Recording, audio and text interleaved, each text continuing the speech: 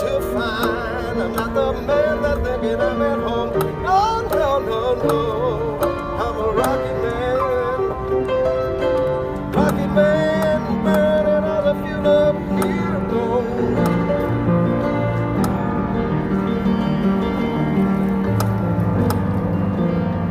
Mars ain't no kind of place to raise a kid. Back cold as hell. There's no one there to teach them. If you did,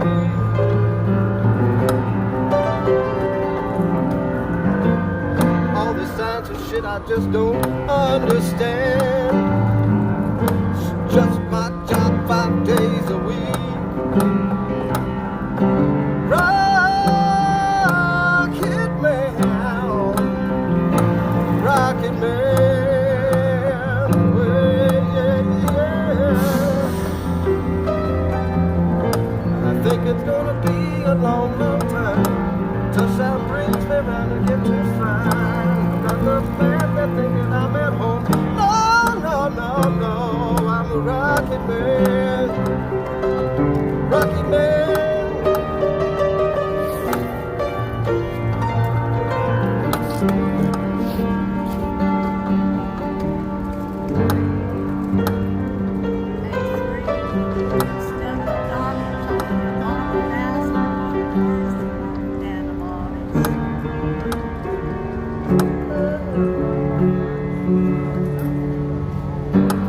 What am I gonna do to make you love me? What am I gonna do to make you care?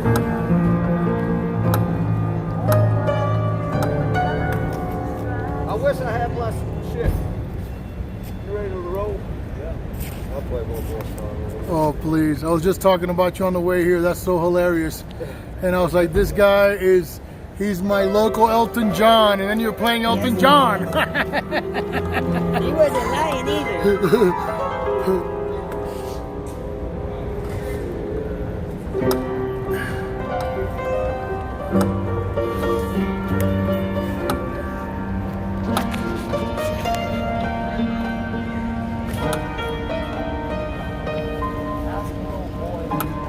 they didn't do it on this piano. This guy right here is...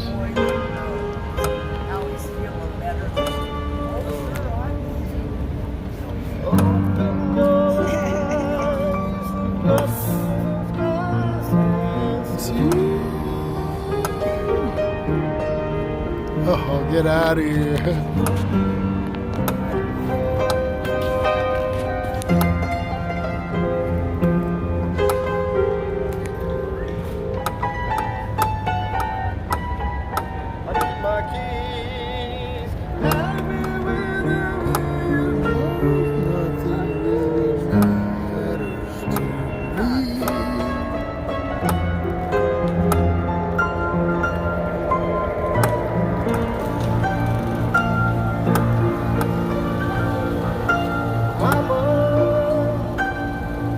Just kill the man. God, kill the man. Put a gun against his head. Pulled my trigger, now he's dead. Mama.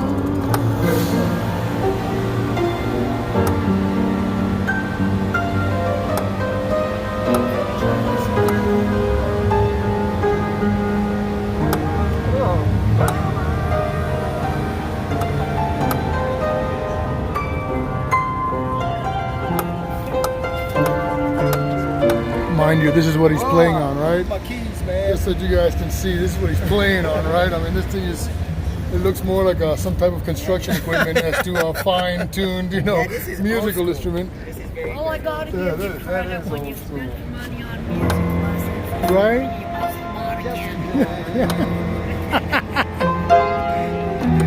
All my troubles seem Too far away. If they ever get rid of that piano, they better take it to the auction.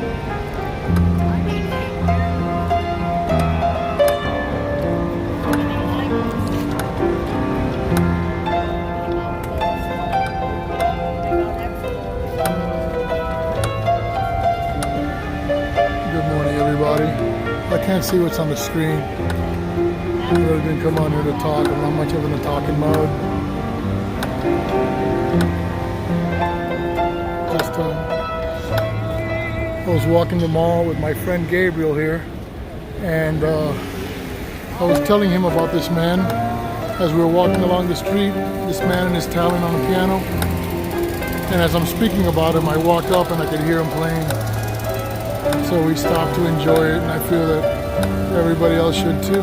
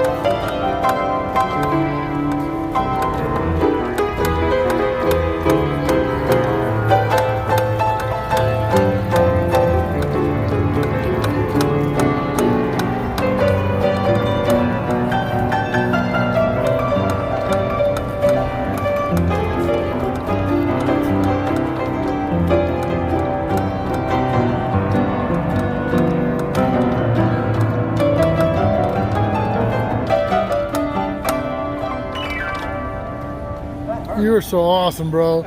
I don't have anything to give you, but I can go buy you a coffee. Are you sure? Can I get you a coffee or something? I just wanted to play the piano, man. Man, again, what's your name? Dallas. Dallas? Like the city? Yeah, just like it. Hey, man, Abby. All right, all right. Very good to meet you, man. You know who I am, right? No, I don't. I'm actually the guy that cooks the food here on Sundays. Oh, cool. You know, I'm the one that hands out the Yeah. cigarettes and everything. You don't smoke, awesome. but No, I don't smoke. I videotaped you before and everything. And my folks talk about you all the time. I talk about you all the time. So when I catch you, I get excited, right? So it's like, cool, man. Yeah, thank you for always being a blessing, huh? Yes, sir. I'll be an extra blessing to you on Sunday if you come and play the piano while we're feeding. Well, that piano's probably the worst one. Is it really? I'd love to, man. I could paint something out. Really, man. I mean, you know, we'll bless you for it, right? Like to be our entertainment for 2 hours, huh? Yeah, thank you. Where's my friend Gabriel? Oh, there he is. That's short, you're overlooking. Hey everyone, how you all doing, man? You know, you guys haven't seen me for a minute. You know, just life changes. I am actually on a project right now. I feel that you really, I almost feel like I'm cheating, right?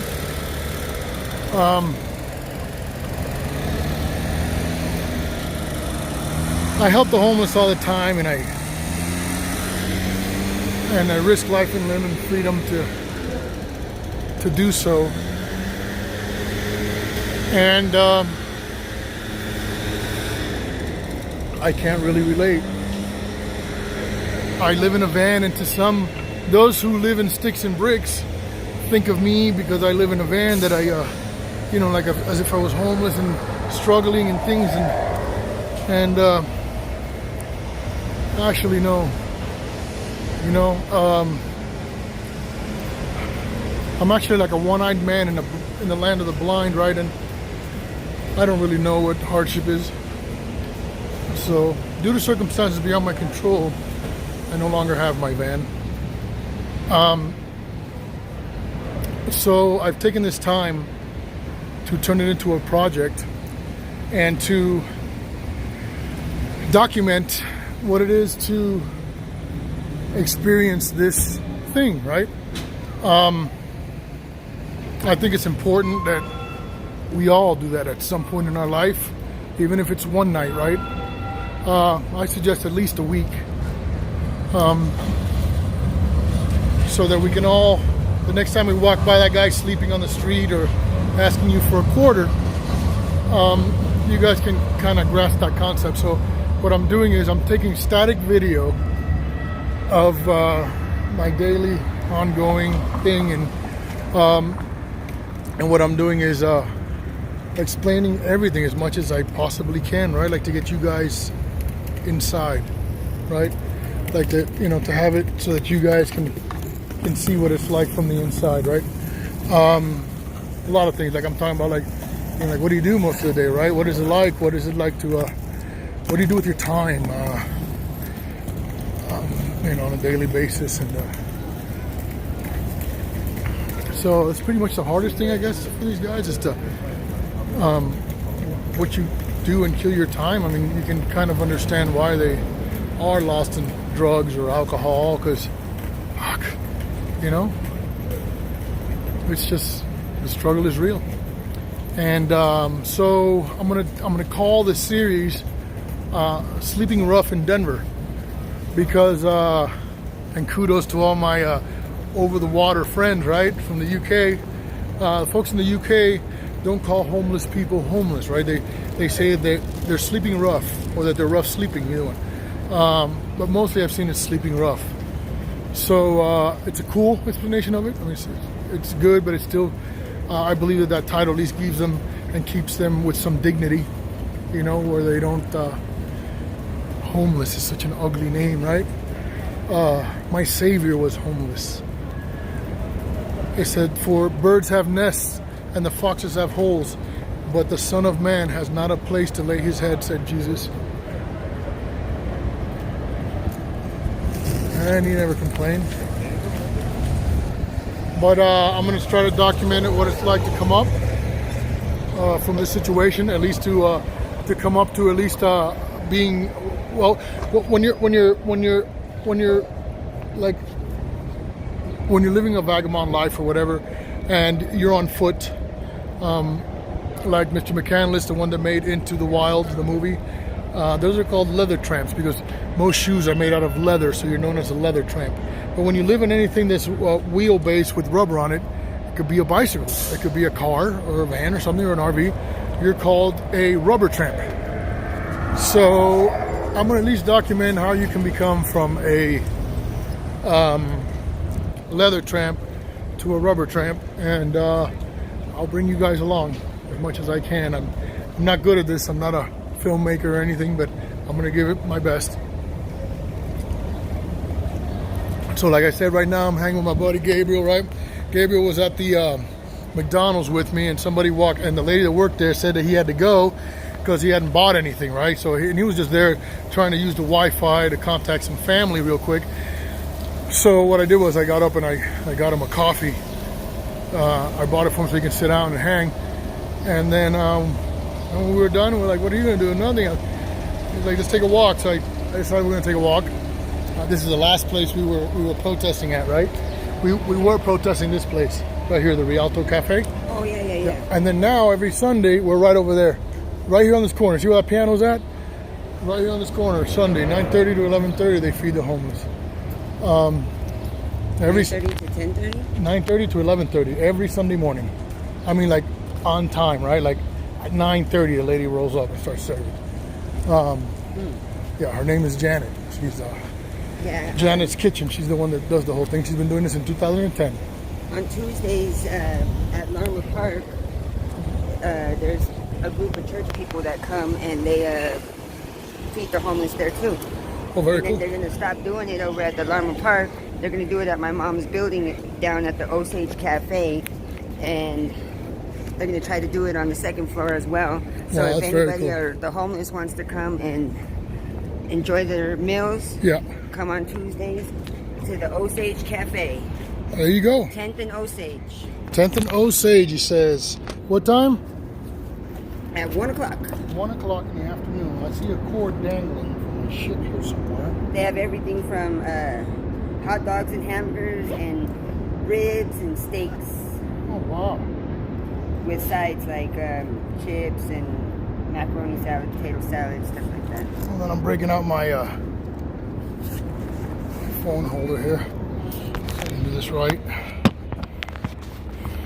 So, yep, that's my new project. Selfie stick. That's where we're going. I thought that I stayed in the Denver area here,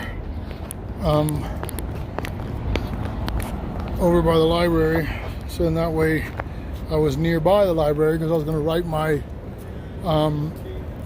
I have to write what's known as an administrative closure motion, right, which is according to local rule 41.2 in the district courts here. So what it is basically you're putting your case up on a shelf, basically, right,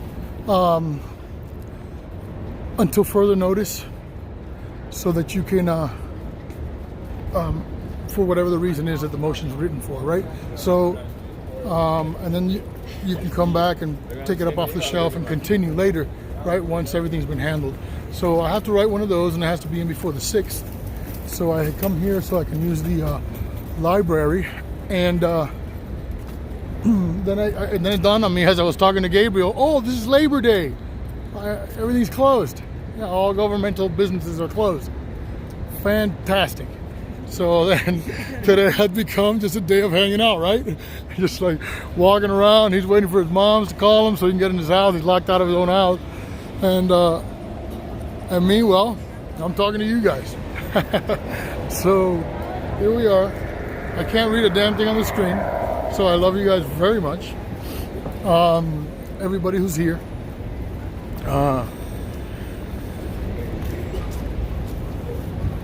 Excuse me. So yeah, as you can see, my hair looks a little crazy, don't it?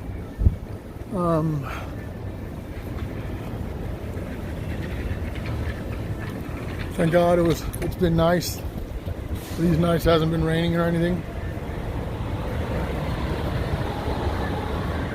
It is a little cold at night, so eventually I got to get a jacket, but I'm way on the other side of my storage, so I'll find one here somewhere.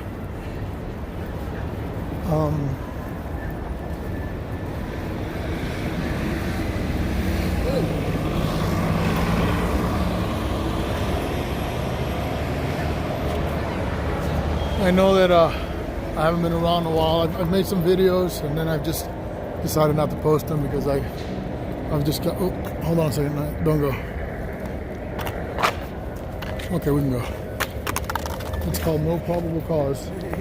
I'm just going in circles. No, because you make sure you follow these things because they can give you a jaywalking ticket for real right here. So if you guys remember, actually, this is a spot right here where the Colorado Athletic Club, right? This is the place where Brian Loma was accused of spitting in a lady's face simply because a little spittle while he was talking landed on her face. So she made it sound like he loogied in her face. And when he was here, was being assaulted by the police almost. And then we were watching the live stream, so we immediately got in a van, and we pretty much came with the van of Jump Boys, and we jumped out, and we were like 4 or 5 deep. And then it turned into the, you know, the professional style shit show that we can create. Brian still talks about that time. He loved that moment. Well, this is great. Are you bored? Huh? You bored? No, I was listening to my that violin guy. Oh, on cool, my phone. cool. I recorded it. Cool. I'm sorry. I was really moved to talk to my people. Everybody keeps asking where I'm at. I saw the piano guy. Everybody loves the piano guy. So,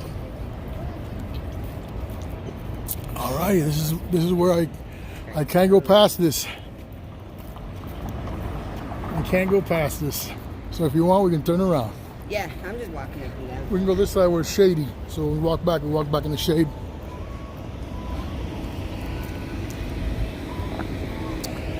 That's all I'm doing. Walking up. Oh, nice. I So want to find that restaurant that I went to last time. So it's really quiet out here. You know, Taste of Colorado had been going on last night, and I hung around there, listened to the music, and then now it's like all over with, right? So everybody's pretty tired out here in the city. All the cops were crying, "Oh my God, I'm so tired," as I was leaving, you know. But being that I was like, I wanted to call them all kinds of names, but you know, I just wasn't in the mood last night.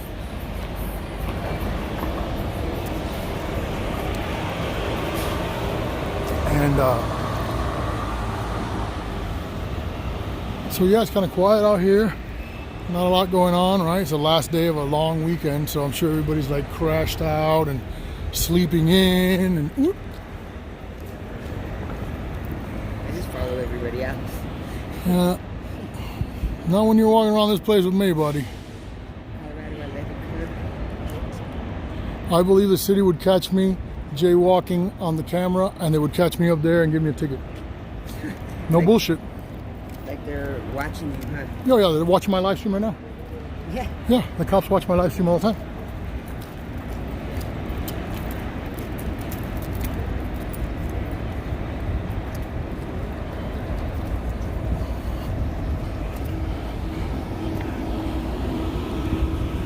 Yeah, this other cop down by my job.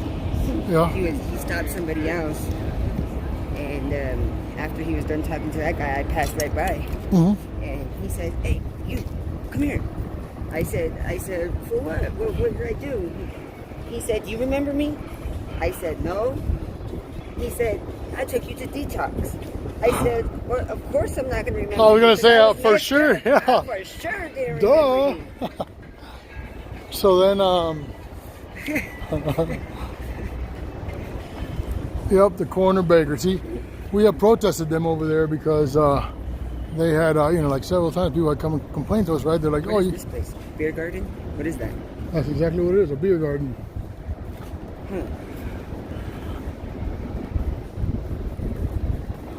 It's where they plant beer seeds and grow beer flowers.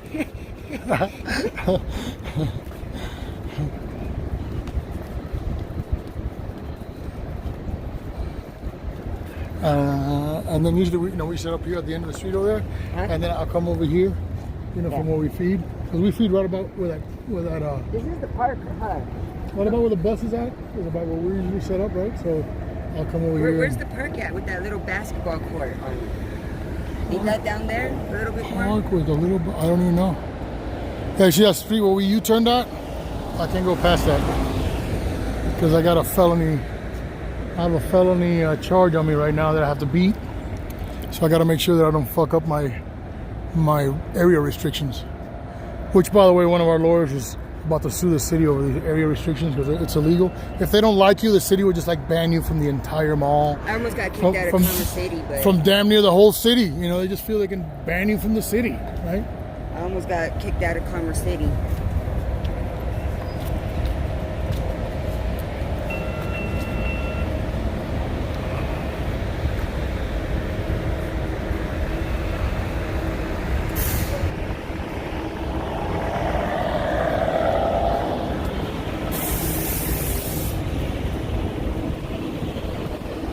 Are there people texting you and stuff on there too?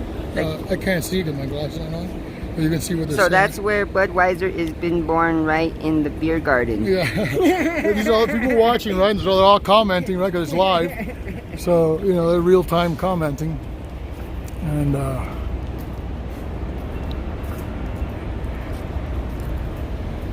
that's a motley-looking crew over there. There's a motley crew over there. I'll see you guys Sunday morning. I'll see you at 9:30 Sunday morning.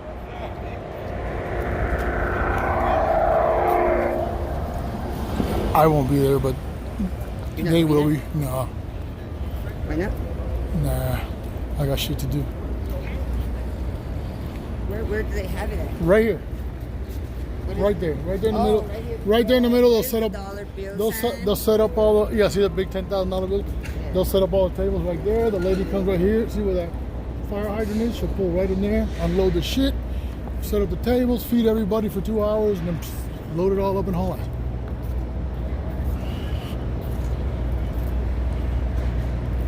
We are protesting against the urban camping ban, it's called. And it means that it's all these laws that the city of Denver made to bring hardship to the homeless, right? Yeah. That, you know, you're not allowed to sit on the sidewalk. Right? You're not allowed to cover your face. In the nighttime for sleeping, if you cover your face, you go to jail. Why? Because they felt that that's what they're going to make a law, right? Oh, shit's not ready yet. So, Why? why do I always wait for this? No. Why? Can't you cover your face? It's just a lot of things. Those are simple laws that they made against. They don't say, well, these are the laws that we made against the homeless, right? No, they just call it the urban camping ban, right? So then you can't eat on the street there. You can't sit. You can't sit down on the sidewalk. Like, you know, you're not supposed to be sitting here and eating and shit. You're not allowed to lay down here and cover your face. You're not allowed to almost do anything here, right? Now you're not allowed to smoke on the mall, right? You're not allowed to do shit. I know that. But I do anyways, but what are they gonna? They're gonna stop every single person on the mall that's smoking? You can watch my channel, okay? Yeah.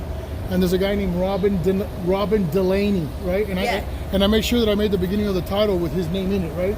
Yeah. Delaney, right? And it was, let me see, I think it was right around here, right? Yeah. Where I catch the cops on video going to a tourist. Excuse me, sir, there's no smoking in the mall. You'll have to turn that cigarette out. Okay. And then all of a sudden, like 5 minutes later, he comes over here screeching his car, taking away the cane and shit from a disabled homeless guy, and began hammering him because he was smoking a cigarette. They put him in handcuffs, they searched him, right? And I stood around there for like 20 minutes doing nothing but yelling at him and just fucking cussing him out over that. It was like terrible, because, you know, if you're homeless, they'll beat the hell out of you over smoking a cigarette. If you're a tourist, they're like, hi, good morning, sir. Sorry to disturb you. There's no smoking in the mall. So you can't even like sit down on one of these tables? I mean, you can, right? But when you got the look, right? It's move along, right? Move along. Hey, you're gonna have to move along. But you know what the funny part about it is? They never say to where. They never what? They say, hey, you're gonna have to move along, right? You need to move along. Move along to where? Where am I supposed to move along to? Right? I mean, you know, you're homeless. I'm fucking sitting I sleep on the sidewalk. Where am I supposed to move along to? Am I supposed to go on the roof of the buildings? You know, am I supposed to fly in a tree? I don't understand. Retired people, that's a good bar to go to. Diego's Mexican Food and Cantina? Back east. Oh, Back East Bar and Grill? Right there on the top floor. They got darts, live music, and pool table. Do they? Yep. And the liquor store's right down there. That's a very, very awesome place to go to.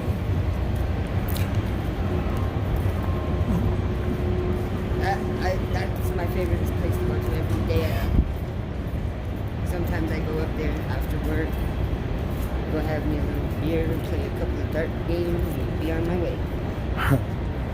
Holy shit, I'm like coffee out, right? I'm all sweating and shit. I've drank like 4 cups of coffee like this. in a matter of like 2 hours. I don't drink coffee. Last time I was drinking coffee, I've been smoking too much cigarettes. Yeah. Coffee and a cigarette.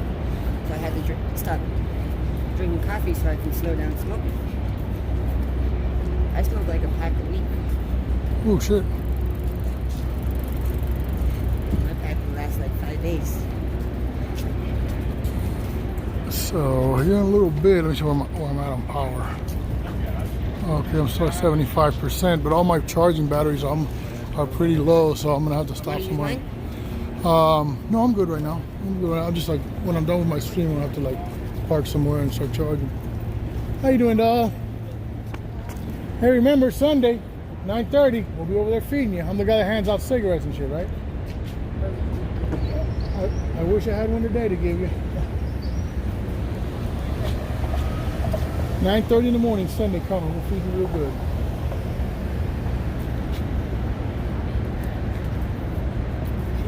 Yeah, you could have that lighter.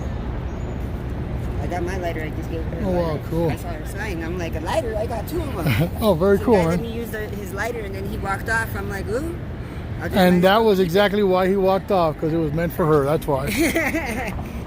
God works in mysterious ways. Yes, he does.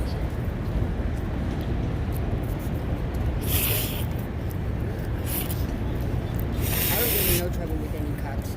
My record is clean. I have nothing on my record. I got my record clean when I was 18. I have a clean record too. That's why I don't. That's why I don't really care about. All I have on my record are contempt of cop charges. That's all it is. Where's that Starbucks at? Starbucks. Yeah, because there's usually. Yes, that there's was. usually a little fence like this one. Yeah, I think we passed it. See how this is a gated fence like this? Yeah. There's one right in front of the Starbucks. The Oh, look, Starbucks is on that side. there's a Starbucks right there in the corner. Yeah, then this is the gated fence area. This is where I usually go and sit. Oh, right here in this thing. Yeah.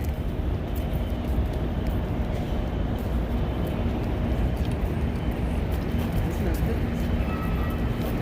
Bacon.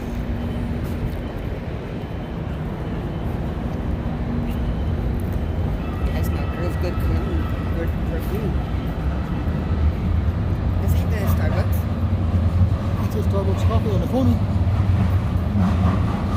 Oh yeah, it is. Want to sit here? I'll let you Sure. charge your phone.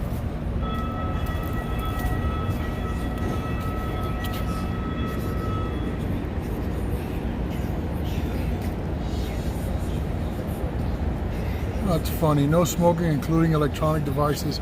You guys might want to check out the city of New York City against Sean Thomas. He beat that in New York City. I would have totally got busted because I smoked the joint right here before.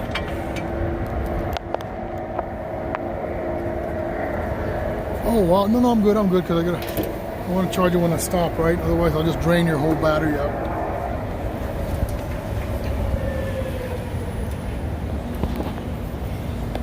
Ooh, sorry guys, I'm trying to connect my shit here a little bit.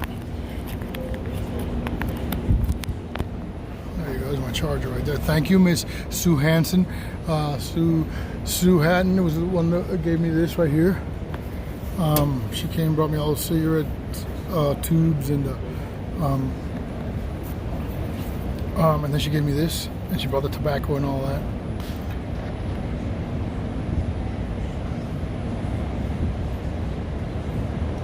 And Bao says there is no God. Trump said that Bao says there is no God. I love Bao. You know, unfortunately, the Word of God says, "For only a fool says in his heart that there is no God."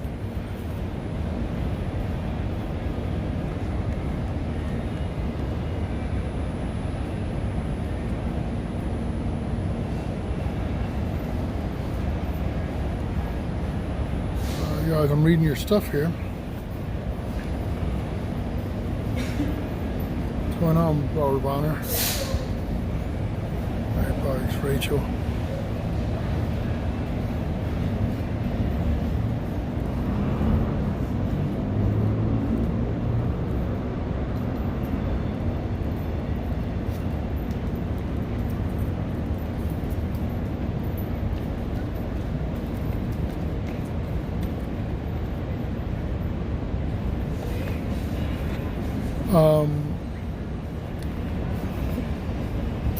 Graham Guitar says it's pretty stupid to ban homeless camping. It's not against the law in Toronto to camp on the streets as a homeless person.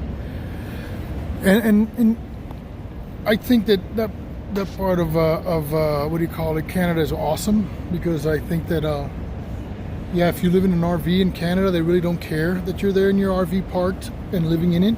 But I know that they do have a time limit on how long you can park there. I can't remember if it's 72 hours or 2 weeks or something like that, but you'll see streets lined with RVs in Canada, full all the way down the street, and the people are like outside, hanging out on the sidewalk, right, just outside the front doors of their, of their RVs and stuff. And the only thing they have a problem with is if you stay there too long, right? If you start setting up palm trees outside and a grill, on the sidewalk, right? And a fire pit, they get a little pissed, right? So. But other than that, they don't care that you're in the RV and living in it, right? Like they do here. They're like, hey, bah, bah, bah, and they want to knock on your door at 3 a.m, right? Tell you to move along.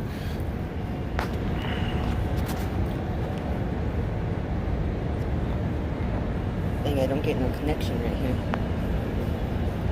Jason Goddard says Walmart parking is huge down here and all summer long. Yeah, a lot of Walmarts have closed that option down though. A lot of them have made it, they're getting pretty tyrannical because people really actually have lost control a little bit with it. So the truth is that While it was on the news like a year or two ago, and they were saying that they're going to start banning people from sleeping in the parking lots because they close up their windows because it's cold at night, and then they don't realize how hot it gets by the time the sun rises. right. And they find people dead already in Yeah. their cars. That would happen a lot in Texas, right? Because it's so hot, you know. In So Texas, they are banning it Yeah. here in Colorado. but really it's not because of the heat, right? It's not because people are getting hurt. They're banning it because they don't like homeless bums. You know what I'm saying? Because it looks ugly, right? It makes the, you know, it doesn't No, look I'm good. talking about people in their cars. Yeah. sleeping. People in the car sleeping, right? There's different levels, right? You know, homelessness or whatever. Some people sleep directly on the sidewalk, right? And bus benches, right? Other guys have great setups. They got tents with freaking, you know, heaters, damn near TVs and everything, right? You know, and then there's other people that stay in their cars or, you know, a van or an RV, right? There's all different types, right? There's all different levels. You could have your own. Fuck the police! And, You could have your own apartment and still be homeless. right.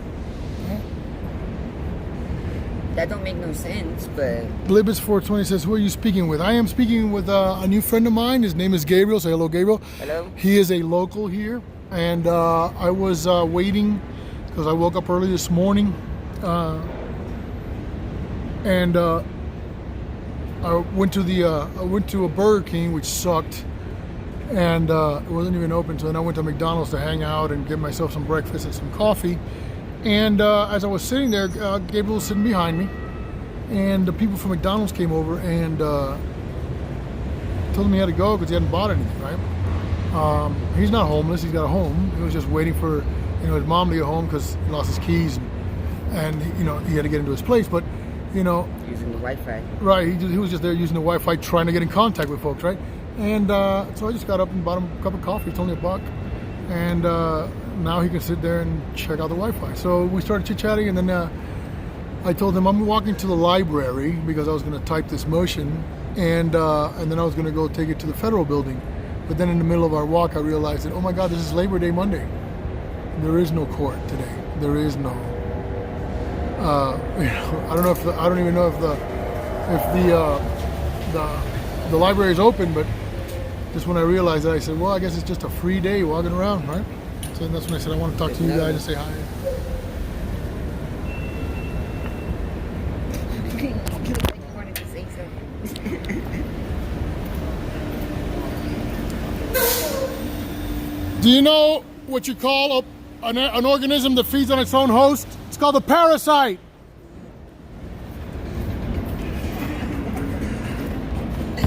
So, you know, I'm out here leather tramping. I'm out here. And they can't do nothing to you for talking shit to them, huh? They can. It's my First Amendment right to seek redress of grievances, meaning that I can tell them whatever the fuck I want as long as I'm not threatening them, right? Right. Like, as long as I'm not like, motherfucker, I'll take a gun and shoot your fucking head. You know, if you say that, that's called a threat or a credible threat, right? I'm gonna beat your ass up with a baseball bat. That's called a credible threat, right? So, you know, and it's not hate. I mean, I don't want to hurt anyone. You know, violence is not my thing. The thing is that I want to voice how I feel, right? And sometimes the way I say it, they just don't like it. So, you know, tough shit. Get over it.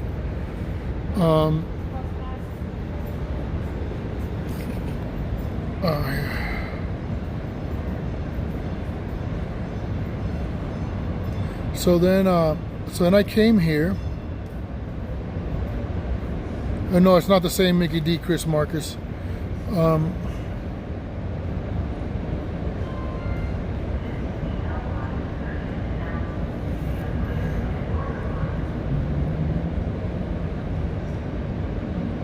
need to give me a real phone. Yeah, nobody dies and wakes up in a hot vehicle. Right? You gotta have some serious some serious health issues, right? And it's pretty easy. Or you were drunk out of your mind, right? Or like doped up all night, and it just got to that point, right? Let's not talk about the people who died in the vans. Let's talk about the people who died last year. 288 homeless people died here in the city of Denver from exposure of the weather. Okay, the police here will wake them up in the middle of the night. It'll be like 2 degrees.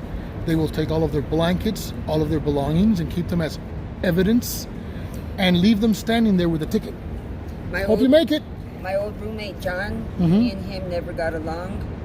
We were always fighting, and he was trying. He would try to beat me up, but I would always beat him up. One time I sat him in the trash can. Right. Picked him up and I sat him in the trash can, and he's like 10 times my size. But anyways, he was homeless before he ran into me, and I had a 3-bedroom apartment, right. And I let him rent out one of the rooms, and he used to work for Daffy Apple, making caramelized apples. And so after we moved out of that place, he was homeless on the streets, and he was sitting up against a trash can, like a dumpster, in some apartment buildings, and he fell asleep leaning up against it, sitting up on the floor against it, drinking his beer. He fell asleep in the wintertime, and I guess his beer fell on his shirt, and his shirt got frozen to the metal of the trash can, and he froze overnight, and he didn't make it the next morning.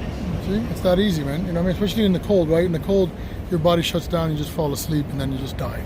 That one for real, you die. You know, from even more so than the heat. Because the heat, you wake up and be like, damn, you know. But in the cold, your body just shuts down, and then it gets comfortable, and then you just die. You know, if you look at the people in Mount Everest, you'll see the guys in Mount Everest, the climbers. You know, they'll sit there and be like, "Oh, I'm just gonna sit here for a minute and get some rest," and there they sat for the rest of their eternity because their bodies are still there, right? Went to sleep, never came back.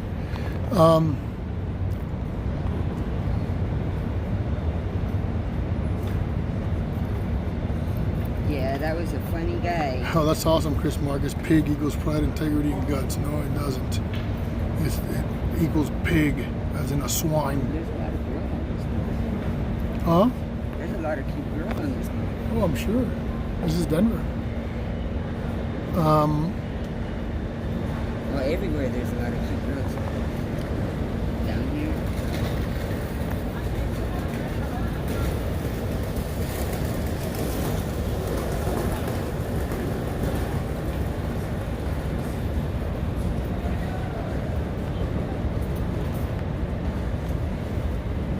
Too bad it's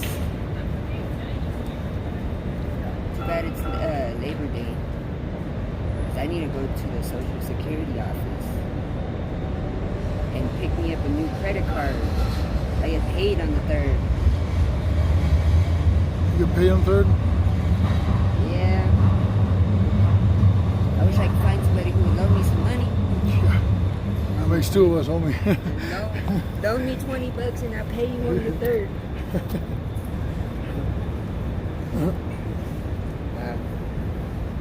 I love leggings. Yeah, I gotta get a job somewhere in day labor and start putting my money away. I gotta go to my day labor. What's your day labor? 70th and Pecos. You go down to the Union Station, which you're not allowed to go over there. Yeah. But the 19 runs right there. Like, are you able to go past the Union Station, like on the other side of the Union Station? Yeah, like I'll go somewhere where like that bus passes by, you know what I mean, and then I'll jump on then, right? See what I'm saying? Like when it leaves Union Station, I'll be like 3 stops down. Well, right over here on like what's this one? This way is 17th, or is that 17th over here? Because this is 16th Street Mall. So is that 15th over I think 15th over there and 17th over there. No, 15th. Yeah. 15th Because is this right is 16th, there. so 15th is going to be on that side. No, that's Colfax. That's 15th right there. Colfax. But the 19, it stops right over here. So you could jump on it right there, and it'll drop you right in front of the day labor system. So I gotta start from scratch. I gotta start over now. $80 a day. My day labor. Do 8 hours. And save my shit so I can get some other type of vehicle.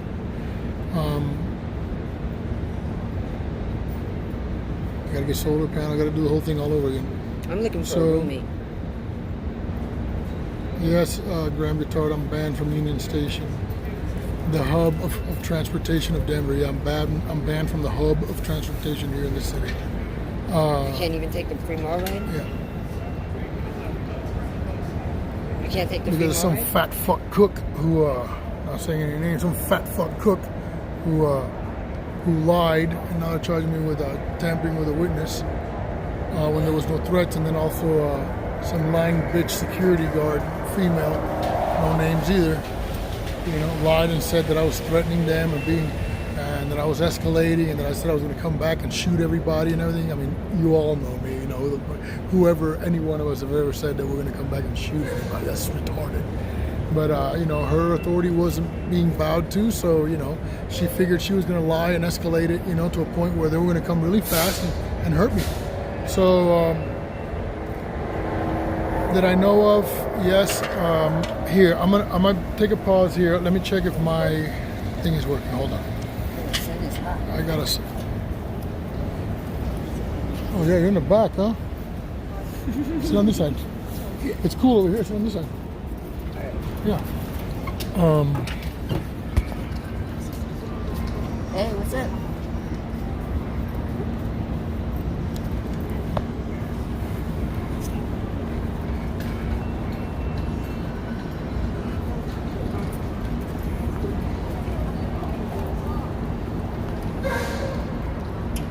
What the fuck?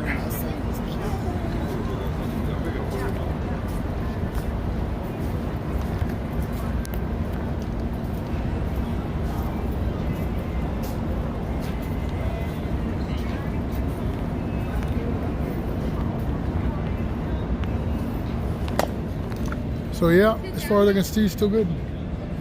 As far as I can see, the haters haven't hurt my PayPal yet. So hopefully, there it is. Whatever you guys send, I'll make sure to transfer it as fast as I can, just in case. I'll be posting on the description of this video a GoFundMe page, which I've started. So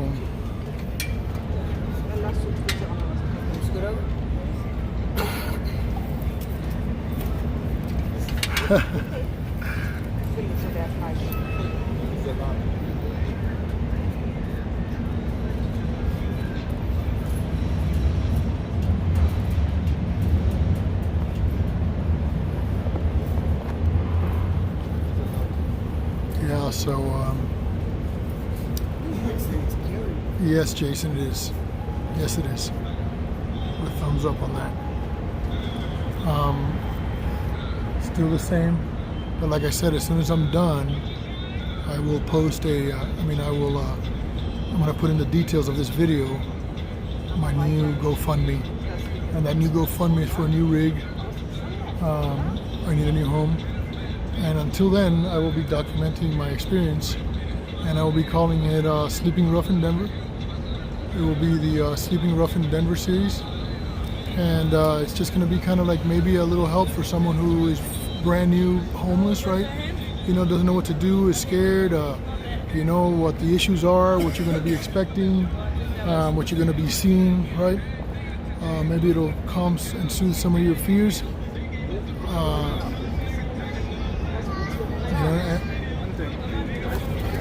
It's not a shameful thing.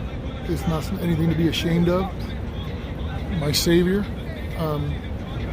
used a rock as a pillow. So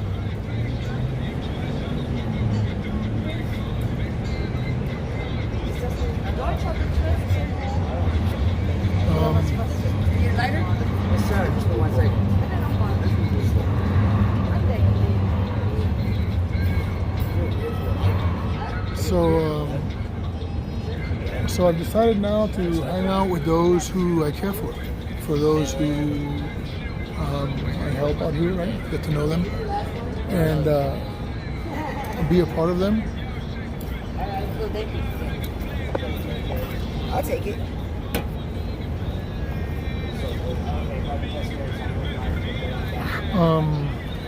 What's that?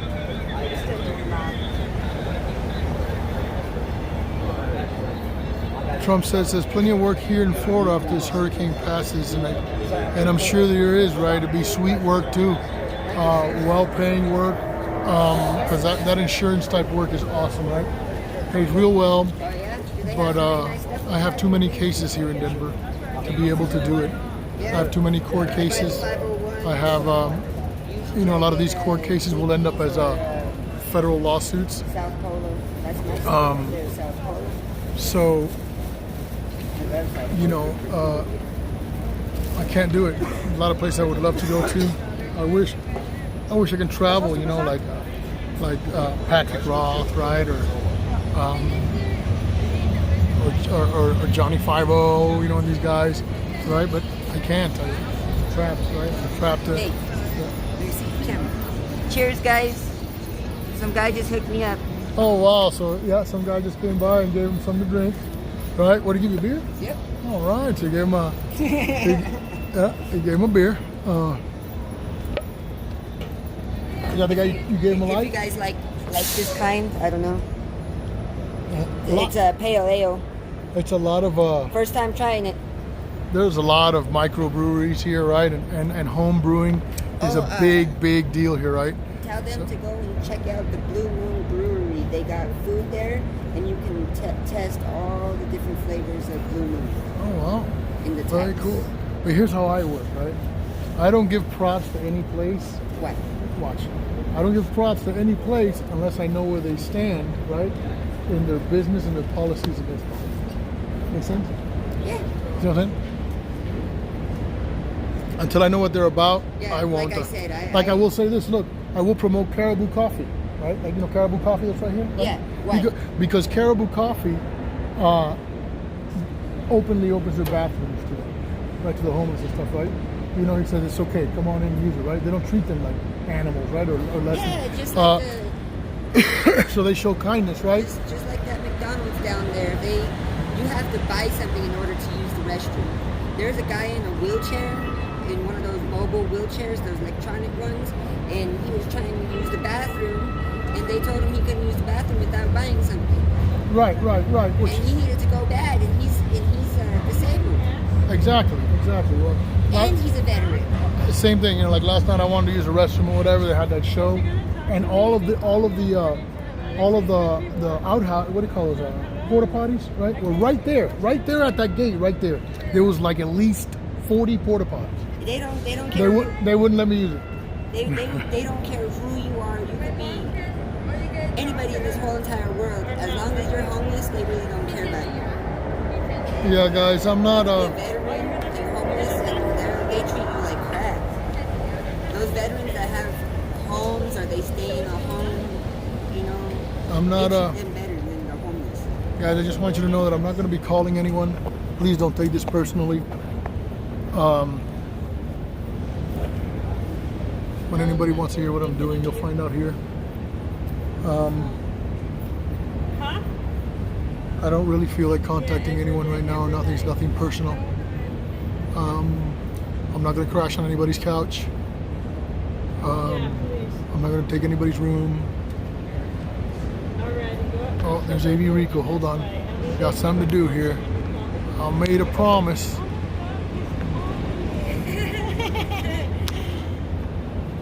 There. Tell me if it worked, Avery.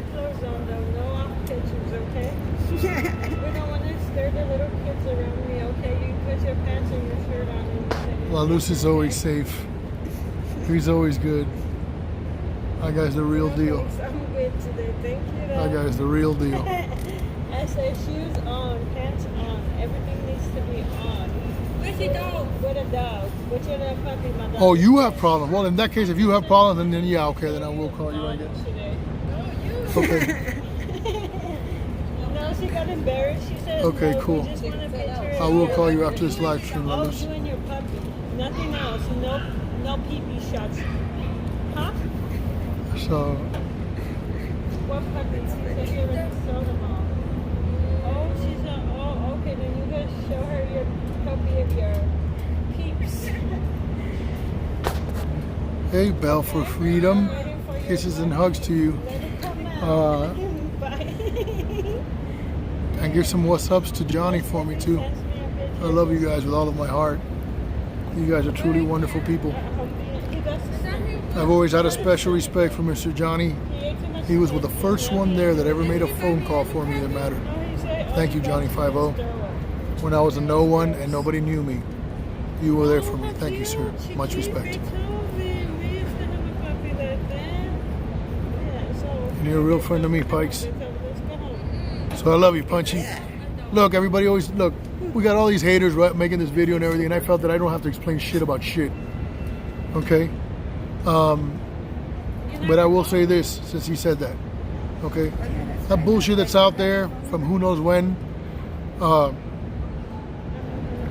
I got a little physical, there was no sucker punch, that wasn't no whatever, everybody wants to cry and say his kids.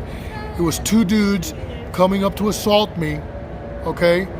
And talk shit to us, and a bunch of dudes that I didn't know were surrounding my friend Punchy, okay? And I know what the streets are like, and nobody was gonna sucker punch my friend. Nobody. So I responded before anybody else moved, and I made sure that didn't happen. And that's that story. Okay, I don't sucker punch anybody. And as a matter of fact, I never punched that young man.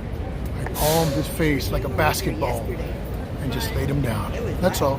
Why? I didn't really want to hurt him. Right? That's not my thing.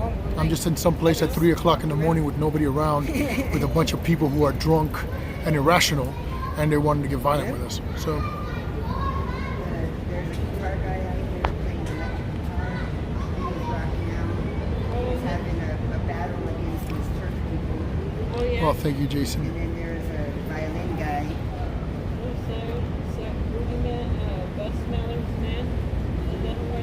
Well, Jason, you might have already. I'm sorry, but what you can do is you can email me libertyfreaktv@gmail.com. Again, that's libertyfreaktv@gmail.com, and then I will call you, and just leave me your number there, and then I'll send you, I'll text you.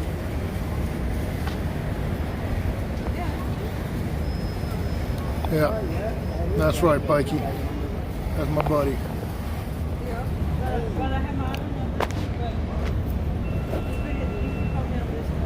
Love you, Gene. Thank you for that. A lot of haters out there, right? A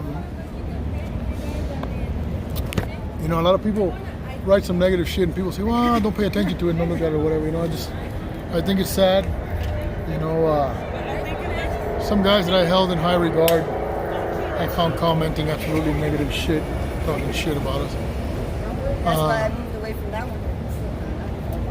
Calling us shit like degenerates and scumbags and blah blah blah because of what we do,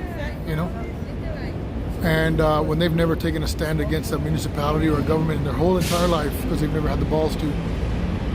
I'm not strumming my own string, and I'm not making excuses, and I don't feel I have to defend myself. But for all you haters, fuck you in your neck. You know why? Because I don't do this for money. I don't do this for notoriety. I don't do this for views. None of that shit. No, just that night. What up, baby? What up, baby? What's going on? There's no other community out there that I know of, right? If there is, please, guys, send me some stuff, right? Like, for example, I believe a guy like Honest News, I believe that, I think it's not called, right? Honest Network. Guys like that, I believe that they make good quality content, right? Which changes some political things. Maybe I'm wrong, but there's certain guys out there that are a little different as far as others. That they follow through a little bit more. It's not just about the show and the yelling and the screaming, right, and the confrontation, but it's more about the follow-up and the paperwork and the public records request, right, and the pressing city council until things change, right. So that's what we do here, okay. And we are right now compiling all of the things that have been changed and the changes that have been made due to our activism and our demonstrations and our exposing the truth. So that's what we're about, right? The guys just sit back there with clown masks on and transformer masks and and playing in a fucking garage, and talking about and then talking shit about us. It's pretty sad.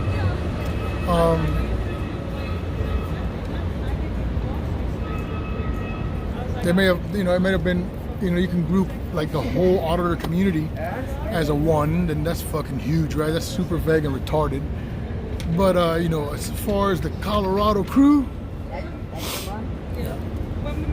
oh, you just hate me because you ain't me. That's all it is.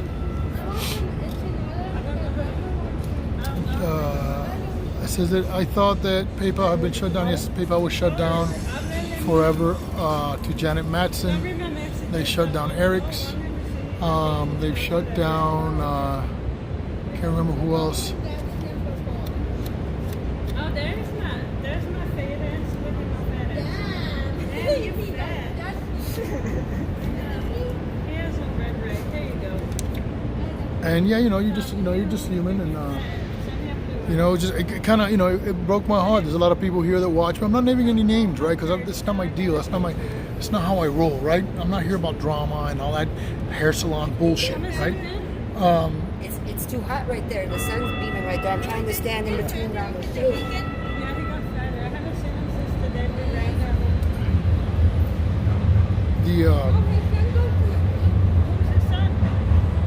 I'm not going to say any names, but there's people here who have actually supported me, right? Like really supported me, right?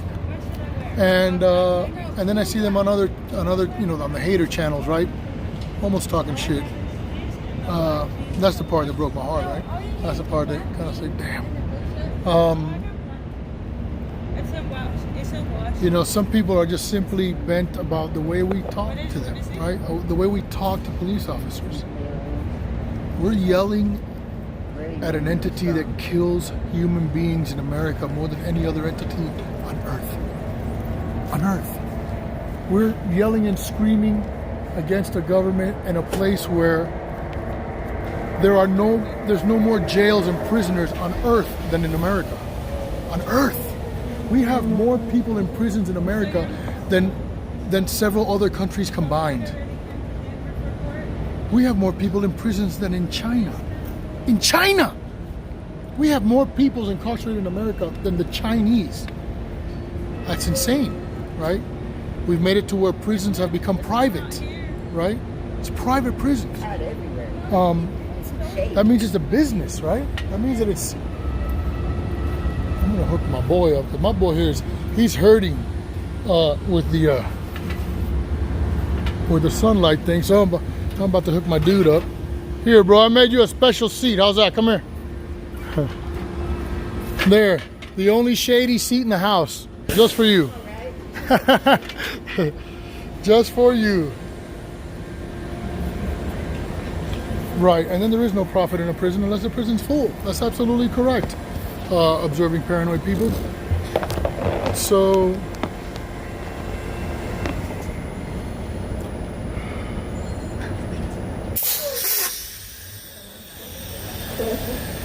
Jane Ferrara, because you got called a twat by a twat. I mean, let it run off you like water off a duck, right? These are all these keyboard tough guys, and right, an absolute loser, a felon calling people felons. A felon judging people and calling them felons as if they were less than, right? When he's a felon. That's the funny part, right? They don't know anything about me, he wants to call me a communist or whatever. You guys know what my stand is on communism, so that just shows his ignorance and how retarded he really is. It's sad that just dudes like him are sad, right? They're just fucking sad. SS crosses, yet his last name is Cruz, right? He wants to be the white supremacist, yet he's part Spick. And why do I call it Spick? Because I can say that, right? Because I'm a Spick too. You know what that means? It means Spanish people in control. So it's not a negative thing. And by the way, if you guys didn't know, here's a little bit of worthless trivia. That derogatory term actually comes from the language barrier, right? Excuse me, and then you speak to someone in English that doesn't know Spanish, and then they look at you and say, I'm sorry, me no speak Spanish. I know speak Spanish, right? So that's where the term "spick" comes from. Just like the term "gringo." Gringo is not one word. Actually, it means two words. It's actually the two words in English, which means green, the color, go, right? Which means like, you soldiers, the ones dressed in green, go, get out of my country. So green, go, out of my country is what they were saying, right? So that's where they get the term gringo.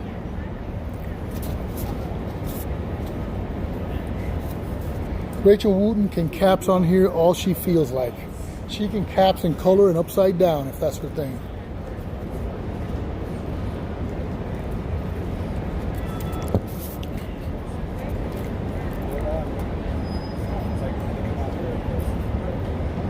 Oh yeah, Miss Lady DMS free. Yeah, absolutely. The term WAP for Italians, the term WAP stands for without papers, right? When they call white people a WASP, like she's a WASP, people don't understand what that means. That's just an acronym for White Anglo-Saxon Protestant.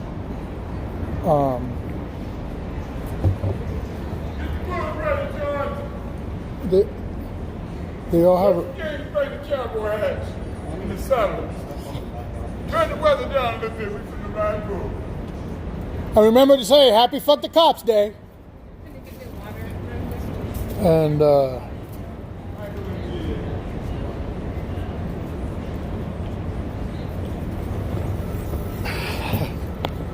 you're awesome, Jason.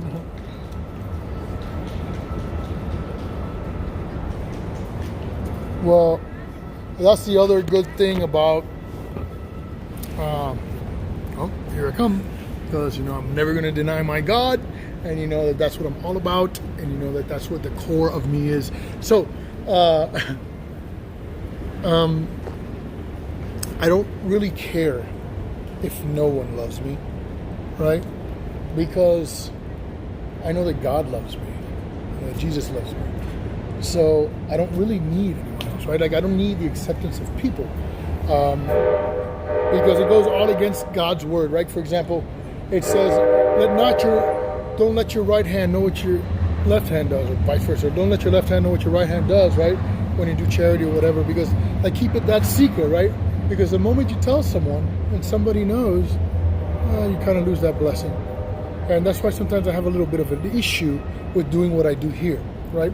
Like, because you guys are watching me be kind and give cigarettes, and I've had comments to this, right? People say, you just do it for the notoriety and blah blah blah, and get the to get the people. No, I do it because I want other people to see what it's like to be kind to others, right?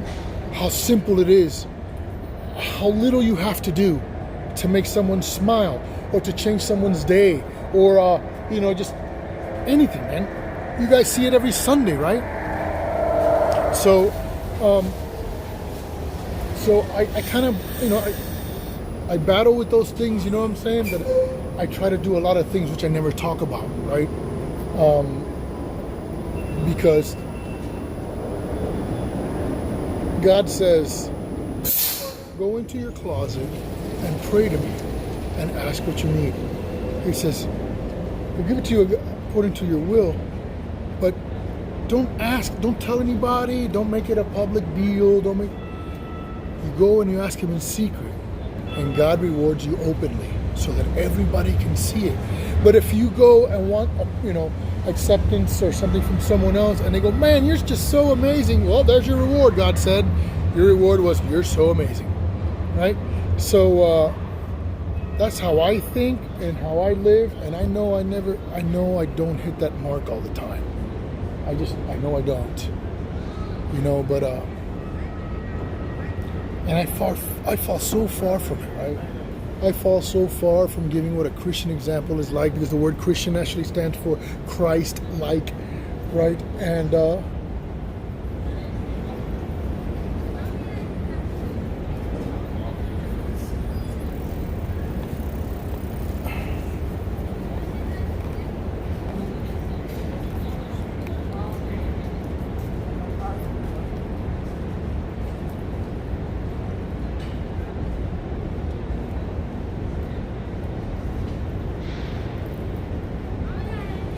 can we get close up here? I want to make you smile. Exactly, just a simple hi, or whatever, and you know, I don't mean like mushy, you know, like retarded, no meaning kindness, or just to make yourself feel good, right? Because a lot of people are kind, right, or can show generosity just to make themselves feel good, right? To make themselves feel like, oh, look at me, I'm such a generous person, or you know, I'm such a virtuous person, right? Sometimes a secret within themselves. I could care about nothing about that, because I know that everything that I do, good or bad, God's watching me at all times. That's why, you know, I grew up when I was young, and I know I get personal with you guys sometimes, right? So that you guys can see who I am. Or maybe this is all I have, and this is my only legacy right here, my children. And, you know, I hope that this will be history sometime, and they can look back and see who I really was. And,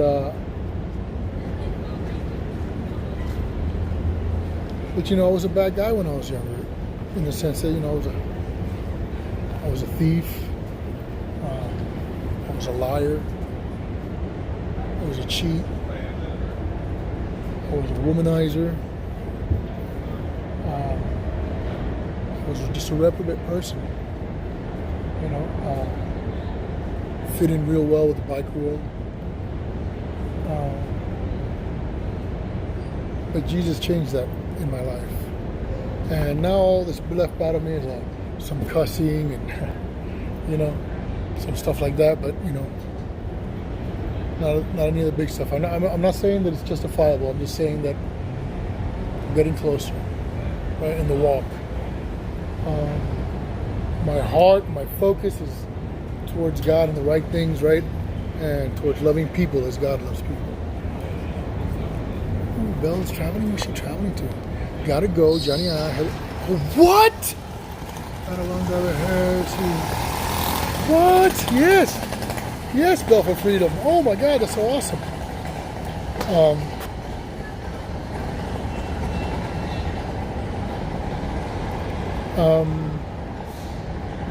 I would love to be able to do that, but I believe Chris Marcus says, Liberty, can we share the love for Janet's Kitchen through your PayPal? As much as I would like to do that, as much as I love Janet with all of my heart, right?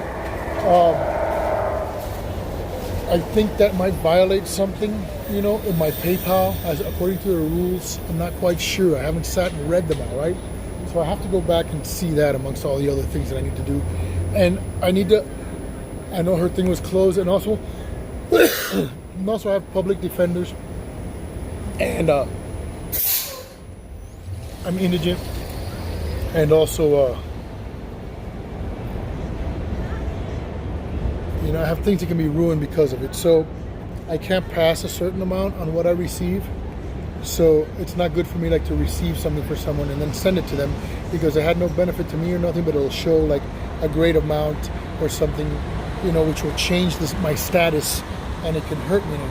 So it's gotten a little, we're getting a little detailed, and it's getting even more difficult, because since they can't fight us and win against us because we have the Constitution and truth on our side, the way that it is done, the haters and whoever it may be out there that hates us have found other ways to come and attack us, and that's in financial means or whatever. But they can't fight them all, you know. And when push comes to shove, I'll get pissed and open up a bank account, put my routing number out on my fucking details, and you guys can send me direct wire bank transfers.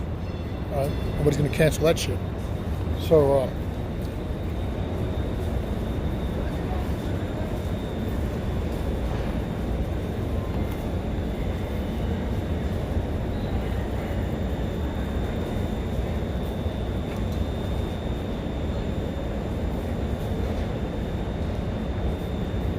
Jane Favara, what I would do is I would personally, and I don't know what the legalities are in wherever you're at. I would document that. I would record that. I would catch that on video, and I would acquire a few of them before I make a formal complaint.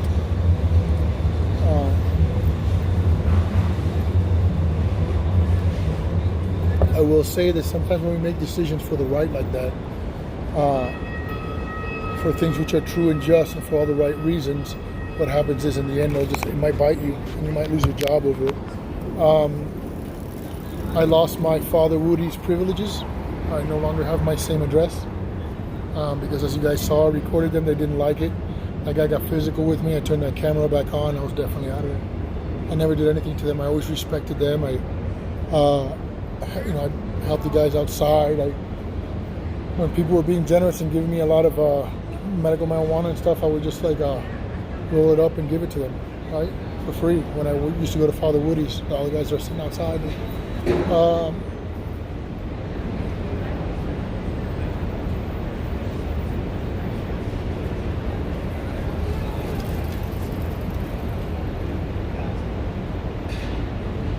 It's brought a great hardship on me.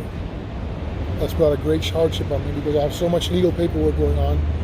I have all these, now I got to call all of my bondsmen. I got to do all this shit to get in this new address, which is just a P.O. box, right, of a new spot that I went to get an address.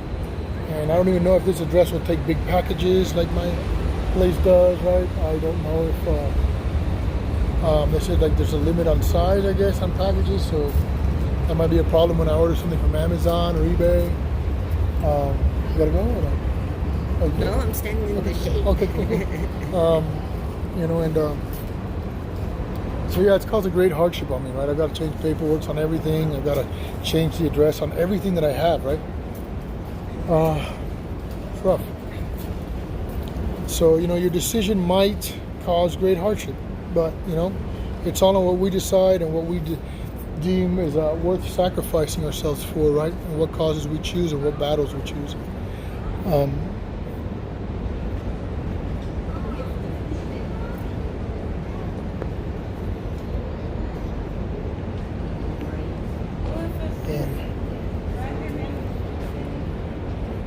Yeah, oh, he said that was why I asked. Yeah. Chris Murray says that was why I asked. Yes, but up to now, my PayPal is still good, so far. So,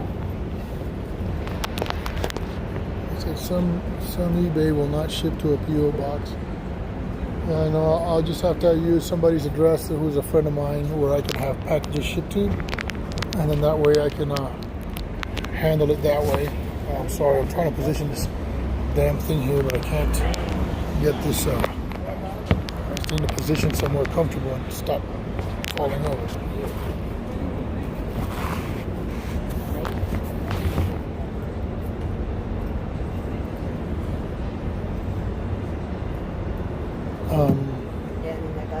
So yeah, as much as I want to help everybody, the only money they're going to accept on my PayPal is that which is for me.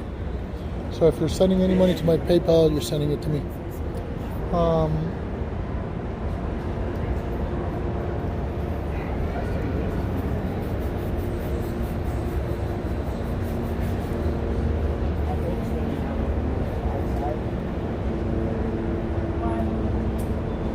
Just as real, no notification. Yeah, I know.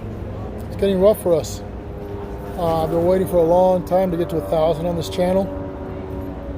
I've asked several guys like San Joaquin and these guys, but I guess they must have not read my messages or been too busy. See if they can maybe give me a hand, but I'm not going to beg anybody. I love those guys and I respect them a bunch, all of them. I respect a lot of guys who don't respect each other and who battle each other, but since they've never done anything personally to me, they've only shown kindness to me and respect to me. I personally have nothing to say about them. I try not to judge people for something that they've done that I have no idea of, right? That had nothing to do with me, because unless it's very severe, right? People make mistakes, right? And there's a lot of dynamics to that. But I love them all, right? I love San Joaquin Valley Transparency, and especially Tulare County Cop Watch, High Desert Community Watch. I love Johnny 5-0. A lot of these guys are like battling. We all know it because it's on the internet, but and it sucks, right? But I wish in my mind that we were all like one cohesive unit, like people are in China, right now. Not China actually, but Hong Kong, right? How they're standing up right now against their government, and they're very organized. They're very not against each other. As a matter of fact, they don't. Not like Antifa, right? Who will beat on journalists, right? You know, where a bunch of beta male cucks, right? Decide that they're going to beat on people, right? And put their women in the front of their lines in the battle, and then they're going to cover their masks because they're just going to hit you like a girl with a hammer, and then they're going to run to the crowd, right? Because they can't take off that mask and stand there and box with you like real men.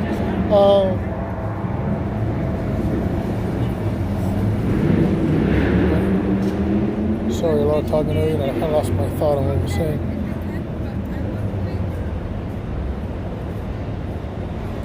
But yeah, I wish there was that kind of cohesiveness. But the never-ending propaganda from the never-ending money people, just keeps us in a division, right? Black against white, left against right, Democrat against Republican, right?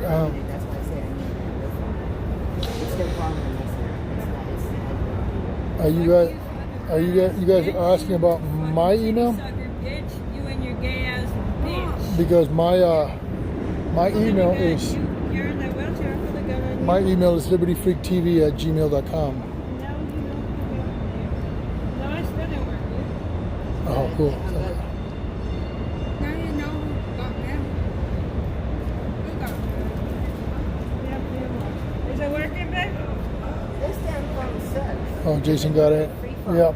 He said me too. I had to stop watching certain streams and certain accounts. Yeah, and I want to thank you, Jason, for being so amazing and being here. I don't care, who you watch. I mean, I'm not going to hate somebody because they're watching one of my haters or commenting on one of my haters' channels, right? There are people that have, and I have no hate towards them or nothing negative towards them. It's their choice. It's their opinions. They're free to do and think as they wish, But I just think that a lot of them are wrong. I think that a lot of the accusations that come our way are just, hate for free, right? Yeah, sometimes we get down, sometimes we get ugly or whatever, but it's funny how everybody's so politically correct and everybody's so holier than thou, but in reality they're not in their own personal life, right? It's just easy to be that way when you're pointing a finger.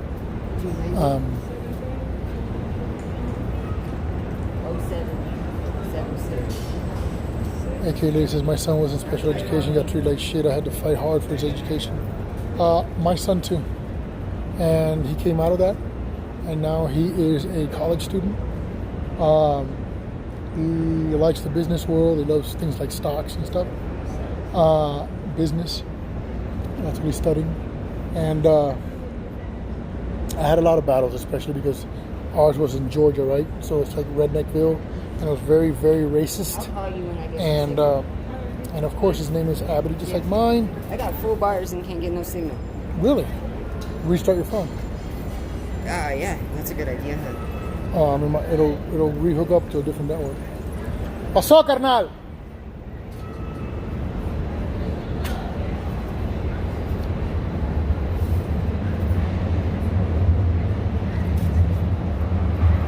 He comes to the feed every Sunday. He helps us out all the time. So yeah, I had to deal with that, and I even had to deal with principals telling me, "Why do you people always got to pull the race card?" I mean, that question itself is hilarious, isn't it? Why do you people always have to pull the race card? Okay, please define you people, and please define what race card, right? You mean the one that I have to pull now because you're being a racist? What is you people? And it's all right, guys. I mean, I'm not saying this. I'm not saying this for acceptance, right? I'm saying this. I'm not saying this because I need to be told that I'm loved, and I love you guys because I know you guys love me. I know the guys that are here love me, right? So, I'm just trying to get it out there, right? A lot of people, when these situations happen, they want to get out there. This guy said, and that guy said, and fuck him, and fuck them, and nah. I'll show you what I do by my works.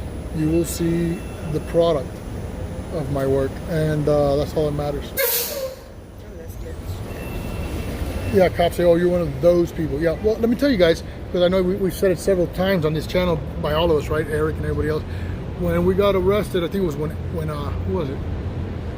Munkai. When Munkai got arrested, I believe it was, either Munkai or Pikes Peak, one of them, they saw the file there with the cops, and when they looked down, it said, First Amend Tards. So all of our names were, and he said that the first picture on there was 303.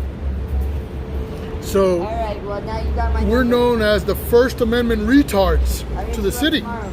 That's the name of the file that they keep on us. That's how much respect they have for the Constitution and our laws of this country. That's how much respect they have to the oath that they swore when they became police officers, right?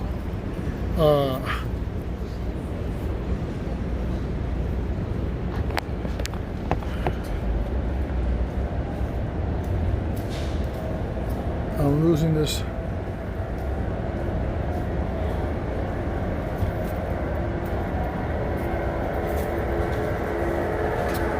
Are you guys saying that you guys need to get in contact with Otto?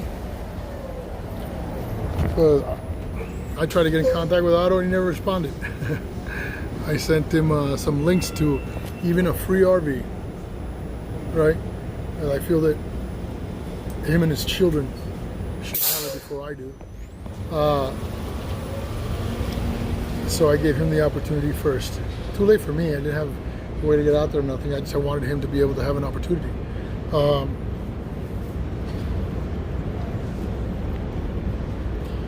I'm by myself, so it's easy for me to survive. It's easy for me to get around and do all those things, you know, and it's not the same in that situation, right? Especially when the government wants to crush you and your children and destroy your life for what you said, right?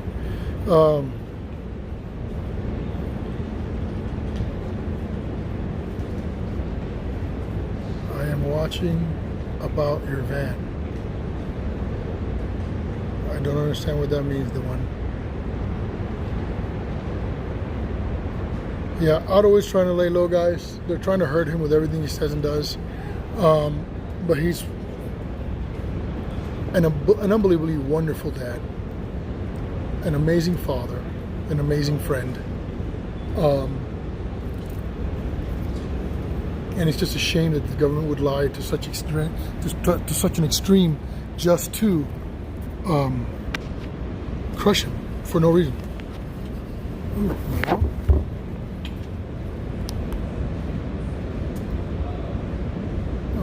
there it is. Sorry, man, I went a little long. Am I boring you, or am I keeping you from anything? Have you been able to contact who you needed? She got drunk last night, so she's like. Oh, it's all. over and stuff. It's all cool. I just want to make sure I'm not taking any of your time.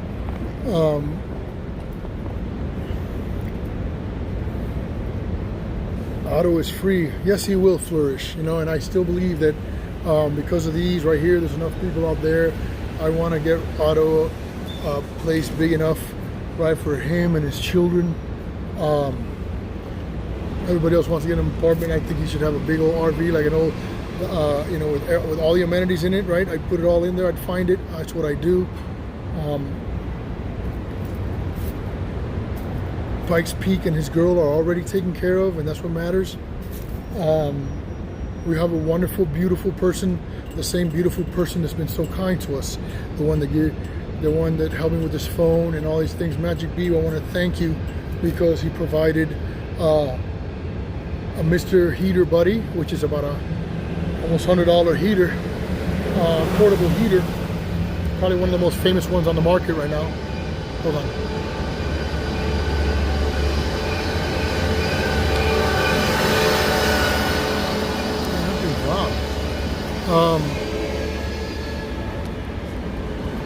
And he got him, I don't know what kind of brand, I wasn't there to see it, but he got him an amazing overhead fan, which is one of the #1 necessities when you begin to build a custom RV or van or whatever. You have to have that fan in there to get all the heat out, right? So he got them both. And I want to thank you for that, sir. I want to thank you for your kindness. I want to thank you for your heart, and I pray that I know you're not much of a believer, sir, but the Bible declares that not even a glass of water given unto the littlest of these will go unrepaid by my Father. And you've done so much more than a glass of water, sir. And I thank you so much for everything you've done for everyone. Thank you.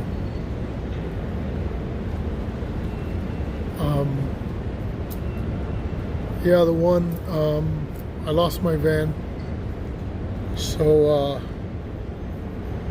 I'm what the Brits call sleeping rough, which means that you're homeless, right? You're out on the street.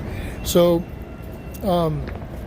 so what I've done is I've taken this opportunity, because I don't look at it as a negative thing. I don't look at it as a downfall or a disgrace. I look at it as an opportunity. Just gonna walk.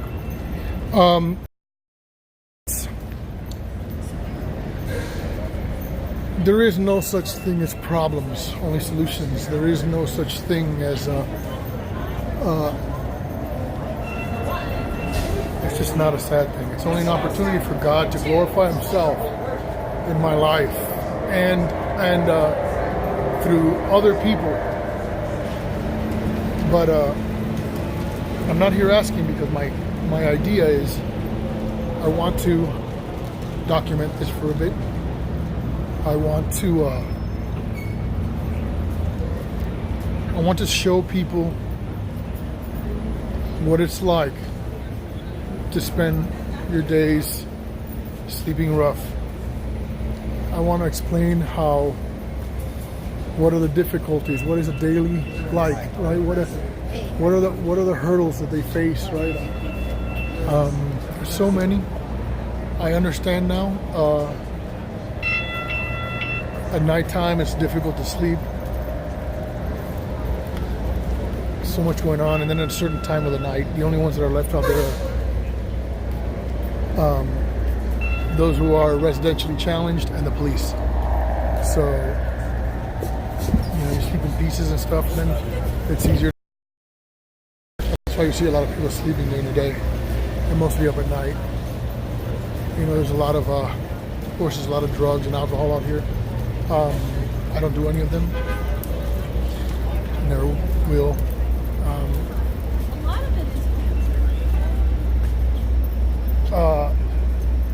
But I can understand.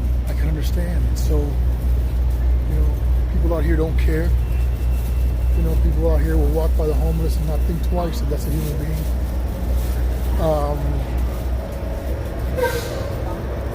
I couldn't even imagine being a lady out here. Oh God, female. Oh my God, you're out here not only trying to survive, but then you're trying to keep creeps from raping you and taking advantage of you. Even looking at you funny. And even like real funny, right? Like crazy ass funny, right? Yeah, looking at you funny too. It's not like, hey girl, it's like, So, there's a lot of that, and people don't understand it. People make their own ideas of what it's like or what it is. So I'm going to take you guys on a little journey so that you guys can see what it's like. Because I felt that I can't do what I do and not understand what they go through, right? Like I said, I was basically the one-eyed man in the land of the blind, right? Because when you're homeless with a van with all the amenities and solar panels and electricity and all these things, you're really you're considered almost a rich guy, compared to how some of these guys live or have to live, right? So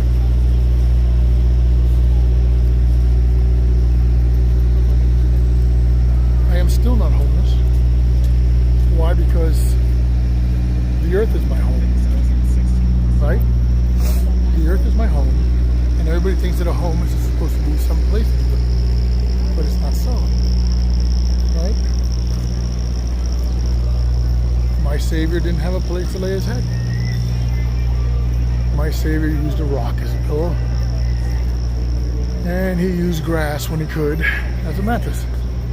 So I'm not in no ways, struggling or whatever. I'm not crushed. I'm not. God's got my back. You guys are my family, right? Ooh, AK lady's not a mom? Get out of here. Who else is not a mom?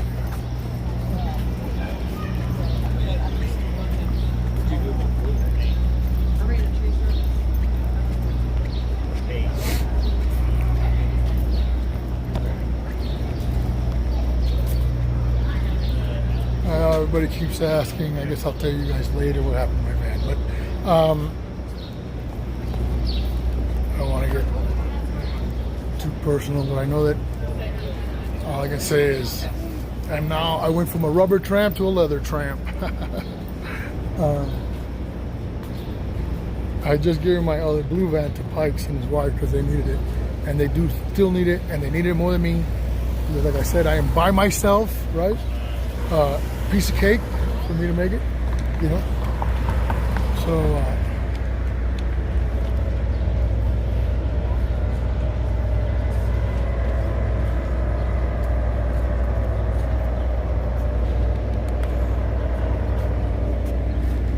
yeah, hopefully this time I'll see if I can save and then I'll get something bigger than my van, right? Something a little bigger where I can have a little bit more space to make these videos, you know, have some kind of a, you know, even, it's rough to call it a studio, right? But, you know, like my own little tiny space that might be able to record, maybe even drop a green chroma cast, you know, like a green screen behind me or something and do those. So I'll be giving that a try.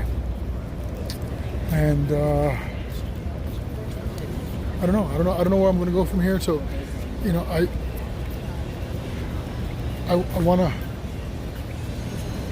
don't feel hopeless. I'm not discouraged. On the contrary.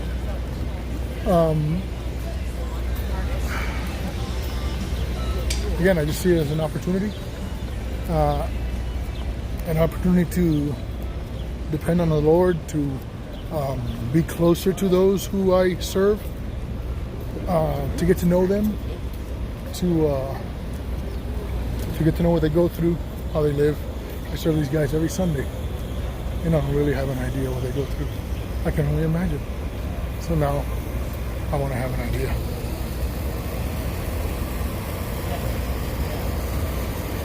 I won't say it doesn't suck. It fucking sucks. But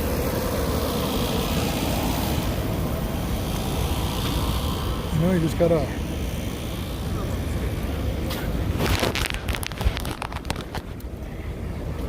figure it out.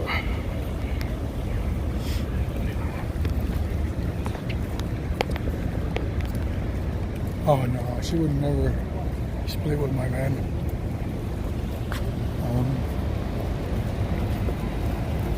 Not at all. It's just a mutual understanding.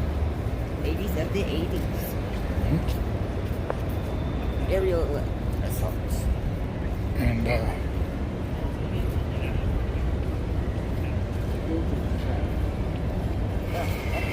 nasty taste in my mouth. Tastes like garbage.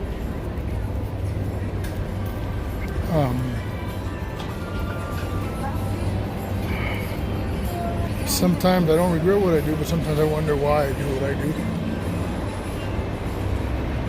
Fucking weird. I have to be all open like this with you guys.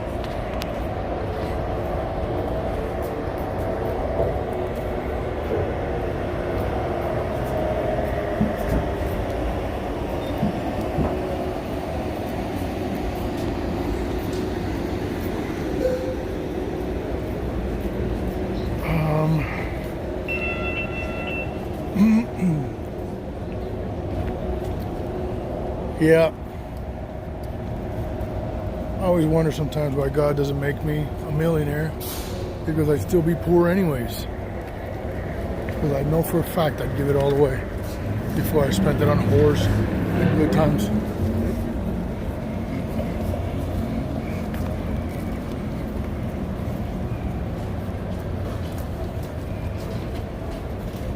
I wish I had a never-ending pocket that I can give forever until I died. And then when I died, that fund would keep giving.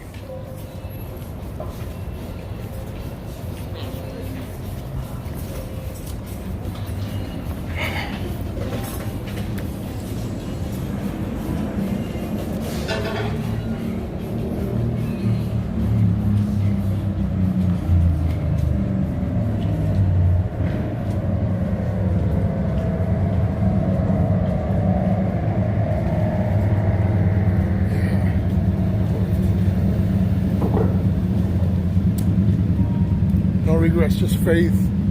You say, Lord, you know better than I do. You know why I'm here. I hope he gets glorified in everything that I do.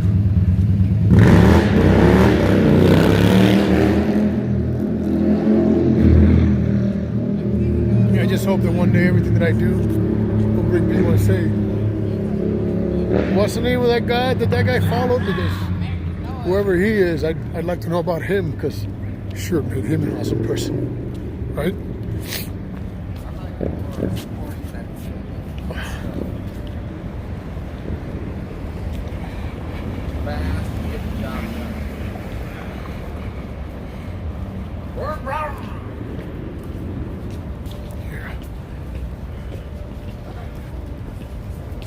You know, I just gotta. Tripped over that sidewalk. Well, you gotta watch out for these sidewalks. They can be dangerous like that. I know. They beat me up. Over a crack. So hold on a second. I've heard that. Actually, it's step on a crack. So yeah, it's kind of crazy. It's trip over a crack. You know, when these people say that I do this for They got a little music show money going on or over there, you know about tonight, right? some kind of a game, Over at but you know, in my walk, What part? 14. you know, imagine how much they talked about Jesus, man. People hate him today still. People talk horrifically blasphemous and shameful things about him and say shameful jokes about the one who came to die for us so that This guy's got some attractions. Well, I'm from Ohio, Toledo. oh really? Lived in Columbus for about 7 years. Really? Yeah, man. Yeah, Ohio man. State, Yeah, my that's it, man. buddy. Go OHIO. Bucks. Go Bucks. That's it. Go Bucks. I'm gonna cross the street now. Sure. I'm not. He said, I'm not. Yeah, I'm not, because you see that dirty pig over there? That dirty pig over there, okay, has no integrity and no dignity. Go ahead and cross. Because he likes to write false statements and false reports. He likes to test a lie in court, right? Test the light. Yeah. Likes to arrest people for what they say, you know, because fucking words kill these little girls, right?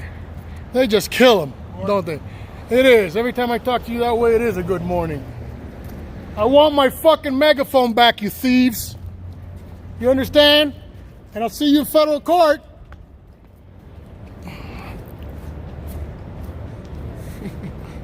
That's kind of awesome. Sorry. How you talk shit to the cops. He was one of the. the guys that had me arrested. I gotta go back. I can't go any further that way. What was I gonna say? That's amazing how you can talk shit to the cops and can't get in no trouble. Yeah. I want to get over that part of my anger. I thought if you talk stuff to a cop, then you'll go to jail. Nope. Well, sometimes how it works is sticks and stones may break my bones, but words will never hurt me. But in the city of Denver, it's if you make a pig wail, you go to jail. And boy, it's easy to make them wail. It doesn't take a whole lot. I'm gonna go towards the light rail. Okay. We're gonna break up here? No, I'm going down Oh, that okay, cool. Cool. there. I still gotta go back towards Champa to the light rail right there. Okay, cool. I'll go with you. We just gotta wait. Oh, we're going. She said Gotta wait for the light, right? So there's no probable cause. No probable cause.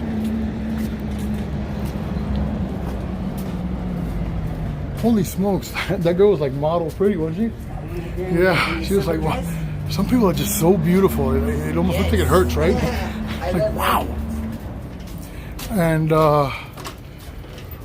okay, sorry guys. I'm sorry for that negativity, right? Because I'm talking about good things about God, and there's my fleshly part wanting to go crazy. Because I happen to be one of the cops that arrested me at Union Station with my megaphone.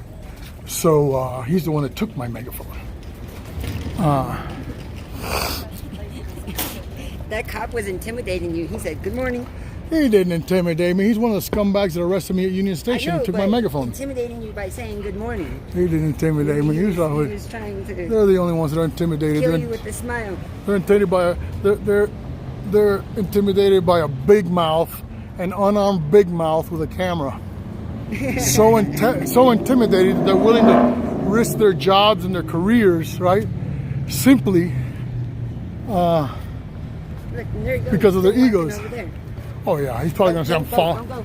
He's probably gonna say I'm following him or something. Hey, good looking out, man. Good looking, yeah, good looking out. That's it. Okay, let me read Look, some of this. he's I gonna can't go read. stand over there in that corner to give somebody a ticket. He's gonna pop out on him. Just like they No, do you know when what you're he's probably driving. doing right now? What? He's probably getting on his phone so he can look for his YouTube and find my channel, because he's gonna watch my channel as watch. Because that's what they do. They watch my shit all the time. They're some of my biggest That's fans. you? Yeah, they're some of my biggest fans, and then they comment all kinds of stupid shit. And, You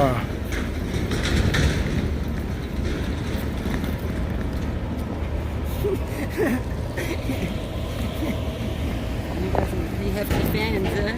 Look at that girl, how tall she is. yeah. Let me go back here. Your life is over? No, it's on. I just want to go back and see what they were saying. Oop.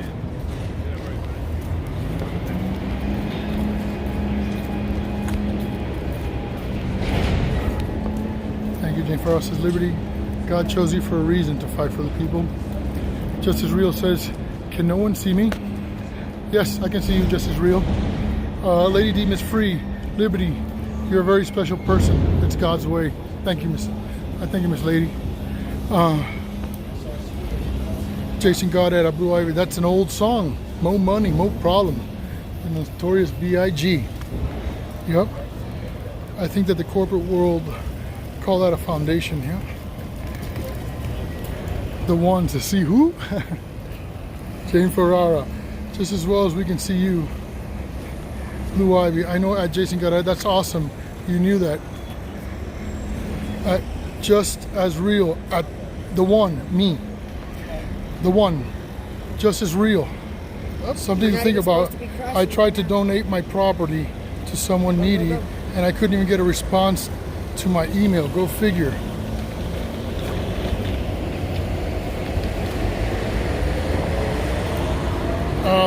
God, I hope that wasn't my email, the one that didn't respond to you. That would be crazy. But I'm terrible for responding, right? Like I don't respond right away.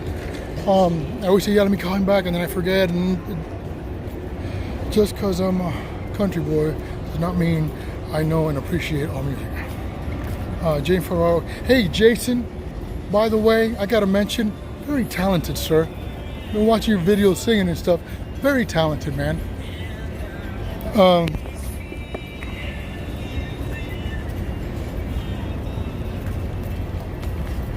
I'm coming with you. Backup cam opening. Jane Favara. Okay, thank you. The one. Hit the like button. Lady D, MS Free. 6th leading cause of death in America are the cops. Yep. I need to get right of anger. If anyone needs a vehicle and can replace the starter, it's theirs. I absolutely know how to replace the starter. It's what I do. So that's what I do the most, right? Which is mechanics, and I'm like a MacGyver fixing shit. Hey, look. Yeah, you That's got bald just like that cop. you got to wait because the cops right over there are waiting for me to cross illegally. There's a pig that I was just talking to, see him cross the street there. Let's go. Yeah, he's looking back. That's the same scumbag that took my well, not mine. It was Janet's actually, right? Janet's megaphone.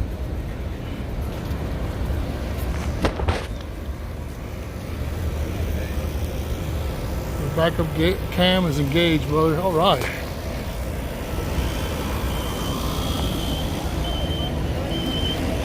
I need to get right of anger. This says the one. Lady D. Number 6 leading causes of death in America are the cops. Yes. Liberty, you have no anger, just the truth. I do have anger, but I believe that my anger is righteous in the sense that I'm angry for the right reasons. I'm not just like foolishly angry.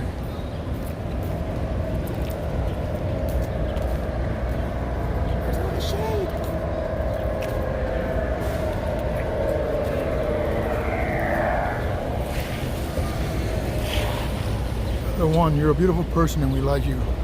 Let that replace the anger. Yes, I don't want to do it out of anger myself.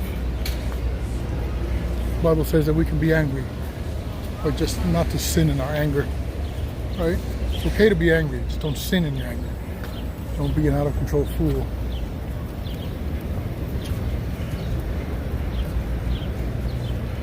The one, freedom or death, it refers to violent death.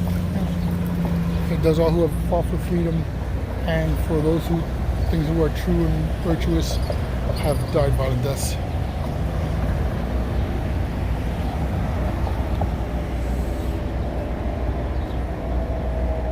Yeah, voices are deadly, tasers and bullets are temporarily painful, right?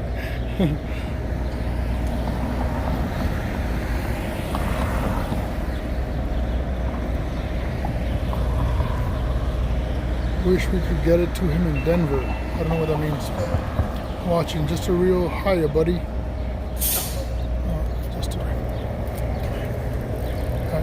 Just as real. I'll take your van. Freedom or death says, I'll take your van. My van's gone.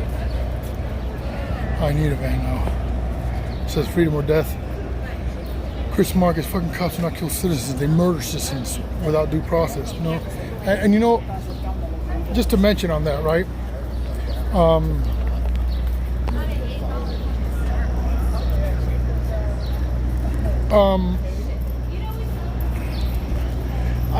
I will truly say that if I received the gift of the car, I would probably fix it and sell it to use the gains to get a vehicle that I can actually live in.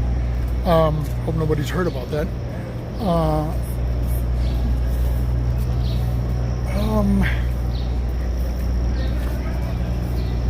What was I saying? Okay, I was about to talk about was the Punisher. Have you guys seen the Punisher skull? You know that Punisher skull, the superhero, and how all the cops have it and everything?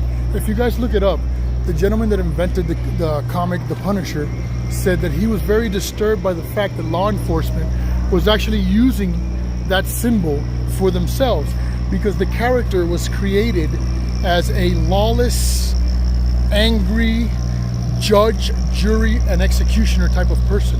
He's not really a good guy, right?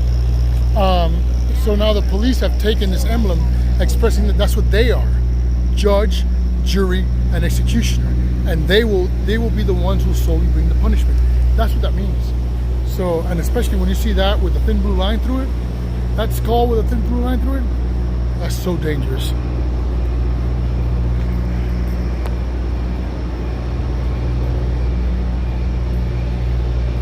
Wow, Jim the Trucker says, we only have one true judge. Jesus was killed by the cops of the past over fear of his words. That is so strong. Thank you, Jim the Trucker. Wow.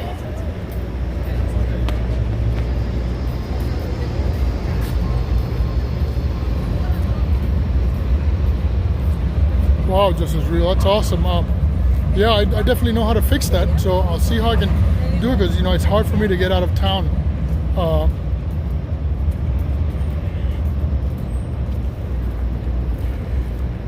Yeah, you know what Trump said? I have almost all of those.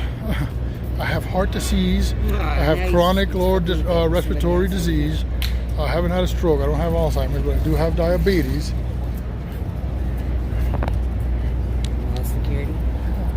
Mall security over there. Calling the rent-a-car.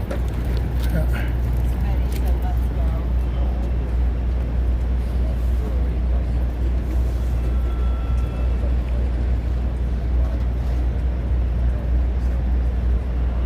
Thank you, Jane. Thank you for that. And thank you for noticing that. I haven't said never. I've only asked for myself a couple times because of a severe emergency. I asked and you guys responded when they towed my truck.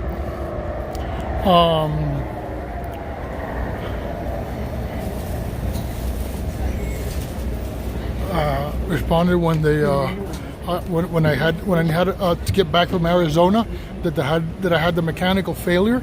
You guys made it so that my return wasn't only achievable, but that it was enjoyable, right? Like you guys, I went through the through the Apache Trail, which was a difficult trail, but nonetheless, so right, somebody else's bail or something like that. And I don't like to ask because you guys aren't banks, right? You guys aren't, some type of whatever, right? I mean, I expect that whatever I get it because someone out of their own heart just said, hey, you know what? This is what I'm going to do, right? Not because he asked, because I'm not going to be a, big old patty, but, thank you guys. That's all I can say. Sometimes I babble and I rant, but I wanted to let you guys in a little bit on what's going on. I need the views and I need the, sure, I'll follow you, buddy. I'm sorry I'm not you're hanging good. or whatever, But at least you do it. You can see what I'm doing, right? Right to talker. Let's cross over this way. Happy fuck the cops day. Yeah. Oh, we're going down this street? Yeah, I'm gonna go Okay, right into this sure. light rail. All right. Great glasses.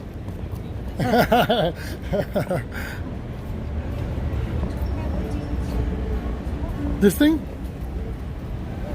Yeah.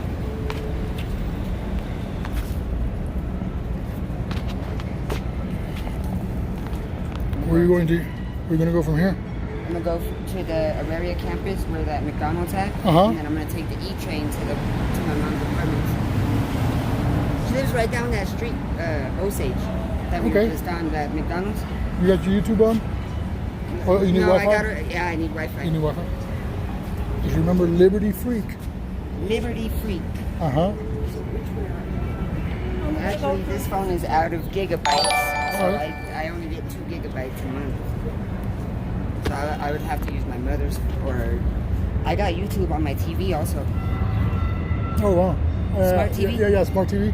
That's very cool, especially when you like send it off, like you can display whatever on your phone onto your TV. So like if I watch a video Uh-huh. on the phone, it'll go on the recent Yeah, videos, recently viewed. Yeah, And then when I go to the TV, it'll be the same thing. Like whatever I do on the phone.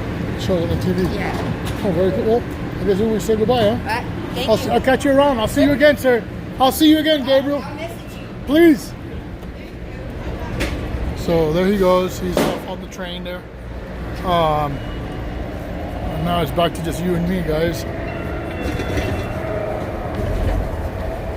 Oh, just as real. Wow, 71, huh? Man, I'm 50 and I feel 71. I hope I make it to 71 because I'll still be giving them hell.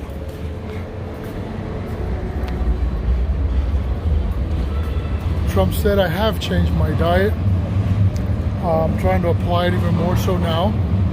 I am what's known as intermittent fasting, which means do I want a motorhome or a van?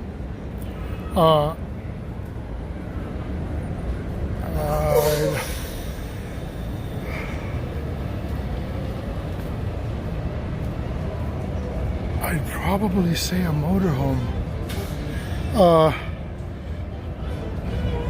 Van, I could care less as long as I can comfortably sleep in it, really.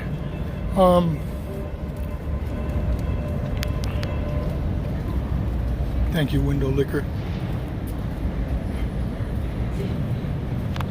He said it wasn't easy getting to 71. How you doing, man? God bless you. I'll see you Sunday. You hear? We're the ones that feed you on Sunday. Wish I had a cigarette to give you, buddy. So what I'm doing is intermittent fasting. What it means is I have about a 6-hour window in my day. It's what I'm doing. I take about a 6-hour window in my day that I eat. Like for example, make it noon to 6, right? And I don't eat again until noon the next day. I try to have one meal. But actually I try not to have one big meal because that's not good for diabetes. But what I try to do is have just a couple, 2 or 3 small meals in that time of non-carbohydrate things, right? So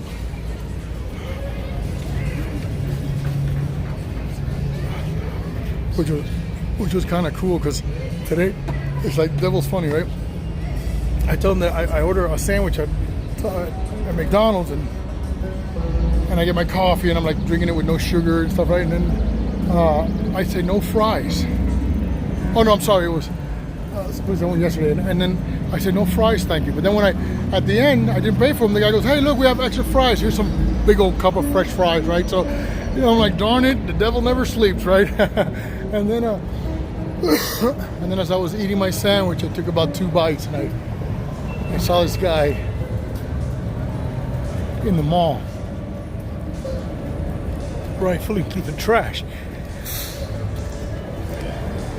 to eat. So it was all really hot still and the cheese was melty, and I said, here, man. I waved at him and I said, come here. He looked at me all crazy and I said, come here. And I said, here, and I gave them both to him and I said, I promise I don't have cooties, man. And he looked at me and he smiled. He goes, really? Like, he looked at me like, why would I do that?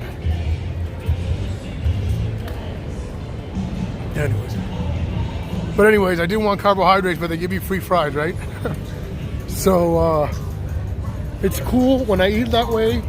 I actually feel a lot better. I go through the, you know, like the first few days of kind of what's called the keto flu, right? Where I jones for food a lot. I always feel hungry, and I think that I'm missing out on something until my body adjusts to it really quickly. And then once it does,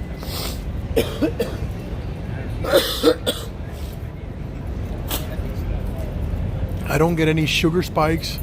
You know, I don't get tired and sleepy, or you know, all these side effects that happen from the medicines and all these things. So,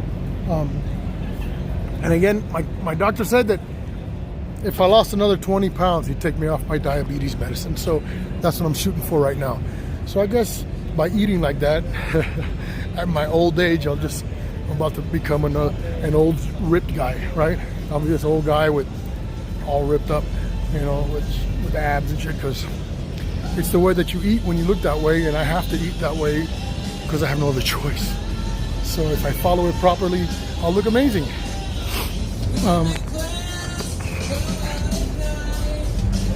I hate sometimes when I talk to you guys and I get all emotional, you know, because I know there's haters out there. And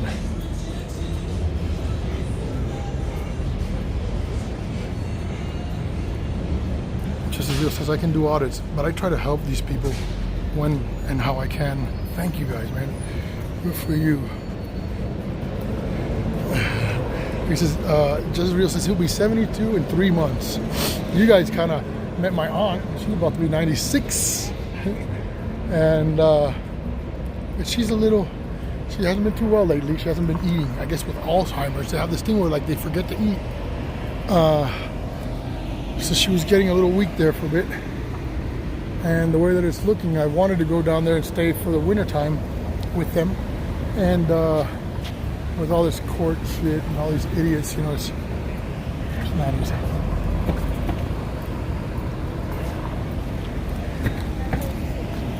Oye, ¿tienes hambre? You hungry?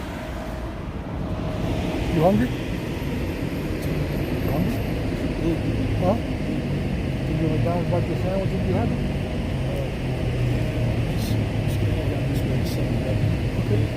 Okay. Also, no, I was going that way, but also remember at 9:30 in front of the Federal Reserve, where the big colored, you know, $10,000 building is. You feed there every morning, Sundays, 9:30 to 11:30. Come and you'll have free food. I make cigarettes, and you have free cigarettes. Okay. God bless you, bro. Sorry, guys. I just saw him digging through the trash.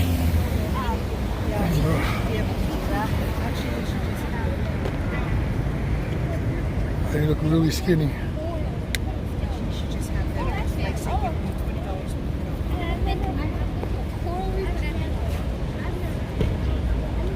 How much this is, but the hell I'm living through right now can never be imagined by anyone. I'm sorry for what you're going through, Juan. I don't know what it is, and I don't need details, but I will be praying for you, because my God knows exactly what it is.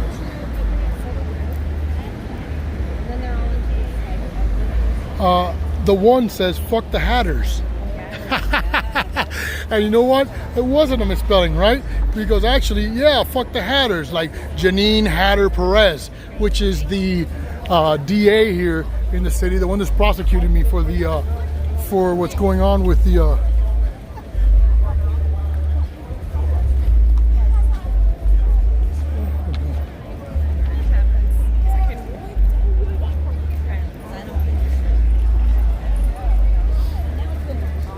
which is what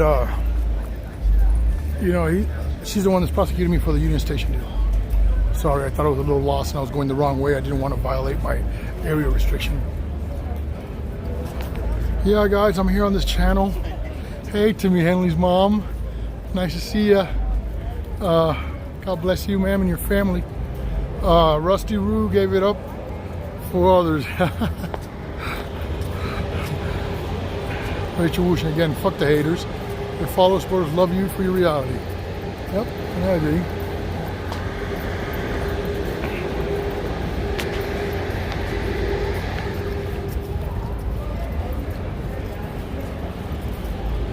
What? I have a F-350 1993 four-door with piggyback. Wow. Wow, that's awesome, the one.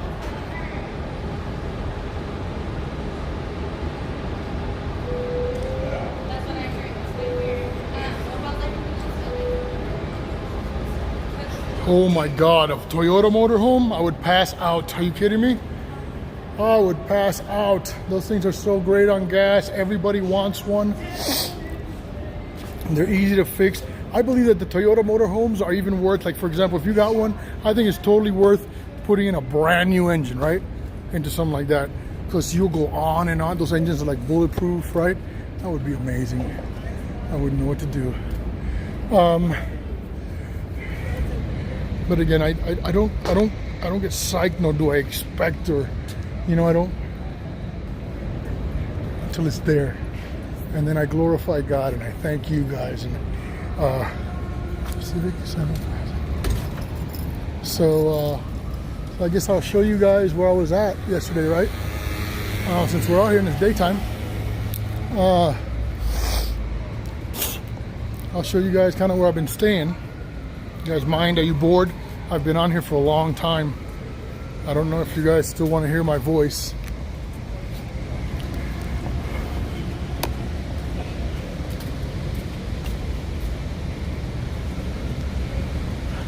The one says, yes, haters, not hatters.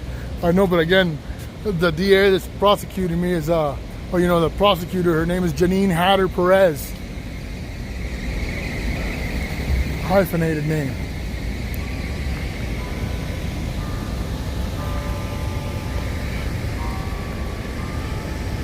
Diabetes is controlled by dietists, Lady D. And that is absolutely true. It is very, very difficult though, right? It takes a lot of willpower, right? And a lot of effort.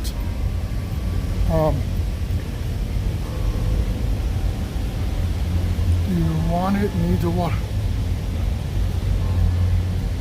What are you talking about here?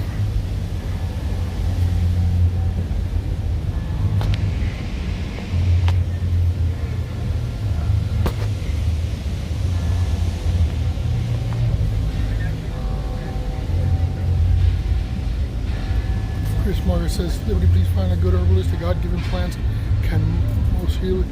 Yeah, and I agree with that. I agree with that because I agree that everything that we ever needed was put here on earth for us, especially for medicine or anything similar. So God gave us everything we ever needed here already. But we've been made to believe that it has to come from Home Depot or here, look, so you guys can see. So we're out here now. This is the taste of Colorado. Let me see where I'm at. Okay.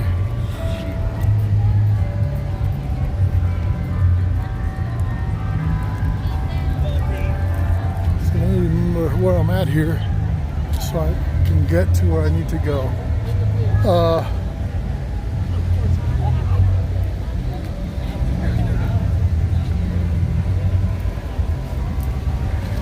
Happy Fuck the Cops Day, everyone! It's every day of the week and twice on Tuesdays. Fuck the police. Let's remember that a finger a day keeps the popo away.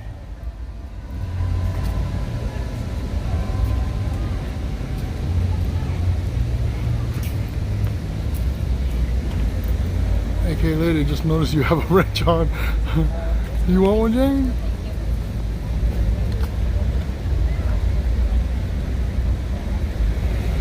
Where'd you where I'm at?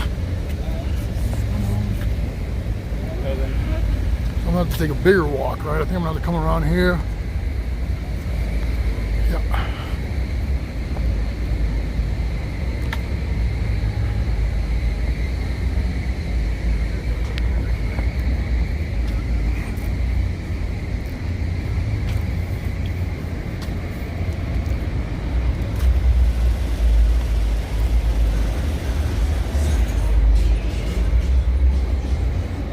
My next one, I will call it the Liberty Freak Mobile.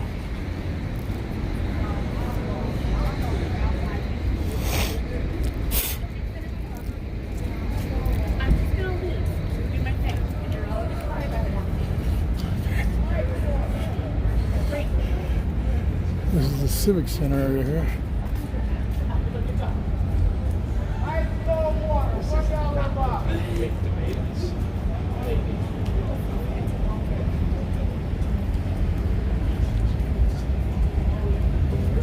Can't get there either.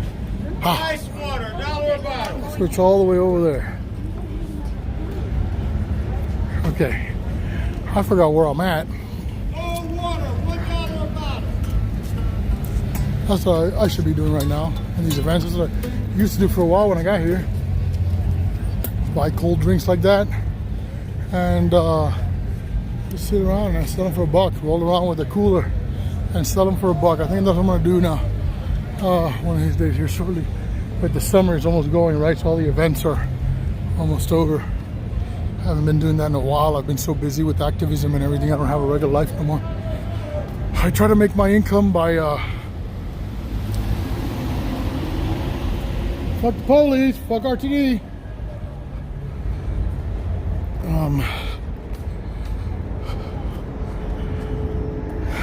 I don't do well at hourly places, and usually when they find out who I am and what I do, I get canceled anyway. So, and you know, the first injustice that I see, I'm gonna bust out my camera, start talking shit. So that doesn't work in the workplace, does it? I have no idea where anyone is at, Savannah Worthy. They're all living their lives. Hey man, you left it on?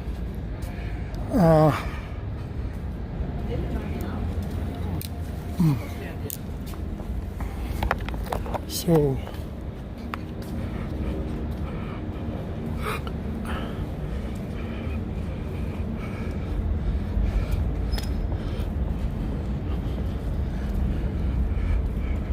AK Lady is my friend amongst all my friends.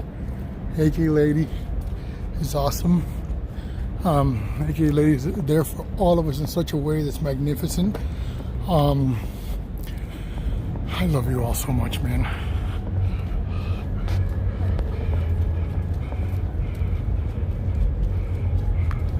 So I'm trying to go to where I was at so I can show you guys where I've been staying.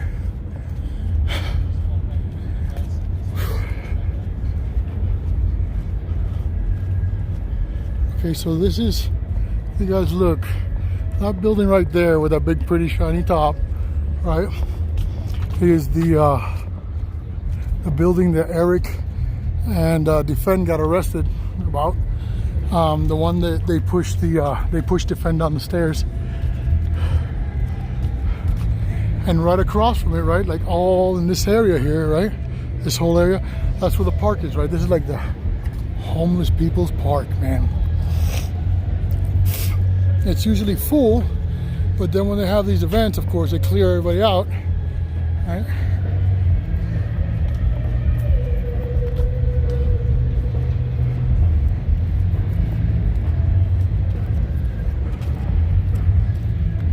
It's pretty busy out here in that sense, right? Because the show's right over there. Everything's going on. I guess it was like yesterday, maybe, or Casey and the Sunshine Band was here. Grand Funk Railroad. A lot of bands, a lot of shit going on, right? A lot of food, all done by the people we protest almost every day. Which is like, you know, all this city shit and all these super money entities that get to, you know, hold these things and make millions of dollars and then enjoy it, and none of the people have done very good anyway.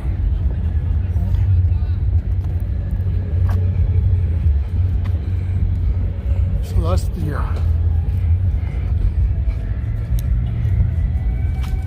the federal building. Yeah. What's going on, Money? I'll see you Sunday, fam.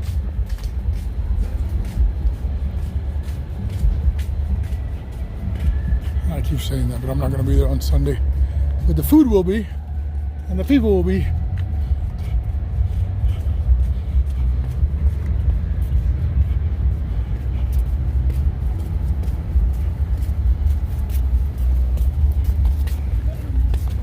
Created for the people, but they don't give a fuck about the people. Especially deaf and handicapped people. That's for sure. Huh?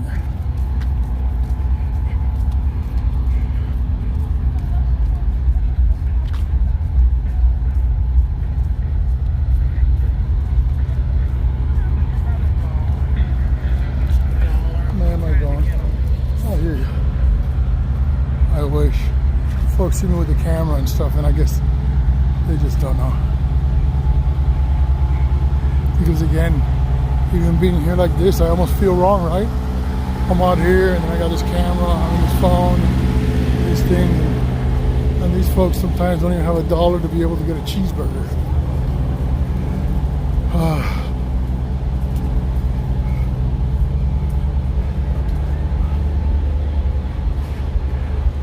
It would probably be easier for me too if I had my hair cut, right, and looked all clean cut, because it's like appearances are everything in this thing. So, but I'm not going to cut my hair because my son wants me to grow it. My son wants me to have long hair like him, and he wants to grow our hair together, and he thinks it's great. His hair is super long, right? He goes, "Come on, Dad, you look great." He's like, "You still got enough hair to grow it. Enjoy what you still got it. Come on, let's do it. It's a patience thing, Dad. Don't cut it." You know, so anything that I could possibly do with my son, I will. As retarded as that sounds.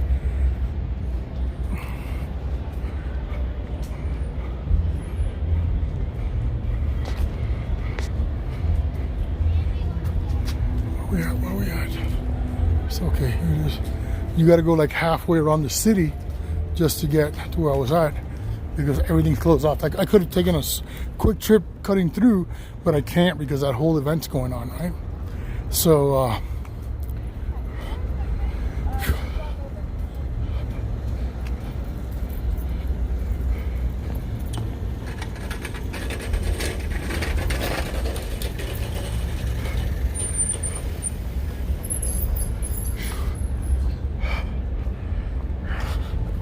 sorry guys, I don't have much to say. Might be a little boring, huh? It's okay, I need watch time on this channel, and I've been trying to get it to 1,000 for months. So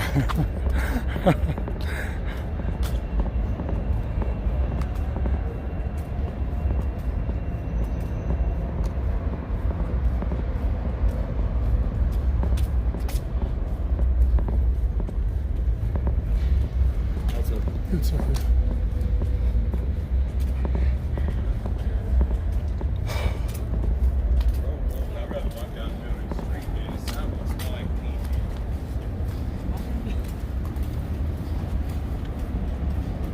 This guy says he has to walk down the street because the sidewalks smell like pee. And they do sometimes. Here we go.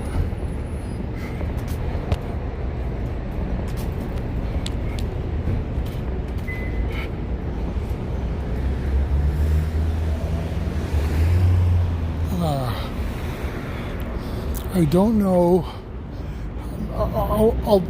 I'll get the response from you guys. I wanted to do this project, right? I wanted to call it Sleeping Rough in Denver. That is the term that's used by the British folks over in the UK. That's their term for being homeless, right? So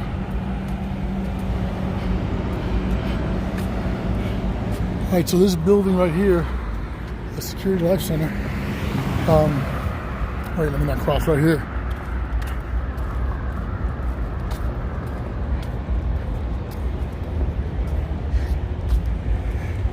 Oh my God, look how many people are here. Should I do a no justice, no peace right here? What do you guys think? And I'll continue with my question. Should I continue with a no justice, no peace right here? Try to get their attention? Huh?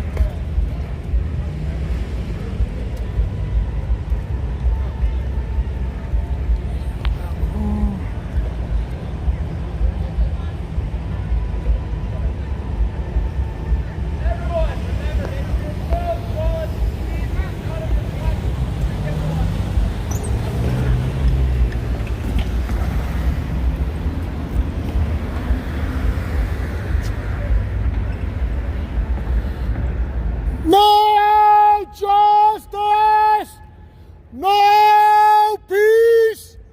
Fuck the Denver police.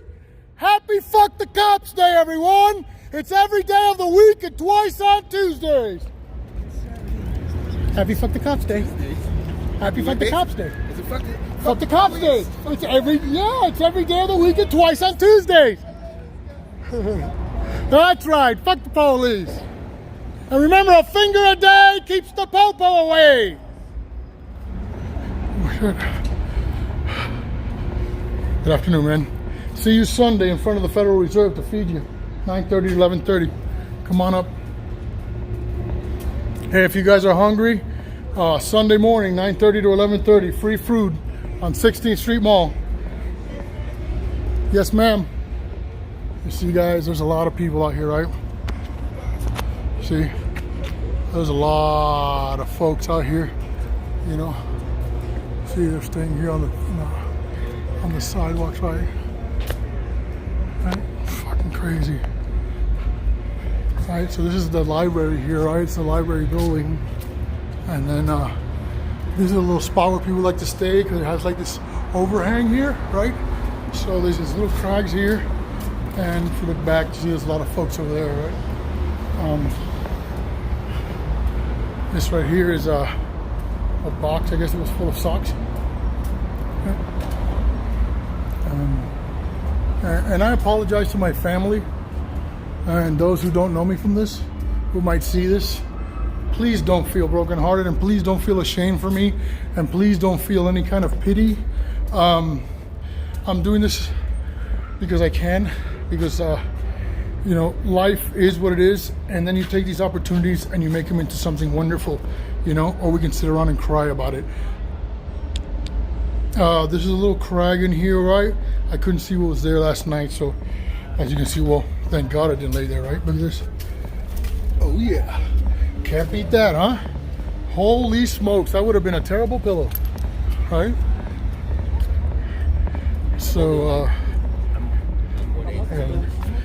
actually, right here was my spot last night. Right here on this spot. Right next to the bench. It was nice and warm. Right there. That's where I've been. That's what it was last night. The night before that was other spots, but so, and this is the back of the library. Right here was where Eric's bike got ruined, right? Somebody ruined Eric's trike here, right? Somebody crashed into his wheel or something, blew up his tire, all that kind of stuff. So I was here almost all day yesterday because, like I said, I thought that I was going to go to the library to write up this motion and then file it with the federal court here at the Alfred A. Araj building. But it just dawned on me today, actually, that today's Labor Day, Monday. It's a long weekend, and everything's closed. So, you know, I went from staying somewhere in Aurora, I came here to the city, and I'm I'm just saying, it's like showing you what's going on here in the city and why. It's a little piece of park behind the library. A lot of homeless come here and try to enjoy the shade during the daytime to be able to rest, because it's very difficult to rest when you're sleeping rough in the city at nighttime, because they always want to wake you up and tell you to move along. So they take the time, and what they do is they rest during the day. Good afternoon, sir. Which is important. Rest is important. That's why it's called, the bill is called the Right to Rest Act. They just want to rest, man. They just want to rest.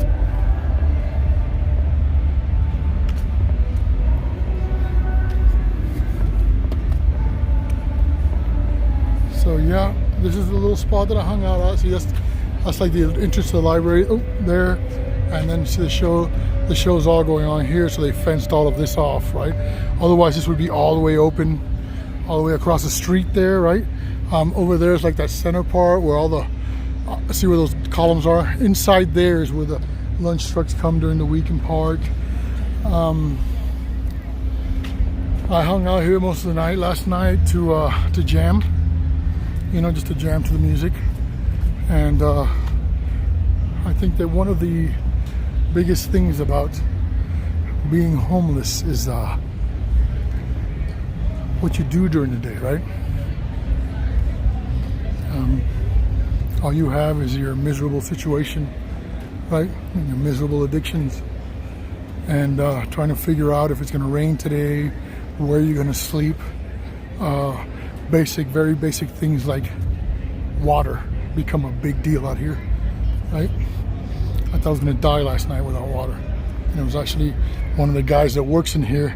He was outside fixing signs, and he was Puerto Rican. And I said, "Hey, Papi, you got some water you can spare?" And he was like, "Oh yeah," and he gave me this big giant 1 liter bottle, brand new, out of an ice chest. But actually last night when I got here, I was just observing everyone, making some short clips and stuff, and trying to make this fancy documentary thing, I guess. But I guess what I'll do from now on is, I think I might do this live, so you guys can watch it live. But again, it's a little different because you're kind of, you don't want to be out here. I've got a, $1,000 phone, right, on a monopod and shit. So you kind of look weird because guys have phones, but they only work on Wi-Fi, right?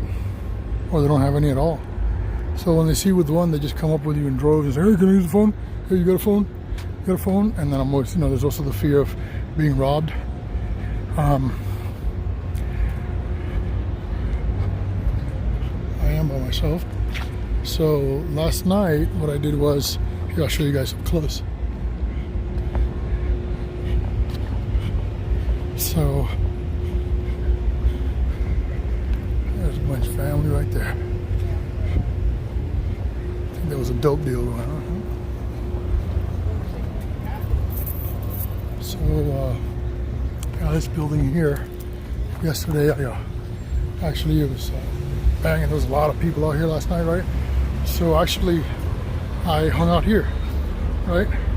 Because then I could sit here, right? I can look this way, and I saw, I could see the traffic of the people, right? There was a lot of traffic right here. A lot of folks walking back, walking through the street, and it was actually pretty dark in this corner, so they barely noticed me.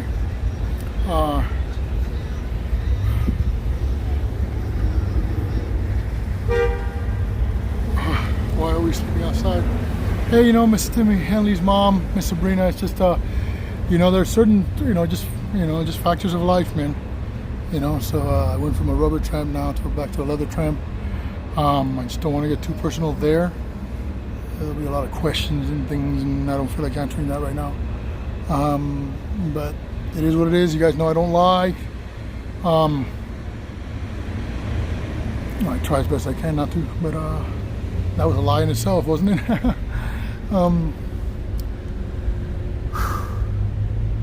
So I've taken this time now so that I can show you guys, because you guys see a lot about the homeless, a lot of us feeding them and stuff like that, but you guys don't get to see it from the inside, right? What does one of these people feel? What do they think? What do they experience? So until I can get another home, I will be out here chronicling my daily, and hopefully I can find some people that I can interview, so you guys can get an insight on other people's lives out here, and what got them here, why.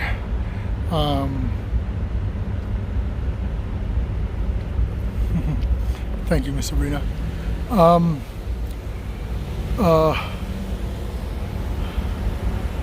will say, if someone donates a car or something of that effect, I most probably, because I don't want anybody's feelings to be hurt, I will probably sell that vehicle and get something that's a vehicle worthy of living in.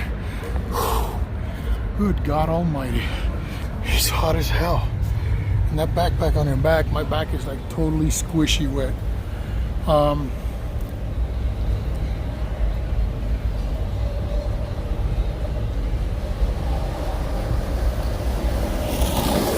Yeah, if I'm locked up, I'm no good to anybody, right? Well, Chris Marcus, it's called, if you are a rubber tramp, it's because you roll on something that has rubber wheels, right? Like a car, bicycle, or motorcycle. And those who are, give me a second.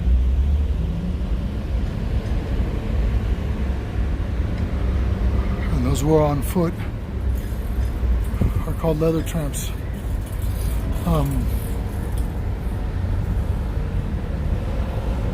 They're not letting me sleep on the streets.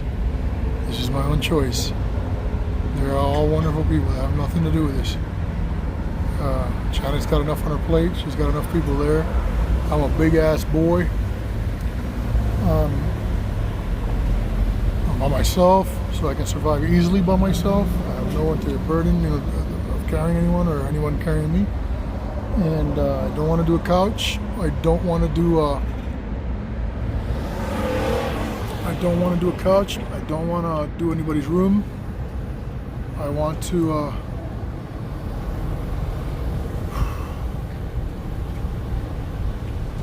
I need to know what they feel. I need to know what they feel. I need to know what it's like personally. I have to experience this. I mean, it's here, it's been thrusted upon me, right? It's not like I'm here because I wanted to be here.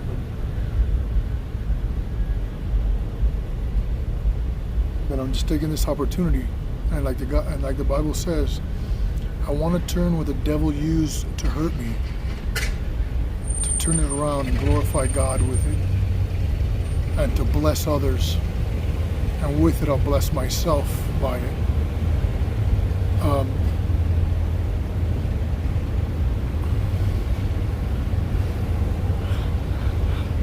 You're so fucking cool, AK.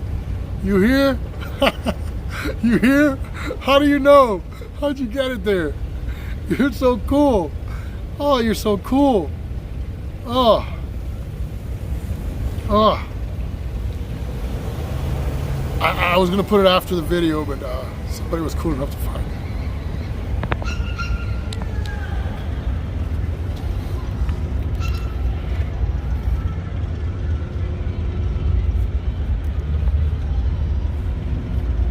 So, yeah, I was taking a break here. It was like nice and shady, and this little corner is like catching all of the breeze, right?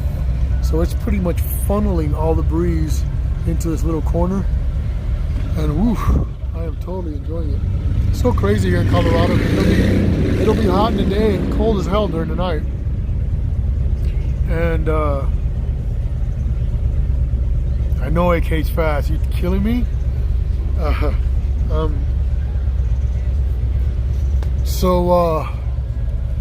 Yeah, I just put it on there. On that GoFundMe, I put a number up there, as a goal, and I don't know. I just put up there thinking of whatever it might be for a vehicle, and I'm sure it's always going to need some repairs after that, right? Because it's going to be some kind of junky vehicle, I'm sure, and there's going to need always stuff, right? So it needs the water pump, the battery, the alternator, tires, or some stupid shit, right? So you guys know that whatever's reached there, you know that I will only use it for my vehicle, whatever might be needed, and of course anything else that's left over you guys are going to do, you can either have it back or you can watch me just bless others in their lives with it.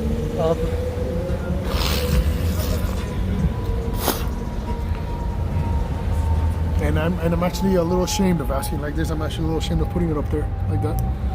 But it's okay, because pride always comes before a fall, and we can't be proud, and we must be humble in everything that we do. And when we get blessed, we should accept it and say thank you, and always remember it so we can always bless others. Where's your next concert at? Downtown. 8/16? You got a badass guitar, walk by. Window Liquor, I do have a GoFundMe page. I just made it. It's called Needing a New Rolling Home. Miss AK Lady just had posted it. Miss AK Lady, you don't only have my back. You have me 360, you hear? Thank you for that. You have us all 360. And I want to thank you for that, for being that amazing. Because you guys really don't know me. I've never shook most of you people's hands. And you guys are this kind to us.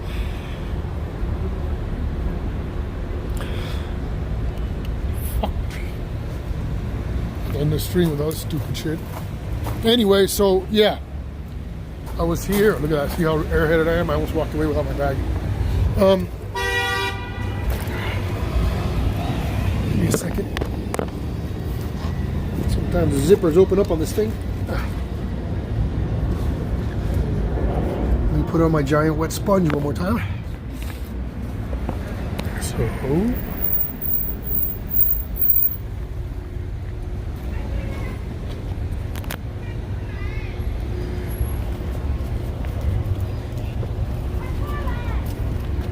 sorry, I'm juggling shit in my hand.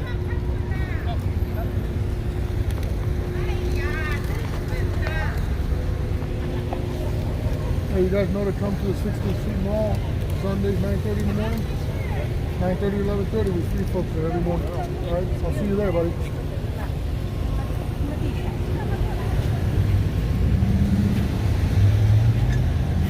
Okay, so right now what we're doing, guys, for all of you who are just coming on,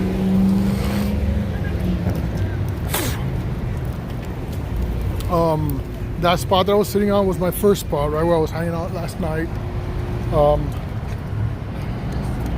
And then I'm waiting for the light to come out.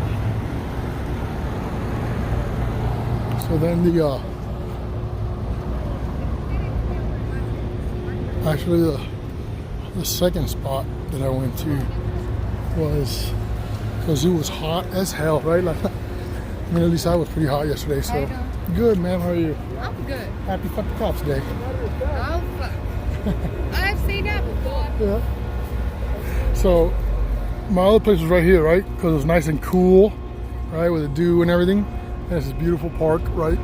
And I felt pretty comfortable because there was some folks hanging out over there, right? There's a lot of folks along this piece of grass here. So, actually, I felt like they know better than I do.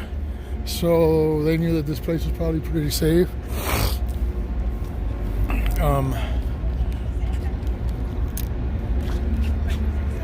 So yeah, I don't know what this is. The Civic Center Cultural Complex.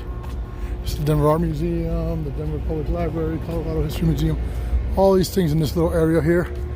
Some pretty cool architecture in Denver. Happy Fuck the Cops Day, everyone. Happy Fuck the Cops Day, everyone. Hey, everybody knows to come. 9:30 in the morning on Sunday, 16th Street Mall. We feed you, got free cigarettes and everything, huh?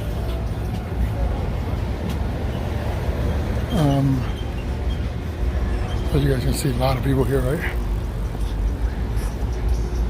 Folks getting down, getting their shit, you know, like organizing their stuff, right? A lot of that is like, you know, what we would call tweaking, right? That's tweaking to get into their mind becomes to where they start separating the things and fixing things and inanimate things and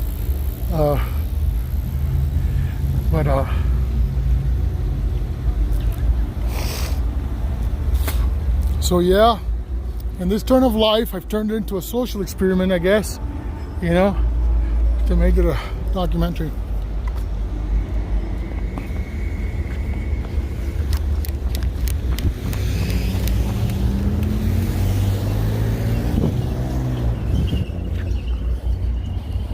He was nodding his head because I didn't cross properly. So yeah, that's my little tour of the housing in Denver, and now I'm gonna see. Glad I didn't sleep in that corner either. Holy moly!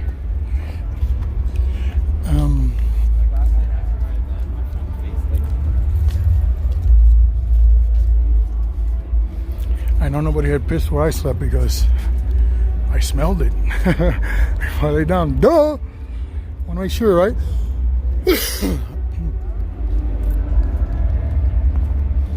But just too long, man. I've babbled on too much here, guys.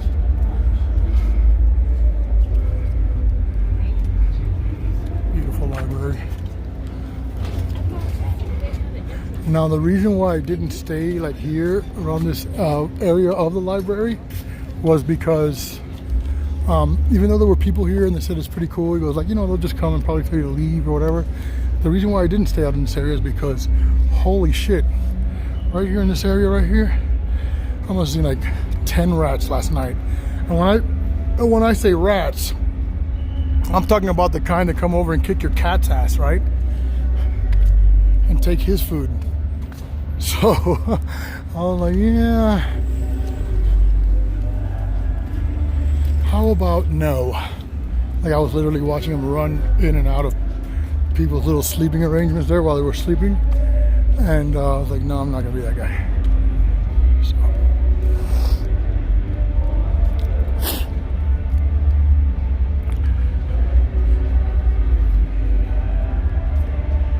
So I probably don't even want to hang around here because I'm afraid they might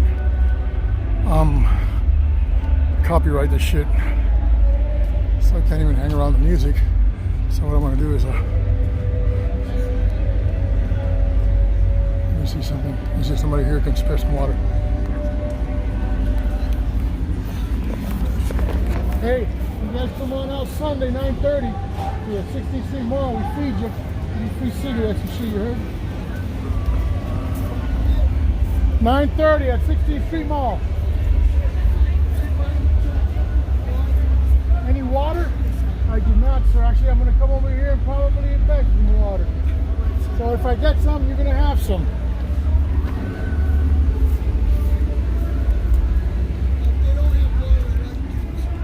Have you asked?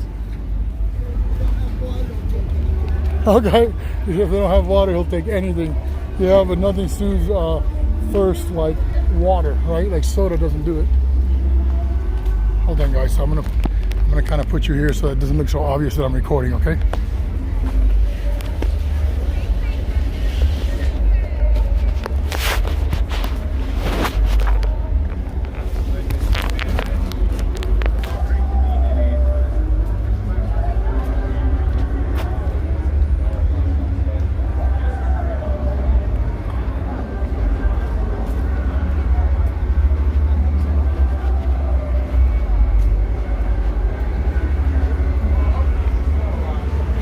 Hey, who would be kind enough to spare some water? Does anybody have any leftover water? Okay, now I'm gonna watch guys, watch. Now, it's like they're deaf. You know, everybody heard what I had to say. But now they're gonna pretend I'm not even standing here, right?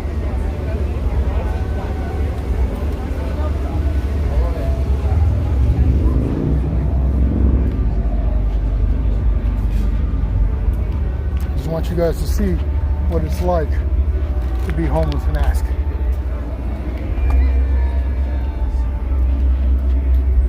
Okay, so does anybody have an extra bottle of water to spare? You do?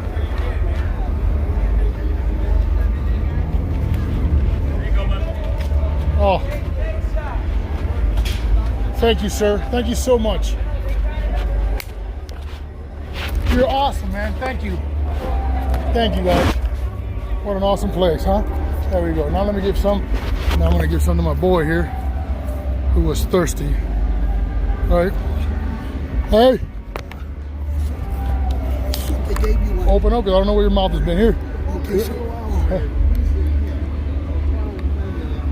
No, take half of it, man. Okay. Drink that shit down. all right, keep it coming. Huh?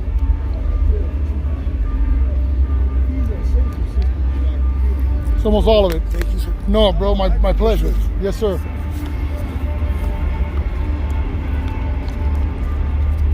And that's how it's done, folks.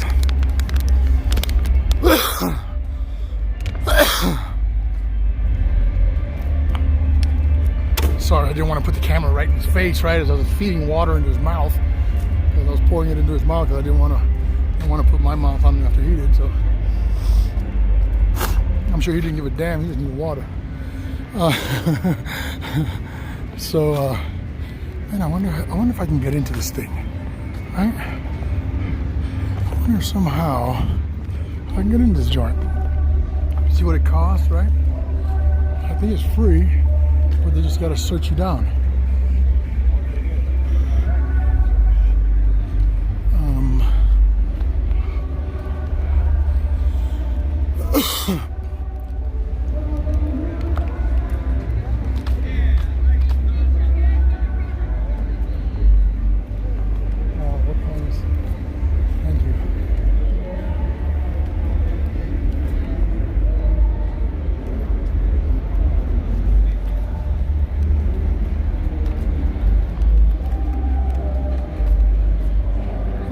Have it on me. I'm not good looking enough to be focusing on me. So I take it that the I haven't even checked. I just assumed, but being that everybody's hanging outside, it's probably closed. Closed, isn't it? It's closed today. Yeah. Yep, it's closed.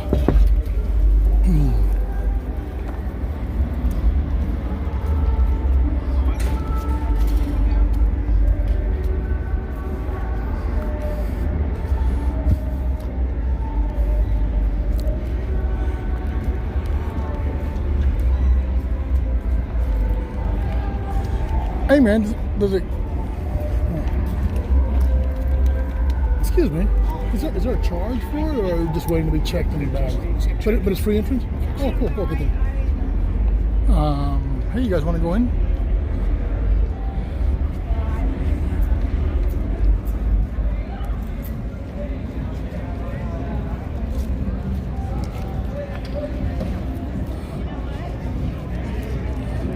That's just a little closer, right?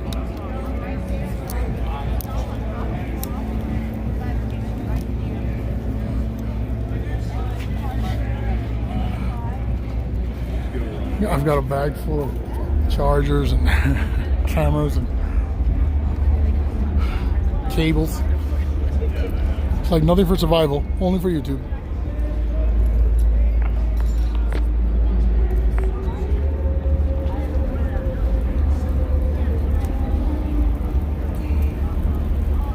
So this is called A Taste of Colorado. Of course, it's by the, there's a sign right there, right? By Downtown Denver Partnership, which is the scumbags that caused the reason for Janet's Kitchen,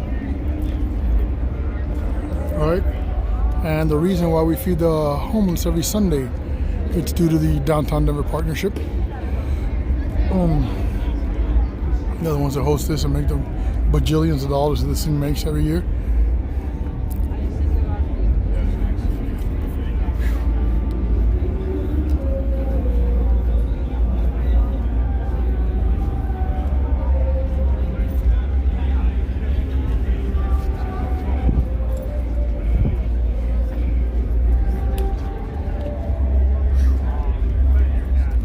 Some of this while I wait here in line.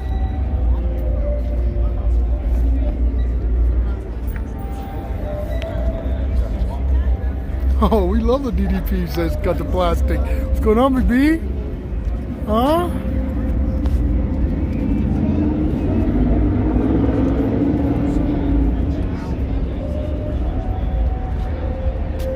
What?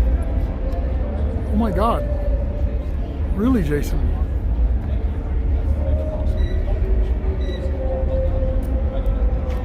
Hello from Julesburg, Colorado. What's up? I'm working to promote medical marijuana in this town. I'm in the background for a bit. Yep. Saw you pig wrestling yesterday, buddy. I saw the pig wrestling event. And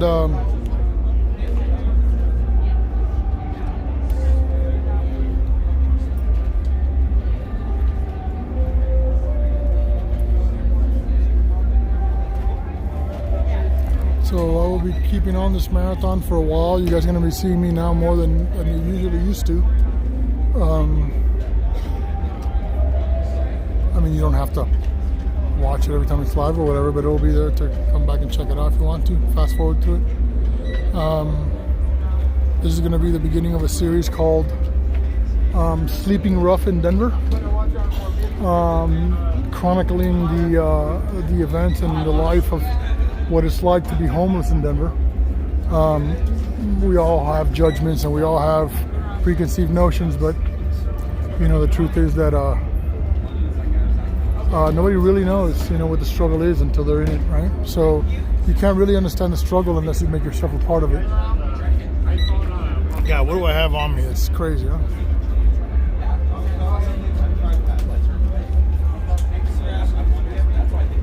You can't bring that in with the tripod. With a what? With the handle, you can't bring that in. How else do you hold cameras? It's a monopod. It's made for a camera. They won't let you in. Really? Yeah. How can you not bring a monopod in? I mean, if you're a cameragrapher. I don't make the rules. Really? Okay, guys, there it is. There's the retardation for you. The special retardation brought to you especially by the Downtown Denver Partnership. Right? Fuck me to tears. Since there's no place for me to leave it, I guess I can't go in. If I see one person in there with it, I'm gonna freak out.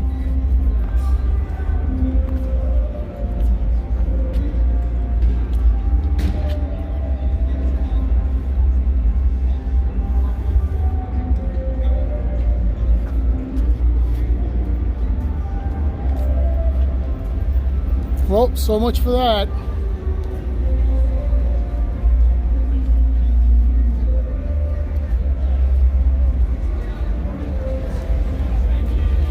Hey, police officer, is it so that you can't come in with a monopod?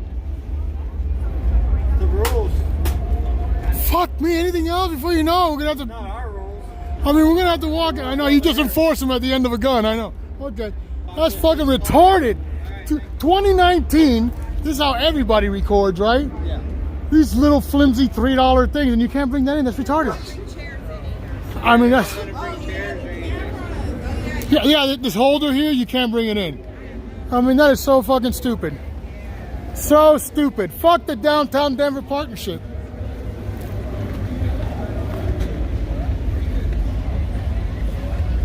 Right now, I wish I had a giant fuck cop sign.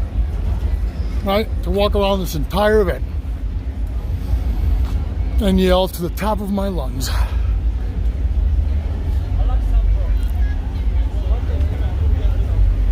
Hey, appreciate you guys for ignoring me about needing some water. You guys are making hundreds of thousands of dollars but can't spare a bottle of water. Thanks a lot. That's really fucking human of you.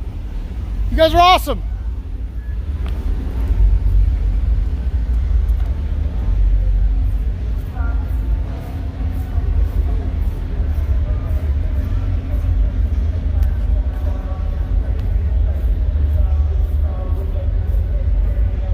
I'm Abity. I'm the guy from last night. Good afternoon. I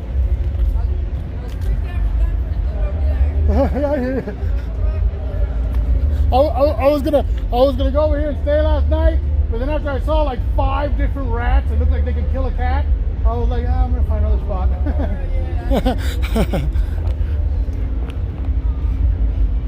Yeah, that young lady there was actually laying right here next to this tree, right? And you know, they asked me for a cigarette and stuff, and I told them I didn't smoke. They were very nice and kind and polite.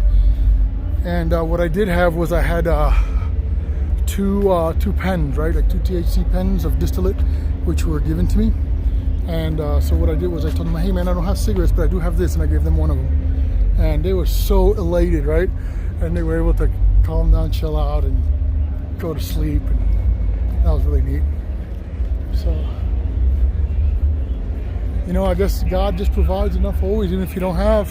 He will always provide so that you can give, and that's what I want. That's how I want to be rich, and I want to have enough or more than to be able to provide, right? That's what I want my money for. I don't want cars, I don't want women, I don't want stuff or luxuries. I'd probably be that weird old guy that looks like he has nothing, but he has millions of dollars, you know, but no, I wouldn't even be that guy because I wouldn't be hoarding it up, right?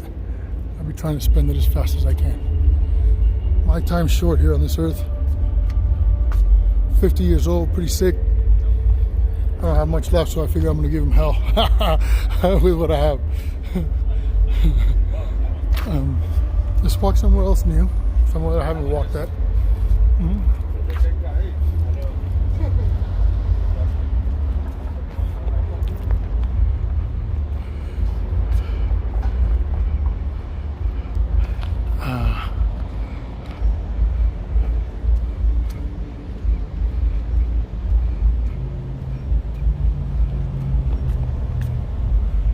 Liberty is the flavor. Yeah, that's it, Lady D. And not liberty me, but liberty itself, right? Let that be the flavor of the day and the week and the month and the year and the century, right? Okay, I've never personally walked through here.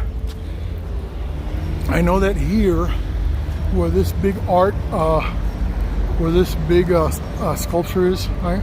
It's a big old broom, right? And a dustpan.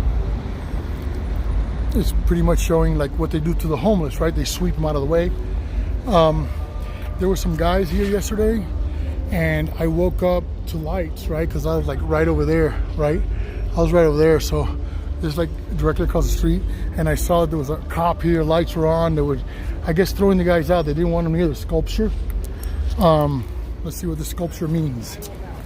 This sculpture is...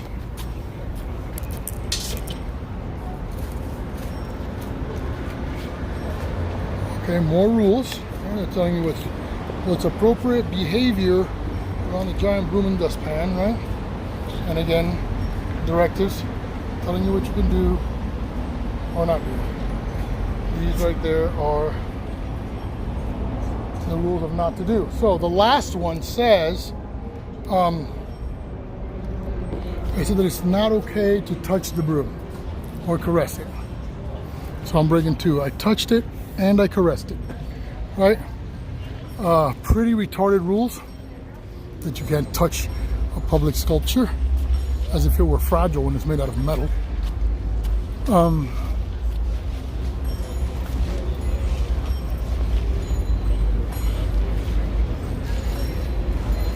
So these are like some kind of public rocking chair, right? Oh, that's pretty cool.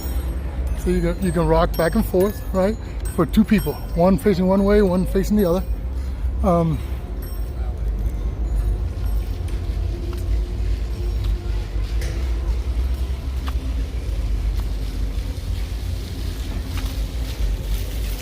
Water fountain spewing out.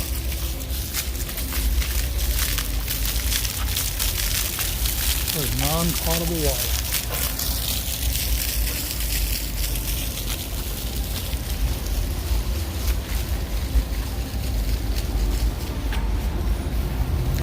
Very bizarre sculpture. It does represent the city of Denver, though. Because pretty much if you're homeless, that's how you are. You're just pretty much, you might as well be naked. You know, you're sleeping outside in the open air with your ass exposed, ready to get screwed by the city or the cops. So that's a funny sculpture, right? He's like sucking up water, right? Because he hasn't had any water for a couple days. The people have been ignoring him when he asks if they can donate water, right? He found some and he dove in naked just to get some.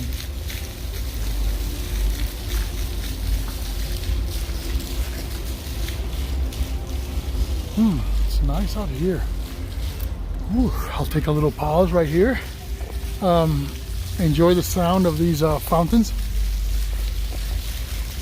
And then if you guys see, there's show you guys something. These right here are the electrical outlets which are put out here. They're usually next to these trees because they put up Christmas lights and things like that, right? Ornamental stuff. But if you notice, they padlock them, right? They put a padlock on them because a lot of the homeless come here and they use them to be able to charge their cell phones, recharge their batteries, right? Things just to be able to survive. But as we all know, Denver doesn't like for human beings to be surviving in their town. You see, and there's so many of them, right? So it would be such a help, right, to so many people. Just to be able to recharge your phone, right, or anything. But nope, that's not Denver style. There's probably like a dozen of them here, or more, because every tree has one. Dozens of them. Though it is made by the public, for the public, paid for with public dollars, the public is not allowed the freedom to enjoy it. But the powers that be do have the freedom to make as much money as they want from these places. I said I was gonna sit down, but I don't know why the hell I got up. I sat down to be able to read this stuff.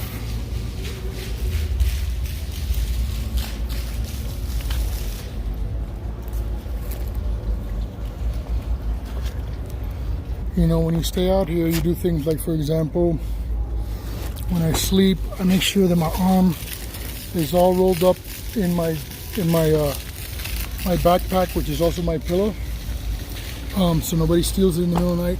I sleep pretty deep, so. And also when I'm hanging around here like this, right, what I'll do is I'll put my leg through it, because as you guys can see, I'm pretty absent-minded. Okay. So that way I don't forget it, and also nobody can run by and snatch it. The struggle is real out here. Listening to my sissy, who is the one that introduced me to that saying. She says it regularly. She has no idea how real it is.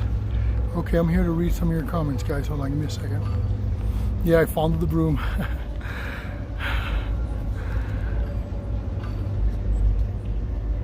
Beth Tucker, hello. Yeah, the broom thing is ugly as hell, right? They call anything art today. Anything and everything is art.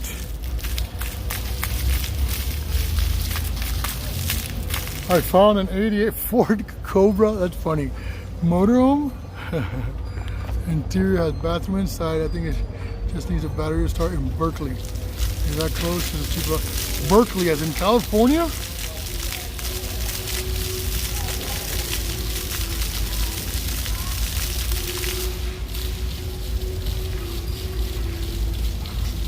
His name is Alejandro Querevala.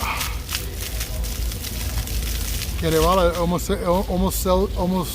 almost spells quiere balas, right? Which means balas, which means wants bullets. Alex wants bullets.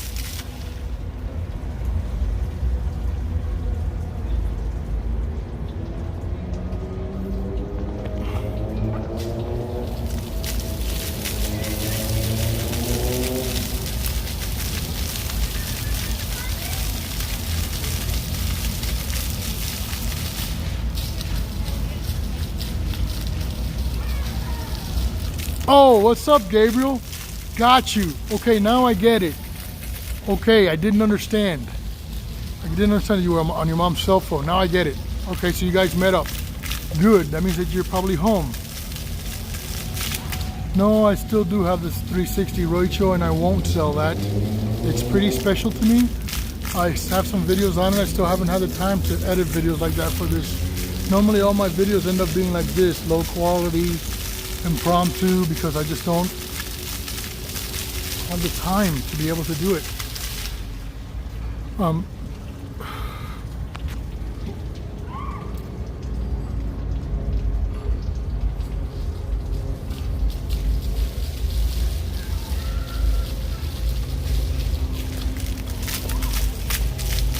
Oh, so Lyrica's finally cheap, huh? Mr. Ras. Selena Fox.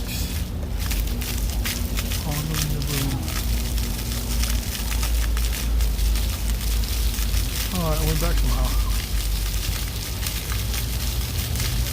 All the bullshit money spent on that crap. How about spending that on the homeless? Yeah.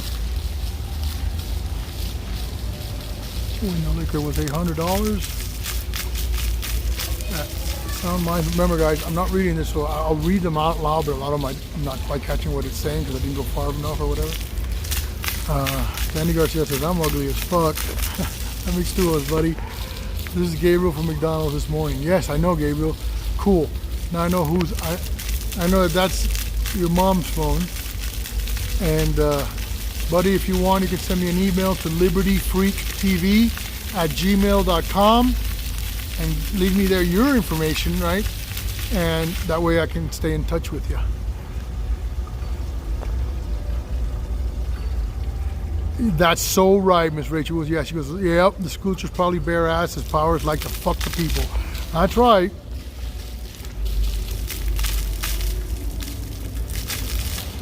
Sweet potato in Canada. I'm in Canada. The exchange is killer. Just saying. But if I can, so can others. I hope. Thank you. I've had some of my Canadian friends donate from there. Are they called CADs there? Is that what it is?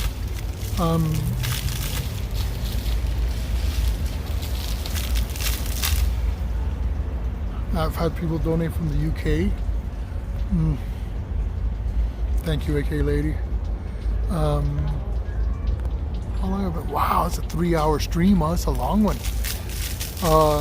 Hell, Ghost Rider does 6 and 7 hour streams. I would do that, but being that these are the only clothes that I have on me, I don't want to do that. A mechanical mic.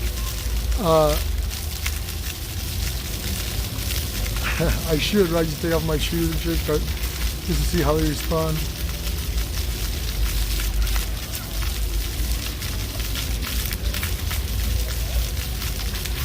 Can the GoFundMe be raised to 10,000? That would be nice. I wouldn't know what to do. I know I would give myself a really good rig, right? If I had money like that, if I was donating something like $10,000, I'd give myself a really good rig, you know. And then make sure I had solars and battery and all that shit, and it was all mechanically sound. And then all the rest of it, I might save a little bit for an emergency fund, and then the rest of it, we're gonna have some good time making people smile, right? Because that's where it's at. I mean, man, there's channels that have guys that give away $100,000 to someone, $30,000 to a waitress, right? $50,000 to a random homeless man and shit like that, right? I was like, wow, you know what I could do with that? Huh? Hey, so just in case, here, let me do it. Just in case any one of these channels out there, like Mr. Beast or, you know, all these wonderful channels that do those wonderful things that give those tons of money. If you guys ever wanted to help somebody out that would put that to good use, I'd do that. I'm willing, I'm down. I will document every penny. I'll even put it on paper and save receipts. Because we need more of you guys out there. You know, even if you guys did it just for the money that you make on your channels and just for the views and just for the whatever, if all that money given away is true and those things that you do are real, then God bless you and what you do. Thank you for doing it. Okay? Thank you for doing it. I judge you not even a little bit. I hope you become zillionaires as long as you're still doing it, right?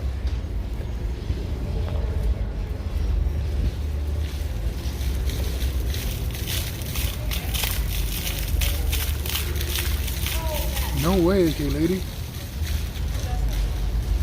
No way. Should I make this a marathon or something? Be pretty boring to follow me around, but I'll be like, I'll have that live stream where it's kind of like when you go into the website just to check out the bulb that's been burning for 150 years. All it has is the bulb.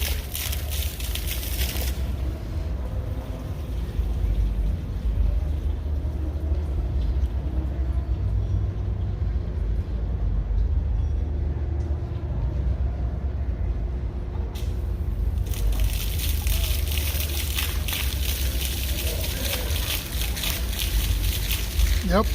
And if you guys want, you know, if anybody here takes a look, I'm not asking you guys to do any of this, right? But I know that you guys are always like more kind and wonderful, and do more than I can think myself, right? So,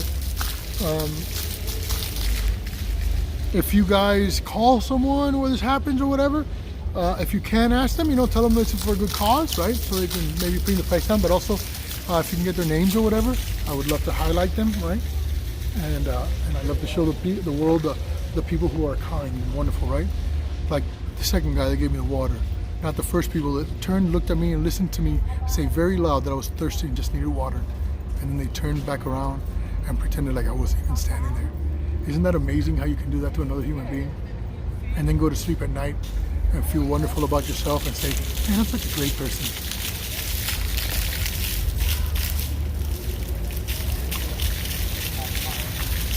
You are loved and used at Liberty Free TV. Thank you, AK Lady.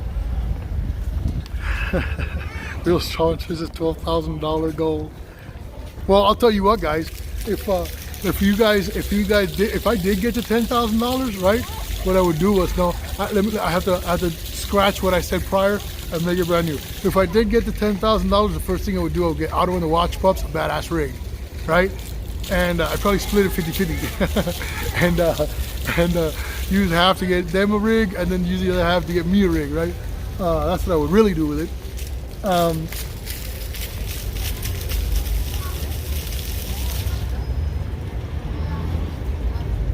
And then I would put a piece there that he could save, right, and to keep for the children, for everything they need for the school year and everything.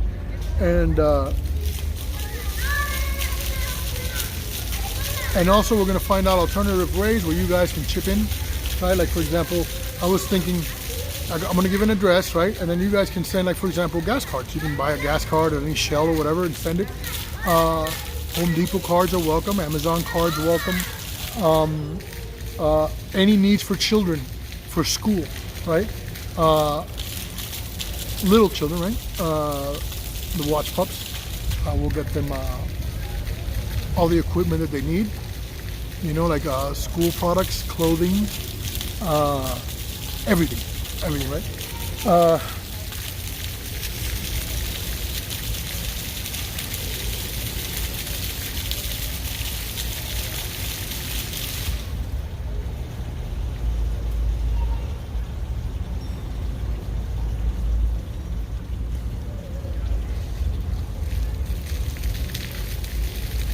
Yep, it's taking a pause.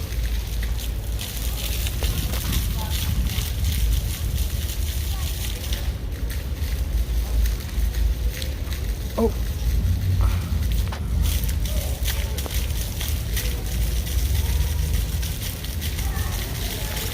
Yes, show the rest of us what it's like. Liberty, you can sit there. It's happening. Oh, seriously, I'm off to the loo. I love Miss Rachel. Spirit in the Sky Blue, nice, Selena. Selena Fox, this is the Make Liberty Cry Marathon. Let's get him up to his goal. You are loved and needed in this community, Liberty Freak TV.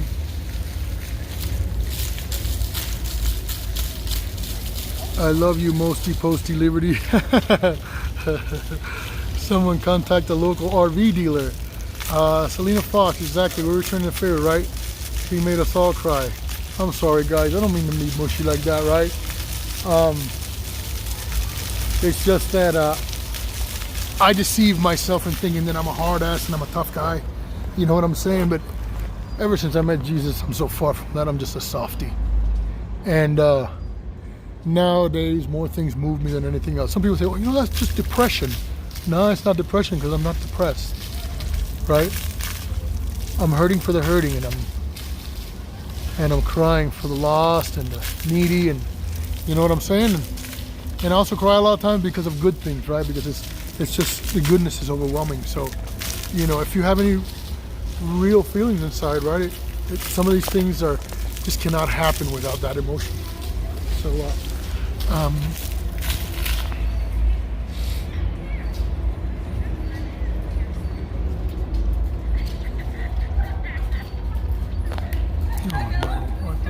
I need to turn off all these, all these power robbing things. Give me a chance, guys. I gotta put a a charger on here. There, I think it's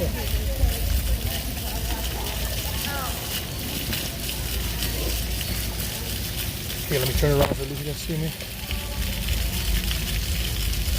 So let me get the oh,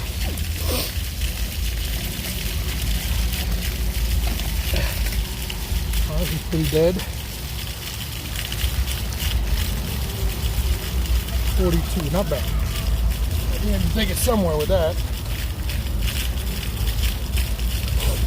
About 42% on this one. Let's see what happens. This battery's weird. It goes from like 40-some% to in no time to like 0.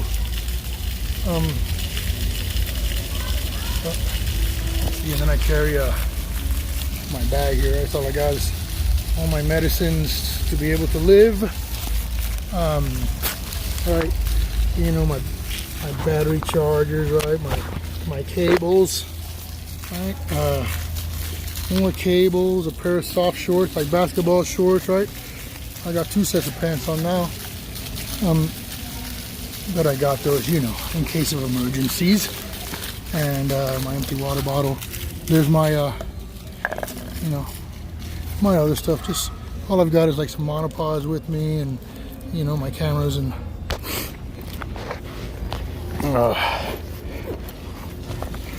don't need much else. So, you know, when I can, I'll return to my storage and change my stuff and get my stuff, you know, and do something there. I've got a few things in my storage which I'm going to try to sell. I have a 2006 Zuma 50 scooter, which I had taken apart to paint and make it cool looking and fix. And I had bought the a new battery for it, a new ignition, a new little dashboard thing, like with a, you know, the speedometer is and everything. But unfortunately, I haven't had time to work on it, and it's been sitting there. The Zuma was given to me as a gift by my friend Jimmy. He never used it anymore, so he said, just take it, man, you can do something with it. And it wasn't running right, so I took it apart to fix it. So I'm going to try to sell that and some other miscellaneous stuff that I have over there.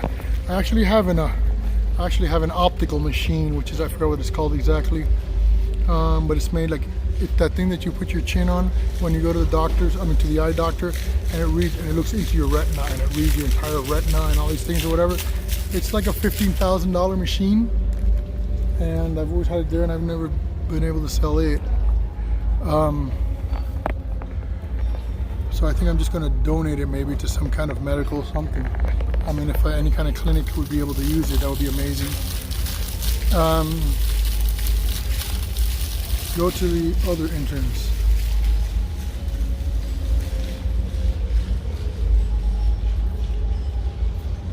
Oh, we just donated, wasn't much, but all I could afford. Mechanical mic, man, if it's $1, you know what I'm saying? You're my friend. I mean, it's not because you donated, it's because you're there.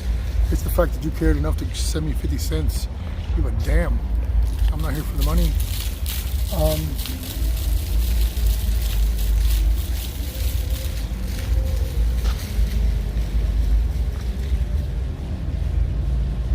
Hold on, let me see. It's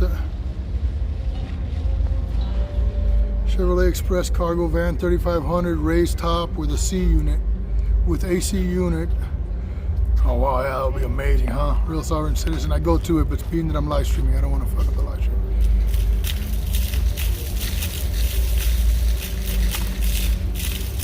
Looks like my medicine bag, yeah, Beth. And that's that. I don't have any aspirin, so you know I'm supposed to be drinking aspirin with that too. I'm supposed to have 2 inhalers, which actually I haven't been having problems with my breathing, so I haven't used them because I don't like to take medicines unless I really, really have to. The change in my lifestyle and my stopping smoking cigarettes has done great things for my my lung issues. So, but yeah, I'm so used to use the purple, what is it called again? I forgot what it's called. Advair. I'm supposed to use Advair. I'm supposed to use just the regular albuterol and all that, and I don't have any of those.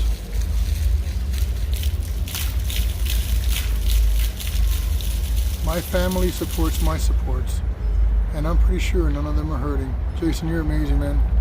Thank you for always being here for me. Thanks for always being such an amazing mod. right? For always being so quick and caring. And I see you everywhere, bro. So you're probably another one of the biggest supporters and proponents of this movement. I thank you, sir. Beth Tucker, looks like my medicine bag. Oh, yeah, sorry, I read that. That's where we're at. Hi, Brian. The Spirit in the Sky. Beth Tucker, please say a prayer for all the people being affected by the hurricane, family lives. And man, you know, I haven't checked on that, and I haven't checked on my family either. So much going on. My family lives in South Florida, so I know they've got to be good, because otherwise they wouldn't be able to.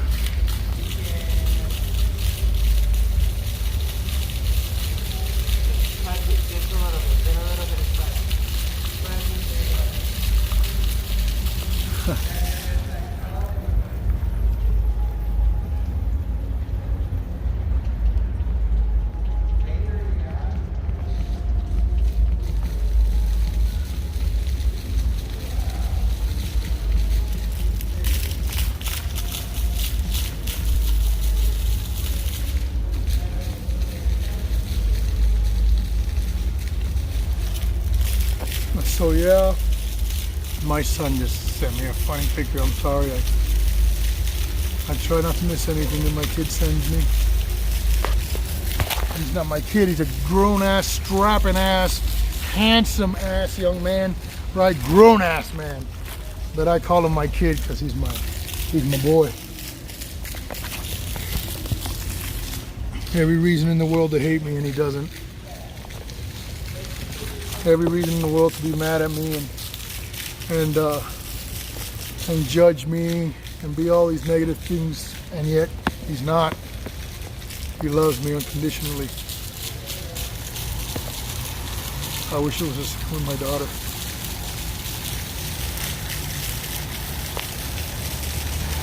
You're out of meds? No, I'm pretty close. I get Medicaid, so my meds are taken care of in that aspect. I'm very afraid about that because they're always trying to hurt me, and I can't do without it because of the cost of my medicine. So that's why I'm always so careful about what I'm donated and things like that. I'm afraid of this donation in the vehicle and everything, you know.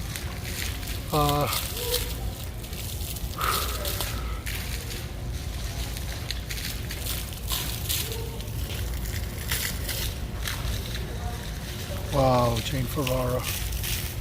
Shalamihala, Eric Pine. Hey, it's SGV, I love that guy. SGV and AV Watchman and West Coast Digital Media. I forgot so many names, man. I'm sorry, guys, but I love those guys, especially SGV. That's Janet's absolute favorite auditor. She stops everything she's doing to watch his new one. She'd probably go nuts if she were to meet him one day. SGV, if you're out there, man, you know, you got to meet Janet from Miss Janet's Kitchen, man. She's your biggest fan, buddy.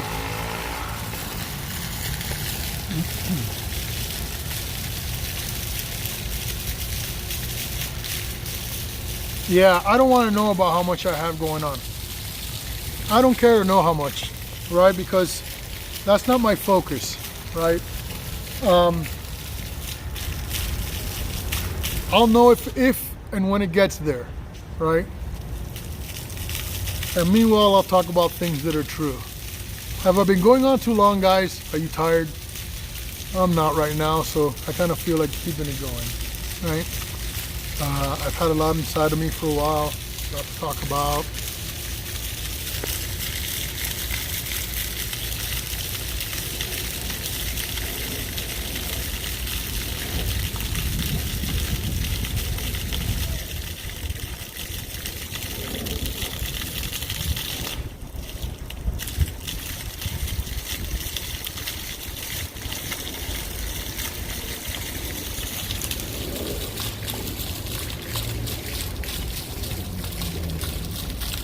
Habity, we just worry about you at Liberty Freak TV. Thank you, guys. Thank you. Thank you. I know, I feel loved. I do feel loved. I don't feel unwanted. I don't feel unloved. I don't feel uncared for. I don't feel lonely. I don't feel alone. I never feel alone because God Almighty is with me at all times. But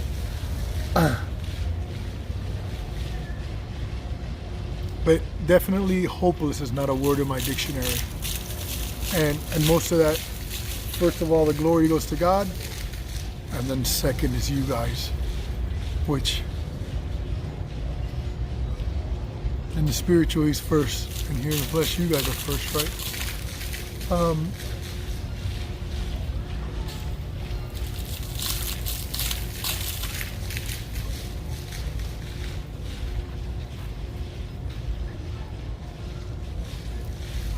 You guys are almost more family to me than my own family. And I'm not saying that my family is bad or doesn't care about me or none of that, right? But definitely right now, you guys know more about me and stuff like that than my own family, right? Like you guys are more involved in my life than my own family. And not because I don't care, it's because I keep them in the dark, right? My sister has heart conditions, and she's had open heart surgery twice in her life, and she's living her own life. She's the greatest soldier, biggest support, my biggest fan ever, right? And she is the heartbeat and the center of a big and very beautiful family, right? So they're busy, right? So I don't like to make them worry about my life, because they worry about me in a negative sense, right?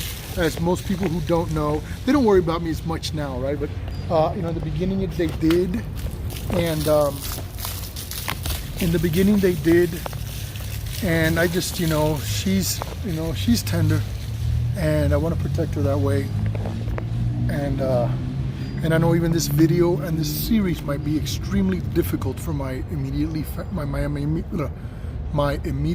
family. I mean, this is probably going to set off all kinds of alarms and bells and fears and crying and all those things, but I want to let you guys know that I'm okay. Quite all right. All right, I'm not hurting. I'm not suffering or whatever. It is what it is. But whatever I'm feeling is not big enough for a man to complain about. It's not big enough to complain about, period. There's so many more things that people are facing today that are so much greater than my own. There's greater situations. If you were a lady out here in this situation, it's gotta be so terrible. If you were a lady with children out here, God, or a family, right? Husband and a wife and his children. They'll hold a sign and they'll tell the husband, why doesn't he get a job, lazy ass, or something like that. But they don't understand the immediate need, right? They're not holding a sign because they're hungry. I mean, because they're lazy. They're holding the sign because he's been trying to look for a job and hasn't found one, and they're hungry right now. They need a place to give them shelter right now. You see what I'm saying? And time waits for no one. You see? So, and I'm not making excuses for them. Just realities, man. Realities out here, right? It's easy to say, I'm gonna look for a job and this and that. It's like, how do you make appointments on time when you live out here and you gotta pick up all your stuff? Where do you leave your stuff when you go to the interview? Do you bring it all with you? Do you bring this gigantic pack with you? Do you push your grocery cart in? Leave it outside the place as you do your interview? Who keeps your haircuts, right? It takes longer to get ready in the morning than everybody else to go to work when you're out here, right? You gotta take that shower, you gotta find a place to shave, find a place to hide your stuff. So maybe you can go to work and come back and your stuff might be there when you come back, right? Sometimes these guys might have friends that might take care of their stuff. But all these little things stacked up together become so difficult, that just the daily, the very cost of just the survival for daily existence takes up most of your day. Right? And then on top of that, when you're not making money, what do? They're left to begging, right? Can you spare some change? Can you spare $1? It's called spanging out here in this world. It's called spanging, right? Spare change, spange. We have all those things. They're holding a sign which is called flying a kite, right? They might be flying a kite. Very difficult. Might cost you your freedom. You might go to jail for holding up a sign in certain spots. Even though they've been sued for it over and over and over again, they're still, arresting or threatening the homeless for holding a sign, right? trying to get some food, trying to get whatever, right? Whatever it may be, whatever it is that they need it for, it's none of my business, right? But it's got to be bad enough to have to stand there with a sign, huh? Basically about the same thing that Out of the Watchdog was going through, but just another sign standing in this place, same place where people hold sign, and he got arrested and he's being charged and being called a criminal for holding a sign because what a sign said, right? So some people around here get arrested for signs and they don't even have the word fuck on them, right? They're not even cussing. It says need help or, you know, whatever else people put on those signs, right, when they're asking for money. And then even when you do work, right, you gotta, it's just hard, man. I'm not making excuses and I don't want to rant on, but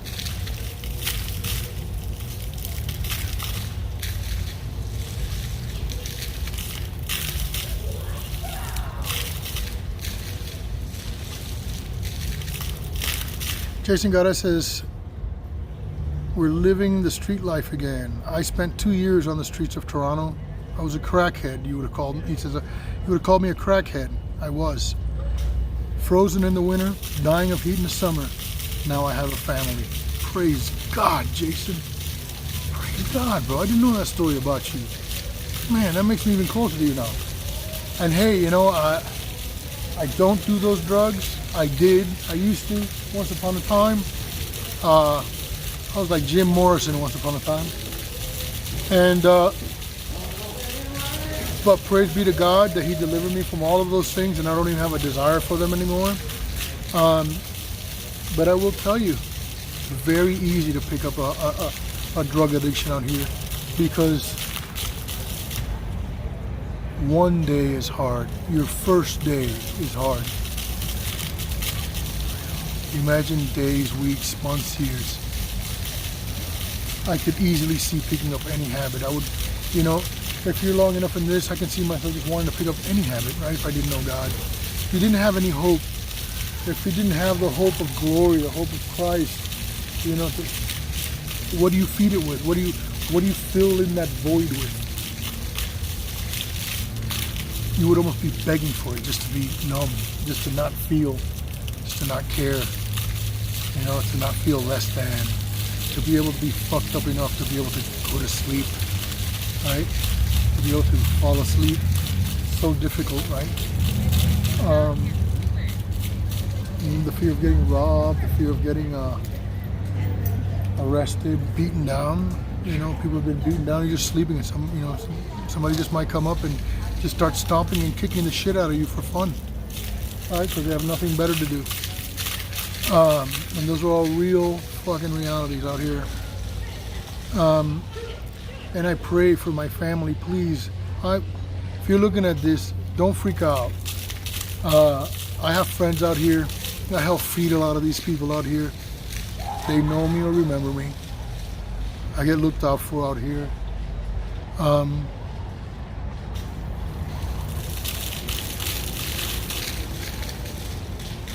I read that one, Window Liquor. Yeah, I think that's the same one. I think the guy said he had taken it apart. It's gutted on the inside, but it's got a little wood stove and stuff. Is that the one where he used to work in Breckenridge in the ski resort? I actually sent that one because I had no idea how I'm going to come up for my next ride. So what I was doing was I was looking at all of them last night, and I was sending them to Out of the Watchdog, right? And one of them was even free if you can just get it by today. And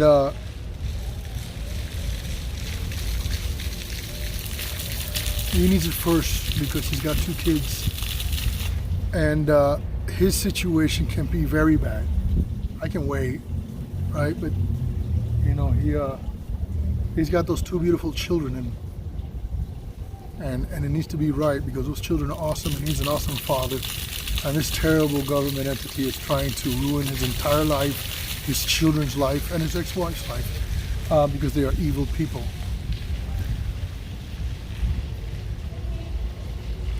Tracy Miller says, selling yourself to support your habits. Yes, some people do out here, you know, and like I've made a mention of that when, you know, just so you guys can think of how I believe in the spiritual things, and I believe that the ladies who are into that and drug addiction and selling their bodies like that, it's a spiritual thing, because we've all had a mate. We've all had great sexual romping honeymoon, you know, when you first meet somebody, and you know, these are people that you love, right? This is someone that you love and care for. And no matter how hot and heavy it gets, at some point she gets irritated and it hurts, and you know, and she gets you know, those things, right? Because it's only the human body, and that's just going, you know, a couple, 2-3 rounds, right, on a hot, heated night, on, you know, when you first meet each other and everything, right, where everything's on high, you know. Now imagine a young lady who's out here and selling her body and goes to 20, 10, 30, whatever number of men, right, who care nothing for her whatsoever, right? They don't care that she's a sister, a mother, a daughter, right? And then they pretty much just grudge fuck her, right? You know, almost with hate and disgust. And that's if they're not being raped by their own pimps, right? Every day of the week. And for the body to endure that, you know, there has to be a God, and there has to be an end. There has to be a judgment, and there has to be a salvation from such evil stuff. So God save those ladies who are in those situations, Father. Save them.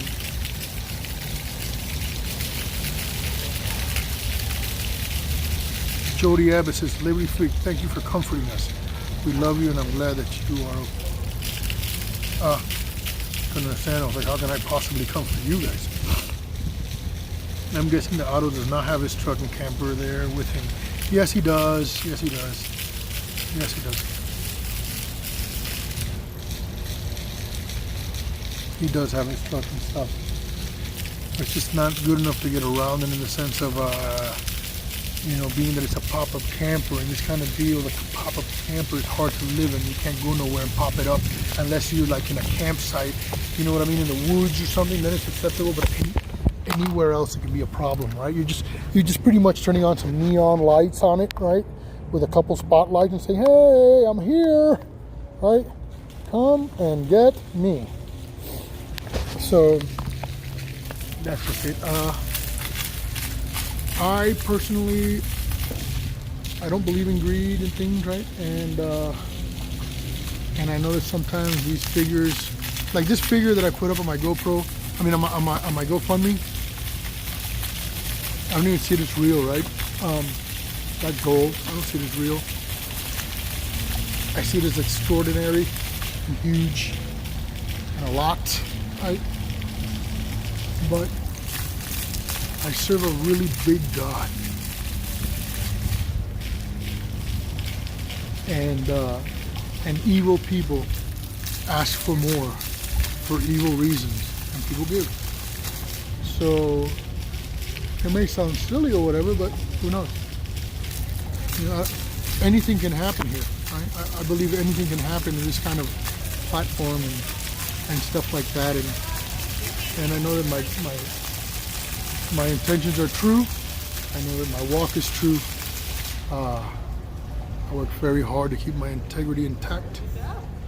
And so I kind of do this like closing my eyes like this and going, okay, here goes, you know, and it's like jumping off a cliff, right? Doing that big old dive, you know, and whatever happens, happens, like, because I know I'm going to get like crazy criticism for this. And it's crazy, you know, all those thoughts that go through your head, right?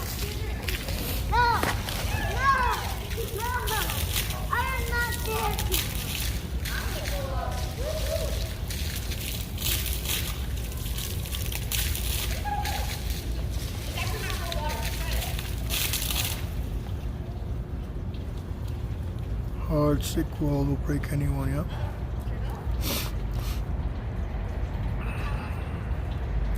Yeah, the just real says very fine. Looked up the effects of isolation on humans, and what a wake-up call.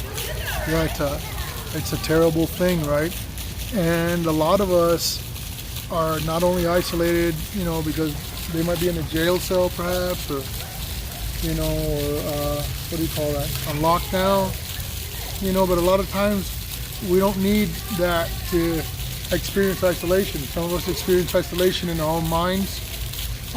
We experience isolation because of the situation that we're going through. When you're out here, you know, sleeping rough, isolation may seem real. People don't care about you out here. Actually, the truth is, if anybody cares about the next guy out here, it's probably the guy that's in the same situation as you, right?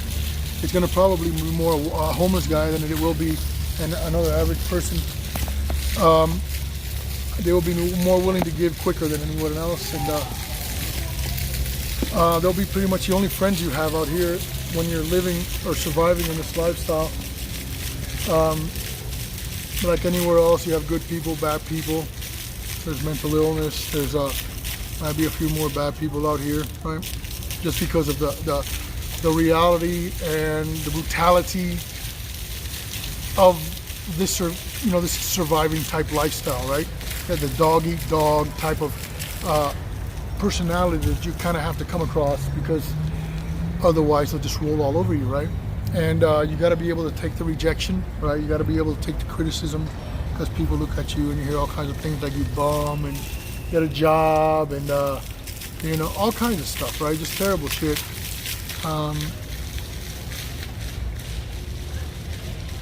Tracy Miller says, I lived on, oh, I just saw it, I missed it. She says she lived on the streets for over a year, says Tracy Miller. I couldn't imagine what it would be like to sleep out here every day for a year. But I would definitely sleep out here for an entire year if it would change one person's life.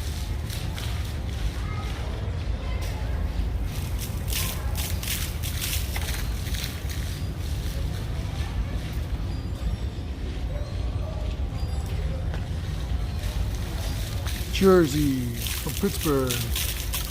New Jersey, oh, you're in New Jersey, but from Pittsburgh. All right, I've been to Pittsburgh, sold meat there.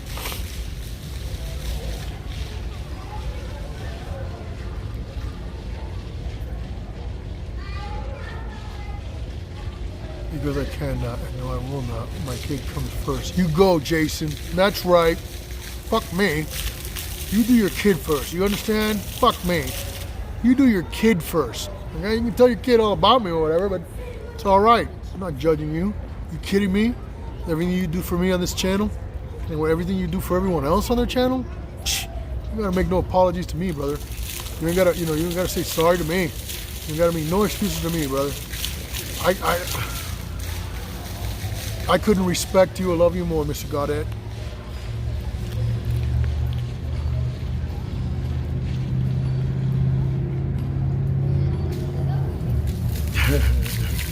Very fine, long ways away. We could have coffee together. Justice Real, what are you, part of the Guzman clan? Some coffee and conversation? Do you worship Saint Guzman, the great saint of coffee and good conversation?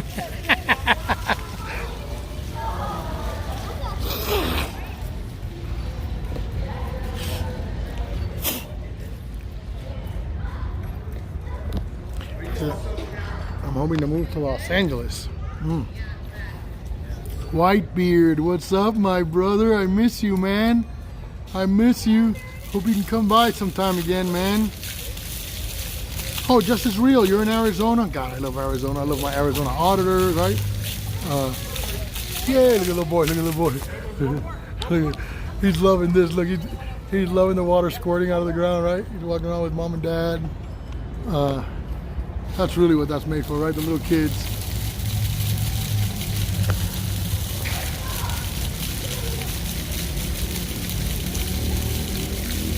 This should be called the truth stream.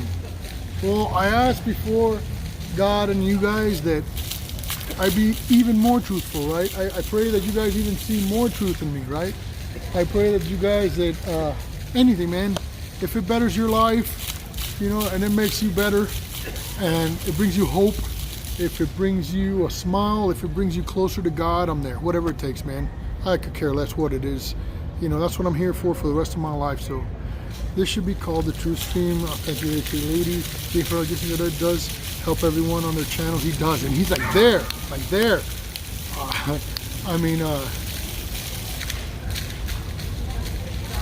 Most people will probably say some shit like crazy shit like, he ain't got a job. He should get a job. He has all this time to be here because he don't have a job. thank God you don't if you don't, Jason. I don't care what your situation is. I am not judging anything. I'm glad you don't. I'm glad you are who you are and that you do what you do and that you're there how you're there, buddy.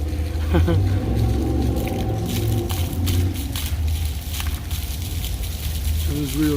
I don't worship anyone but my service dog. Oh, you got another service dog? Very cool. Very, very neat.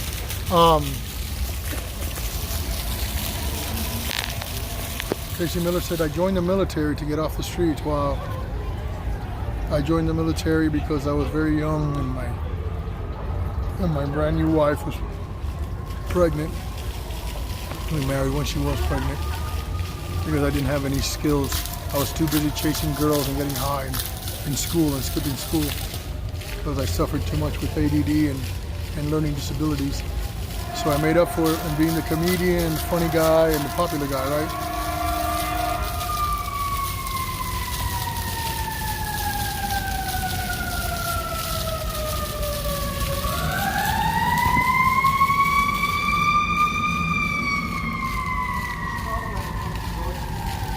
Chris Marcus, the Bible says that the meek will inherit the earth. That must mean that the meek must be stronger to be able to outlast powerful, corrupt tyrants, because meekness comes by God. When your eyes are focused on something else, it's hard to hate people. That's why I know that I need to get closer to God, because I feel a little anger and hate within me, and it kind of shows in my auditing, right?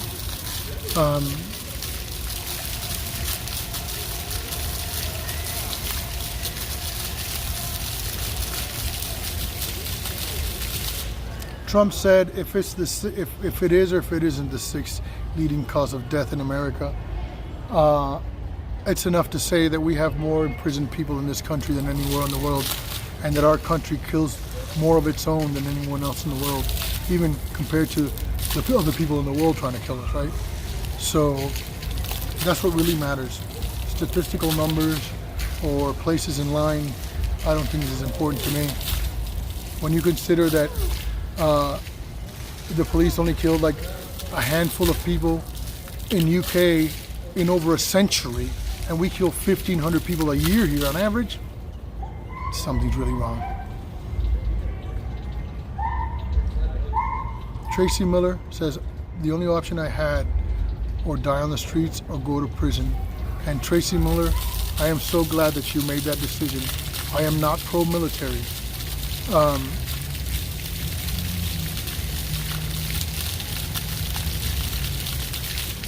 I don't believe that our country is really fighting wars, right, against people who are threatening our country. I believe it's done for political and corporate gain. And I believe that our young, beautiful soldiers have been duped and lied to and sold a dream which is not so. And so that's how I support them.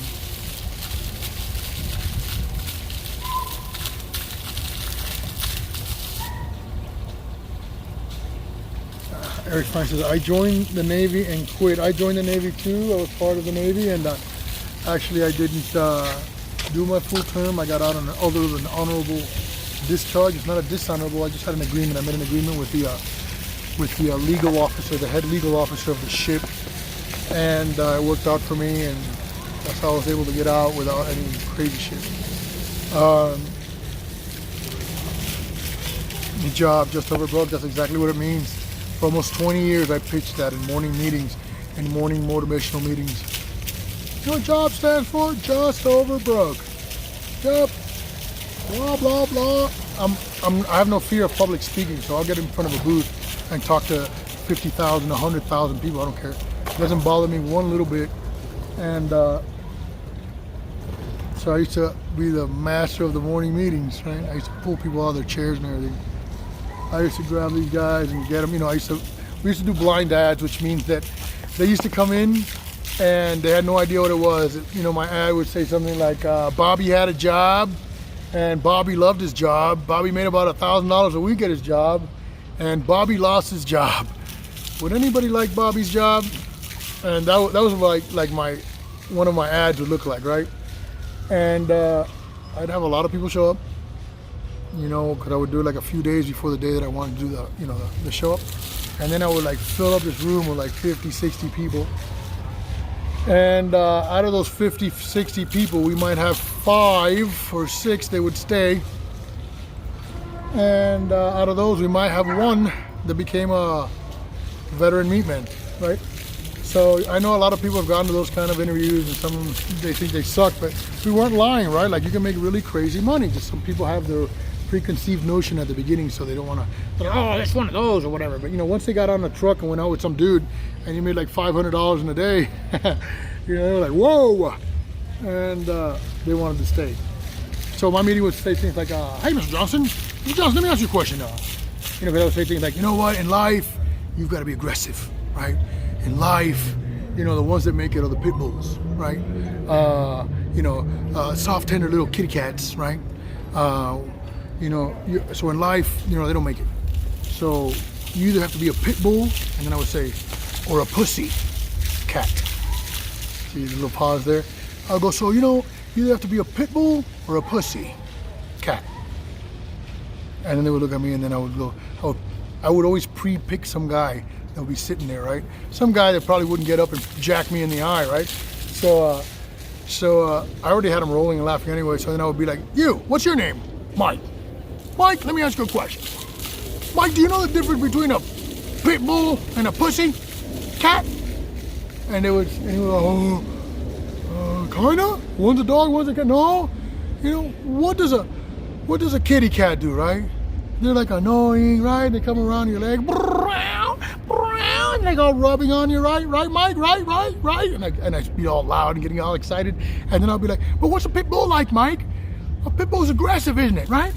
Pit bull comes and latches onto your ass, right? And he grabs you, and then as I'm saying this, I grab him by his leg, right, by his knees, right? You know, so but I grab with both hands, like I'll grab his knee, and then I'll be like, and what does it do? It grabs you, and I start shaking his leg, and it pulls you, and I'll pull that dude right out of his chair. Boom, and he'll fall right onto the ground. I'll be, oh, sorry about that, Mike. And then I'll give him my hand, and he'll stand up, and people are either blown away or laughing, and he sits back down like, didn't mean to do that to you, Mike. Just need to prove a point. So which one are you, Mike? Are you a pit bull or a pussy cat?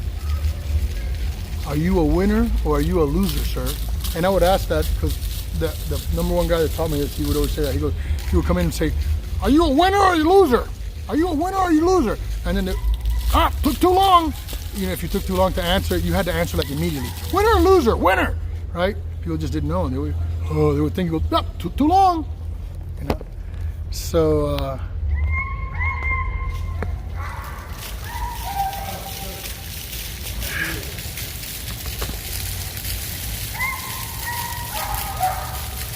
Yeah, and you know, I'm not bashing the military or none of that. You know, what I'm saying is that's just the deal and how I feel about it, right? I feel I was lied to. I was told that they had the job for me. I wanted to be a machinist that worked on lathes, right? That, you know, made parts out of a hunk of metal.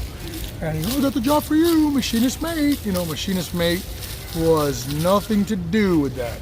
Machinist mate was the second or third hardest ass job in the Navy.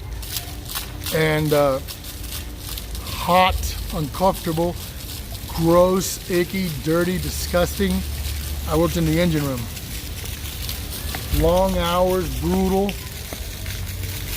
As a matter of fact, sometimes when we were up and the thing was running and they did these drills, they would come into the engine room or whatever, me and the guys, you know, the guys that worked there, some of them, we would make bets on which one would pass out first from the heat exhaustion. Because there was always one, at least, that passed out. Right, because they had all them fire suits and shit, and they go down the engine room with all the motors running and everything, putting out a fake fire. And next you know, you had one dude that just keeled over like a pin, like a bowling pin. And next you know, it's medical emergency. They're scrabbing him out. We're like, give him my money. It's the other guy, right? I was beat and made to work for them. Yeah. Oh, Selena Fox, your husband was the BT. Yeah, those are the guys on the other side of the wall from us. They produced the steam, and we used the steam and made it work into the engines, right? BT, that was a rough gig. Oh, Just As Real, you must be new to the channel.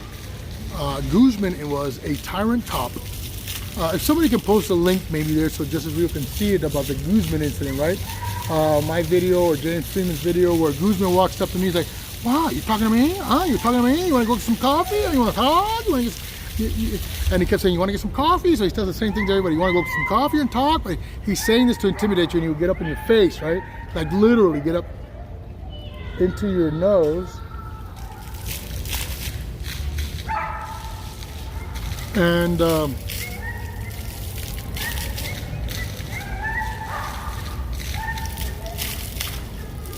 here in the sky blue says, Liberty, I should have referred to Vietnam. The vets I know who went there were screwed. And you don't have to go that far back. The vets that are going out to the sandbox today are still screwed. Look how many fine young men we have coming back with massive PTSD. Okay, the rate of suicide has like quadrupled in the military. They come back and they're totally ignored. They're totally forgotten. They're totally uncared for. And these streets are full of our warrior heroes struggling to just get through one day.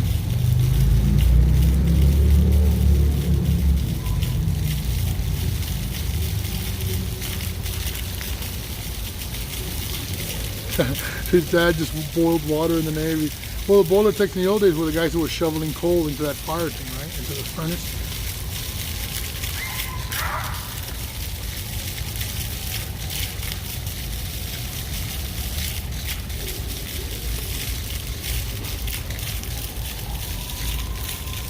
Yeah, Miss Lady D, I don't even touch that subject because that's a hot spot for me, and it's kind of a weird subject to talk about all the time. But yeah, a lot of that goes on very big all over the world. It's the biggest, disgusting, most depraved, I can't even call it this, but like luxury or whatever the fuck you want to call it, that the elite treat themselves to. And that's children. There's a dog out there crying like Rusty because the ambulance is coming by.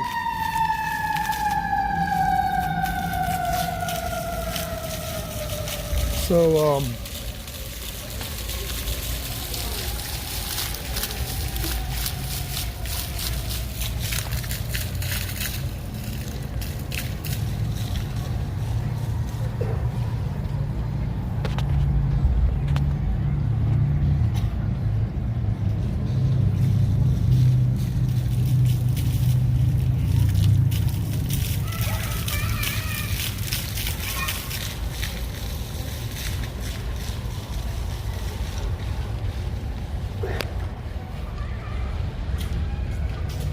word.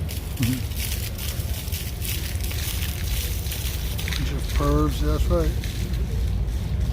Oh, cool, the Guzman mirror from Eric. See what I'm talking about, Jason? You see that shit? I mean, you would think this guy had it like, you think this guy has a fucking big old notepad, open on his computer with just the links, right? All he has to do is copy and paste. And so, let's move along. But I'm gonna go get some water somewhere. Let's go find some water. Because I am as thirsty as I get. Unfortunately, all this water spewing right here is not potable water, so I can't do shit with that.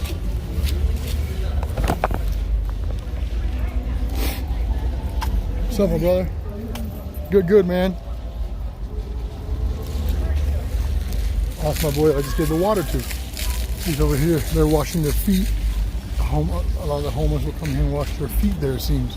I've seen several, and I can see that because, keeping clean is rough, and to have dirty feet all the time is really rough, especially if you're like in flip-flops or, stuff like that.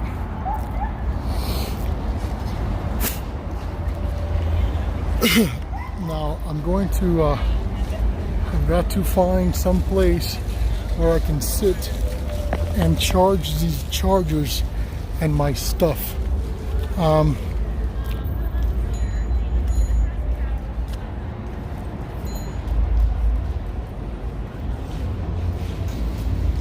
Ooh, maybe this is the art museum.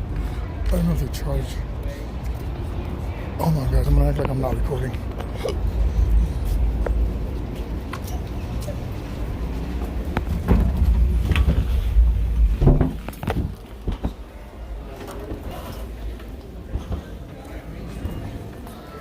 Hi. How are you? Is there a water fountain here? We don't have a water fountain, but we have the Starbucks over there. They're happy to just give you a Look at the water. Oh, yeah. Thank you, man. We are in the Denver Art Museum. Look at that.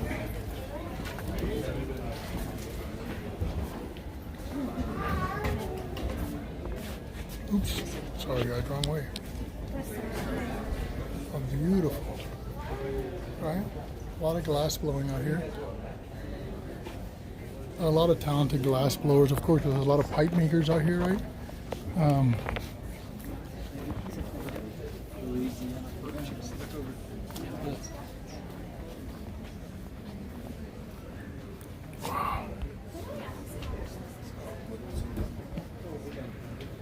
Beautiful glasswork, right?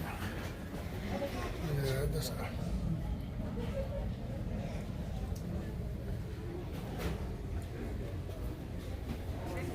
wow, look at that. Yeah, true masters of their craft. All right. Just beautiful work everywhere.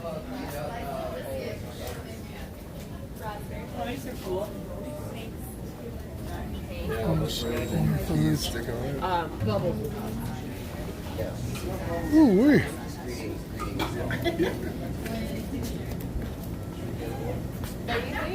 Will she ever use it? And you guys know your receipt?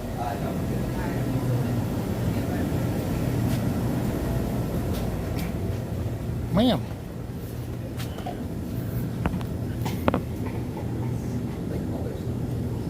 Some variation.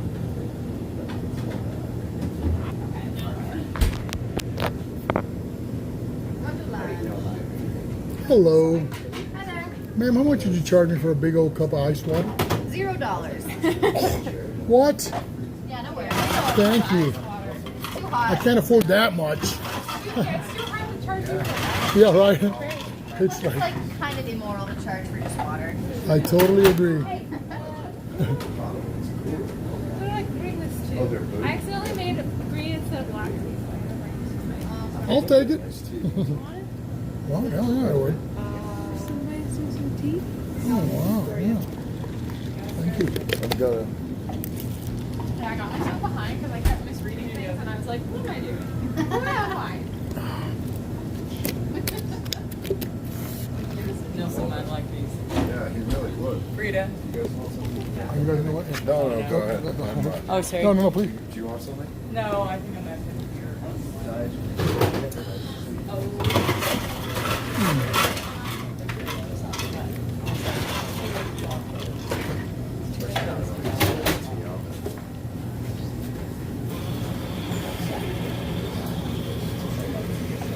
Just the ice water, because nothing takes away thirst but water.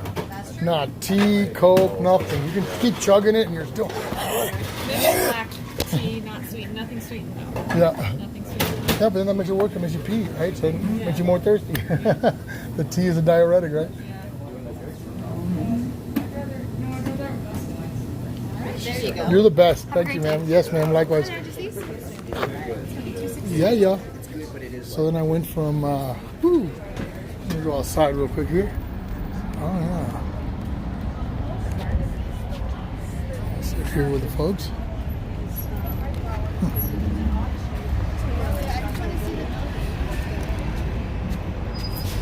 Alrighty.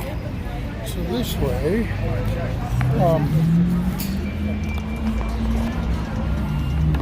actually, what I'm gonna do is in the video. There we go. That way nobody's in the video and starts crying, right?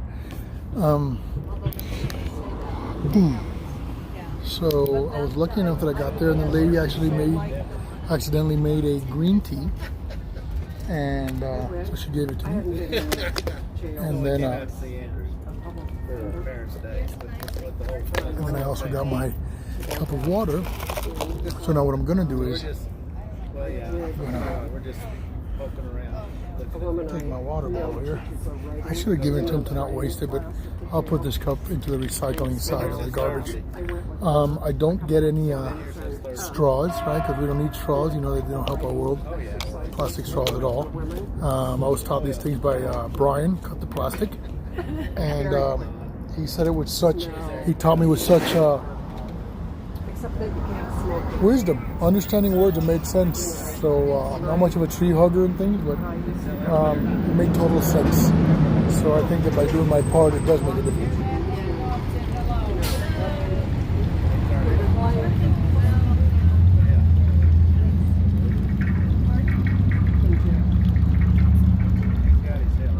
Cigarettes are contraband.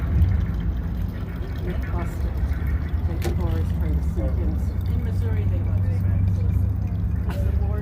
well, the warden. You grow tobacco. The warden's argument. No, we don't. But the warden's argument is. You know, I'll wait till that ice kind of melts while I'm sitting here. And So they've cut it in. to whoever that Puerto Rican guy was that gave me this bottle of water, Boricua, thank you.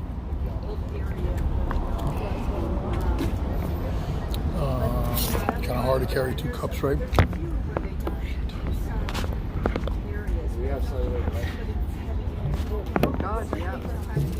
There we go.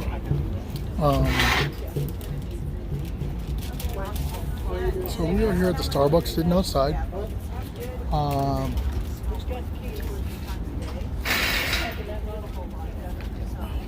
Sitting among the rich, feeling rich.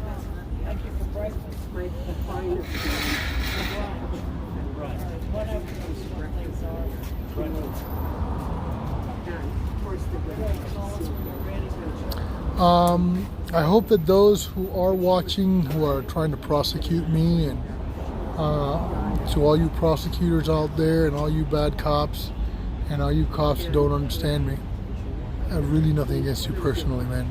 It's your job. It's the ugly things that you do that you know that you do. Okay? It's because they make you do it, and it eats your conscience. And so many cops end up killing themselves. They shoot themselves. They commit suicide because they can't deal with the burden of guilt on their souls. Okay, that's the reality of it. Before she was transported back, I was hallway instead of meeting with her in the room with my guards from detention. Wow, I can't believe it. 4 hours. I don't know why I feel compelled to stay here, right? To keep this live stream running. He's like, any other reason? Maybe because I'll be bored with myself out here. But no, I enjoy talking to you guys. Just hanging out with you guys here in Starbucks. Right, look at this. It looks like a cup of piss. But it's this delicious green tea, right, with a little bit of mint in it. You can taste the mint. It's got no sugar whatsoever. It didn't matter if she was going back to detention. It didn't matter. But as you're drinking it, right, I can drink it, and it's so cold, and then I can smell the mint in it as I'm drinking it, right? I can smell the green tea. I thought that was This was given to me by the Starbucks inside the Denver Arts Center. I want to thank them, and I want to thank those ladies for being so kind. As I said, that you know, it's a shame, it's disgusting to ever think that you should charge somebody for water, or not just giving them a cup of water, especially in this kind of heat. And I agree. I'm going to, since it didn't fill us up, give me a second. I'm going to go over there and get a refill in the water, so that I can fill up my whole cup. Yeah, we're out walking around. But I just can't imagine if you're having. You bet. Bye. Well, when my mother was, They went down there with it. you know, my first call to the He said, hospital. yeah, you screwed up. You could have said all that I stuff said, to us. do you have a nicotine You said it for pouch? us. And they said, That's no. I said, that was the most important not thing. killing her. Otherwise, she's going to be falling out of that bed. Right, you know. I guess I will have to wait. It's quite the line. It's a busy place in there. It's kind of nice to sit here and not be stared at, right? Even though I'm the only guy sitting here by himself, it sounds like I'm talking to myself, right? Looks like I'm talking to an inanimate object. So weird. Hey, YouTubers do it all the time, right? So I'm not supposed to feel weird.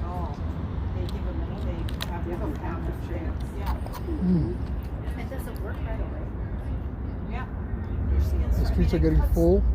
You know, most of it is the physical. Most of it is the Still dragging ass this morning, but damn, when I met Gabriel this morning, I ended up with 4 cups of coffee. I ended up drinking like 4 big ass cups of coffee, like this big, within like 2 hours.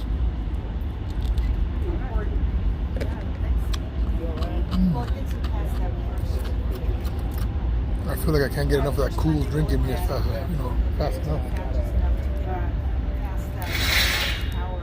So there's half a chance. So if they gave me that tea and I paid for a refill, would that be cheating? Yeah, I have to say that I never tried this, but I would definitely come back to Starbucks and buy this. I think I like this more than the coffee. Whenever I have the same amount of caffeine, that'll be neat. Hey, Gentee's in here. What's that, Gentee?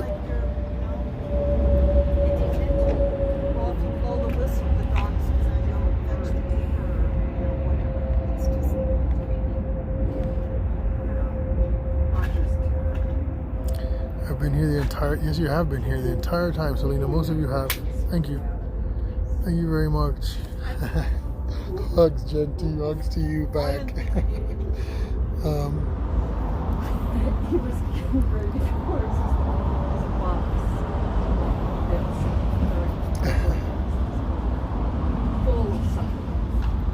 Bottles and bottles.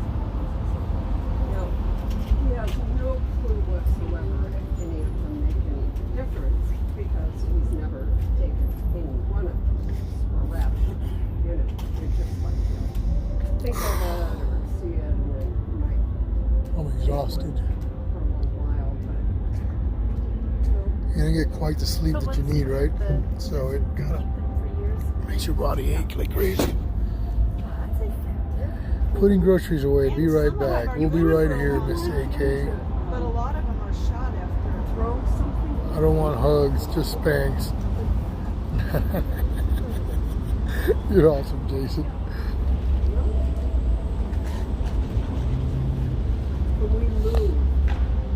So it is Liberty Week.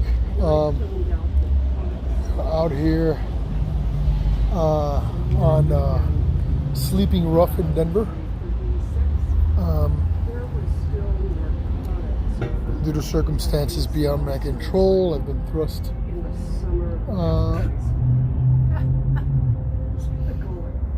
being out here by myself.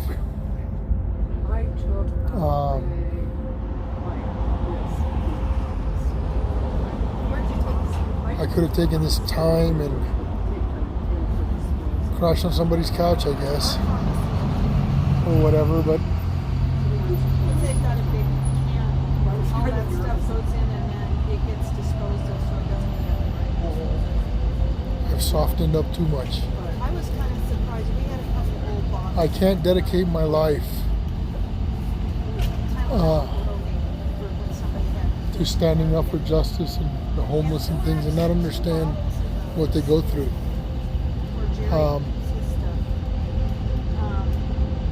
I've judged them myself so many times before I did this. We think we can imagine, right? We think we know what it's like. There's a few people in here who have admitted that, they know what it's like because they've had to live it, right? Whether it be a week, a day, or a year, or 8 years, or, the ones that have done a year. I don't know what I would be like at the end of a year out here, right? Would I still be the same kind, loving person, or would I become hard, and mean? I think I would have to work really, really hard to not become that way, right? To not want to hit a bottle, or to not want to get into something that makes me forget, or makes just a few days easier, or or makes just one round of sleeping a little better. That's right. So again, I know I've said this a lot of times, but we've been going for a long time, 4 hours and 15 minutes in this live stream. But the truth is that a lot of people have gotten on here and don't know what it's about. So I've decided that this stream, I'm going to change the name, because I called this one What Matters. But it's actually going to be called Sleeping Rough in Denver, which is the terminology which is used by the British for homelessness. Sleeping rough, or rough sleeping. Just to get you guys a special insight and a view of what it's like to survive out here on these streets by yourself, and what you have to go through and stuff like that. And my plan was I was going to make small, I was going to try to edit some videos and make it like that, make it like kind of cool Vice type of documentary thing, right? Because in my deluded mind, I think I have some kind of talent that I'm going to make something like that, but I won't, and I can't, and I'm not probably. But so I started it this way, and it might be just live streamed every time I do it. So I might be doing a few more live streams than what you guys are used to, right? You don't have to watch them or nothing; they'll just be there. But I will do one for my safety as a live stream, and also because it'll still be the same way documented, right? And you're still going to get the same information, but more real time, right? Not edited. And you guys can really see what it's like, right? What the regular average struggle of someone out here in Denver sleeping rough.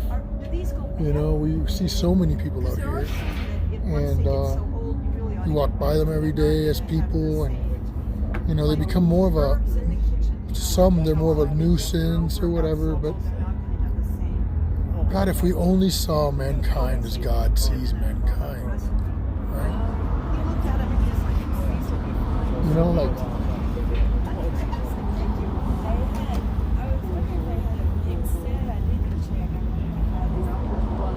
Back in the days of Jesus in the Bible, probably one of the worst things that you could ever be was a leper. Not the animal, the one who suffers from the disease called leprosy. And in those days there was no cure for it, right? It was a horrible disease. It was a scary disease. And in those days they believed that disease was upon you because you were paying some kind of great sin, right? So you were judged pretty hard. And in those days, you were banished to a place away from the city and away from the populace, so that you wouldn't infect others, and then they didn't have to hear you, see you, or smell you, right? And the only people that would take care of you or do anything for you would be your immediate family, the ones who loved you, until at some point, some of them would just stop coming, which is the average story of the prisoner or anything like that, right? They just stop showing up, there's no more letters, and then, which the book of Job, which is spelled like Job, the book of Job explains that of a great man of the Bible who suffered great hardship and never gave up his faith to God. And he was rewarded 7 times over. But in the Bible, it says that when Jesus went to the leper camp, the Bible says that he was filled with compassion, and that they gathered around him, and that he touched their hands and he shook their hands, and he hugged them and held them. Come on, he just, he put his arms around them like they were family. He didn't know any of them. Well, he knew all of them. He knew their names before they were even born, but no judgment, only compassion and love. Man, they must have stank. Good Lord, their breaths must be terrible. Rotting teeth, faces, body parts falling off. Your body is rotting while you live. Rotting off. So many reasons to throw in a judgment. He loved them and he healed them.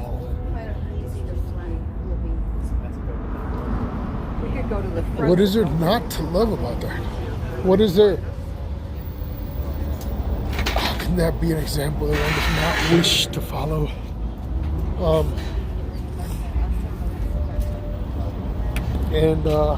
So that's how I want to model my life, and that's how I sometimes when I come out here and I get really judgmental. I get judgmental too,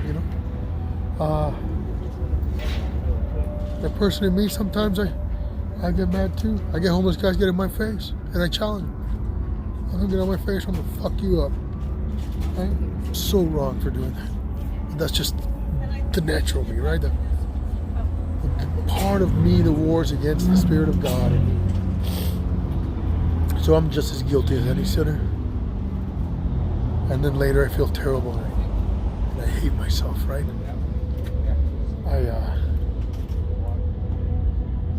I hate myself for the example of that fight that I had not too long ago at Lodo. Not even a fight. It wasn't even a fight. It's not me anymore.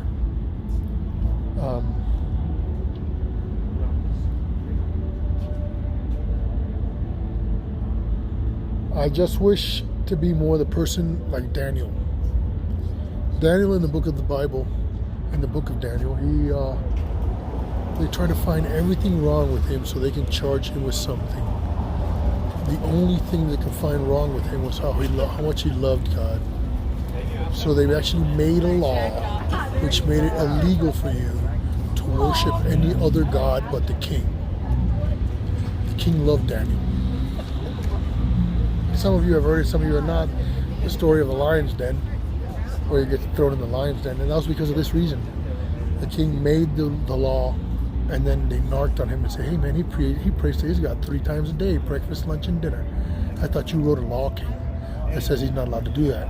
And even you have to follow your own laws, king, according to the rules. And he was like, yeah, you're right. And then he found out it was true, and with a broken heart, he threw him into the lion's den. Broken hearted. The Bible says he was there personally when he got thrown in there, and he said, I know that your God will deliver you, Daniel. And he says, this is going to be the test or whatever. He says, I'm sorry, but I have to follow these rules. This is how it is. And the Bible says that they threw him in there. And the Bible says that the king was so brokenhearted about it, right? Because king didn't believe in Daniel's religion. King didn't believe in his God. He wasn't a religious person. But because of his God, and because of his belief, and because of the faith of Daniel, his integrity and his dignity, the way that he carried himself, and the way that he was an absolute example of purity in the way it should be, right? And that he stood regardless even of under the threat of death. He said, I will not eat the king's meat. I do not want the king's gold. He said, because I will not break God's law and what we eat. He said, what I will do, he goes, I'll eat vegetables and water. Good enough? Beans. He said, are you crazy? If you get skinny and die, the king will kill me. He goes, I promise that in 2 weeks, I don't look great. I'll eat your meat. And he looked great, right? Because he was vegetarian, right? And so he gets thrown into the lion's den, and the king says that he denies himself and commands that there's no entertainment for him. He told everybody to go away, get the hell out of my room. I don't want to talk to nobody. I don't want to hear any bullshit you got to give me. He said, I want to be alone. And the Bible says that he sat there by himself and he mourned for for Daniel. And the Bible says that he did not sleep. This is a wicked, atheist, self-centered, reprobate king, right? Not religious at all. But because of what Daniel believed and the way he carried himself, even non-believing people give into your life and bless you and care for you. Even though they don't believe what you say or they don't care about what you say, right? But he knew that somehow David and this God thing that he had going on with his God, right, was the thing. And the Bible says that he did not sleep, and that when he woke up, when he got, like when the morning came, the first thing the king did was he ran to the lion's den, to that dungeon. He ran there. And the Bible says that he yelled out.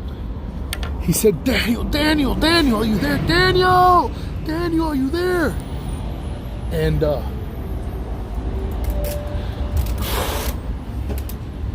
his response was, yes, my king. May you live forever.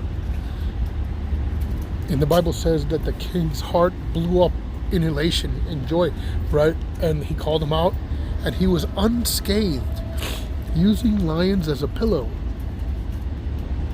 and as a blanket, keeping him warm, right? They're licking on him, he's petting them.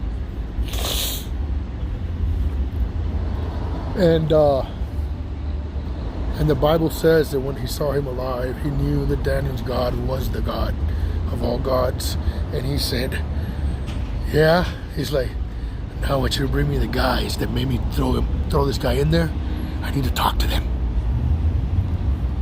And he goes, hi fellas, remember your little trick, what you had me do so you can finally get rid of this guy? He's like, I got something for you.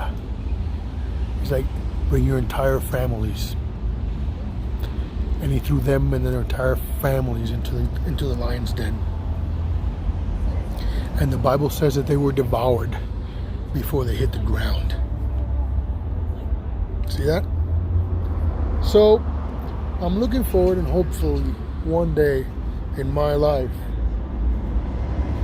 I could never be so egotistical or arrogant to say that I can get to a Daniel level, but I hope that one day I can be seen as Daniel and say, hey man, the only fault we found in him was how much he loved his God,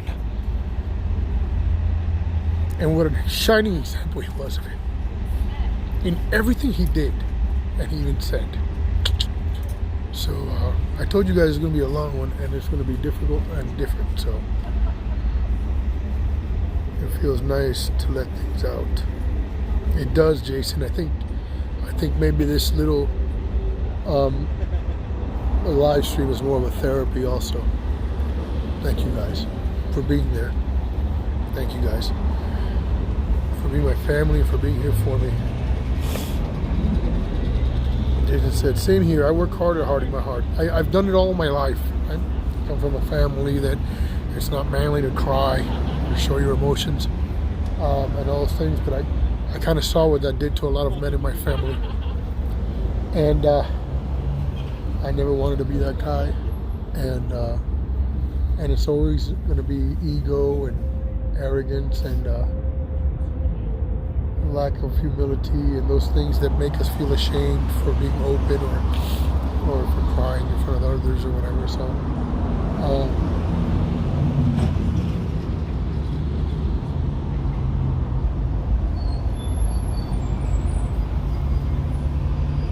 it's all right. My Savior wept when he didn't have to weep. He was the King of Kings, the Lord of Lords, and the God of all creation. And he was simply crying because Mary was crying, saying, Jesus, if you would have gotten here just a few days earlier, my brother Lazarus would have lived. And the Bible says Jesus wept. But why would he weep when he says right after that, I am the resurrection and the life. And he who believeth in me, though he were dead, yet shall he live. He said, truly, truly, I say unto you, today your brother will live. And Mary says to him, Jesus, what are you, nuts? What do you think, we're stupid? You think we don't know what death is? Because Jesus told him that your brother was sleeping. He's like, what do you mean sleeping? And the Bible says, he says, for my Lord, he stinketh. She was telling him, you don't get it, Jesus. He's dead. He stinks bad.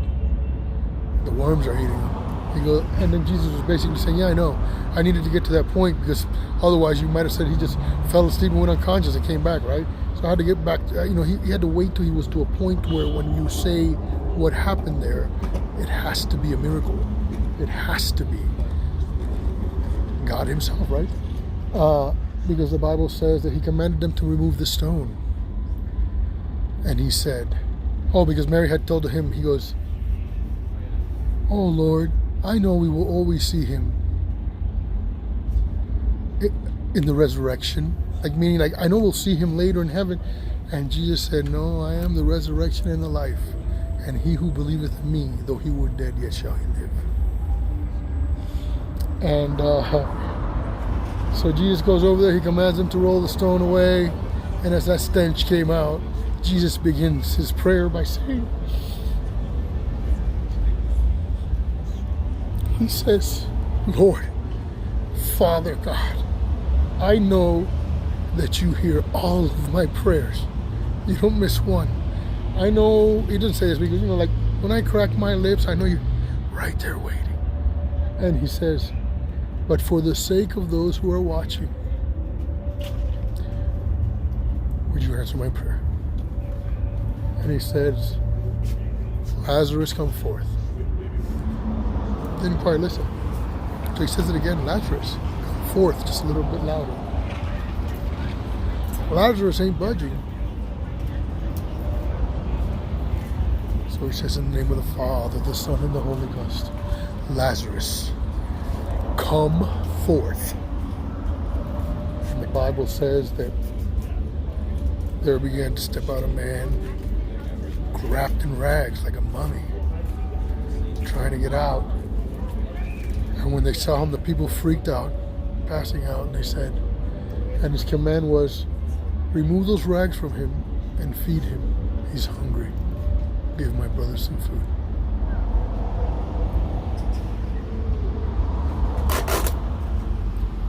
Why did he weep if he knew he could do that? Why would it be important to write the shortest verse in the Bible? Jesus wept.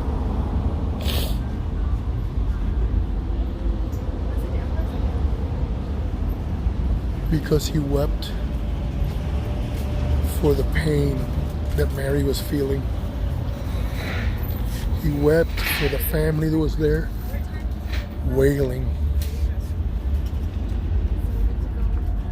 He wept, I believe, because he had to wait till it was way past the time. And I'm sure he wept because he felt like he let them down there for a little bit, but he had something special to prove. So I'm not ashamed of weeping. I haven't wept yet. I've only cried a little. And I always make these silly excuses because I feel stupid, right? I feel like men shouldn't cry, right? Like I feel less than for crying, right? I feel weak. But the Bible says that in my weakness he is made strong.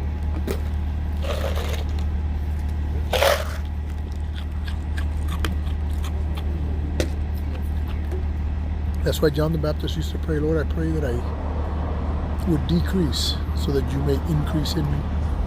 Right? Like David said, Lord, I pray that you never make me too rich to forget you, and I pray that you never make me too poor, that I would beg for a crust of bread or steal bread.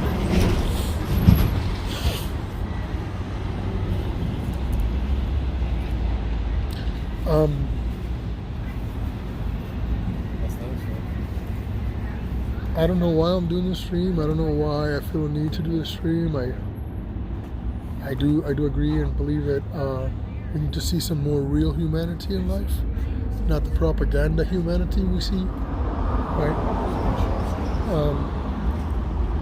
Not the fakey virtue signaling type of goodness and charity, right, of humanity.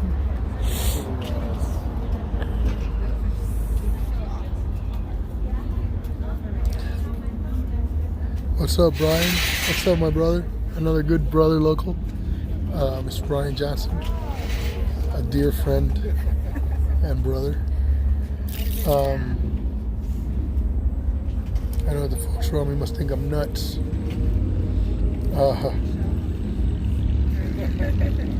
Oh, you're disabled, Miss Lady D? God bless you.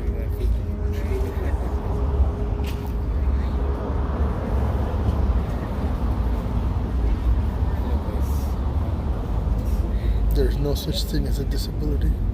We're all put here for a reason. We just gotta look for it.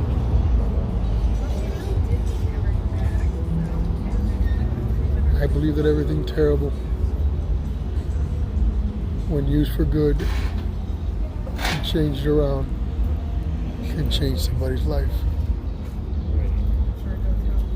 And please, ma'am, with all due respect, I'm not belittling your situation in any way.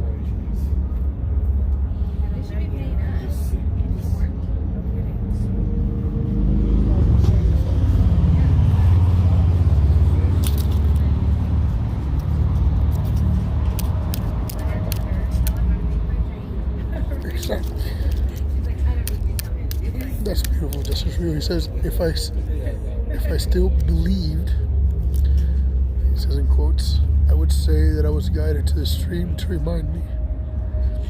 I cried because I had no shoes. I saw a man who had no feet. That is so beautiful.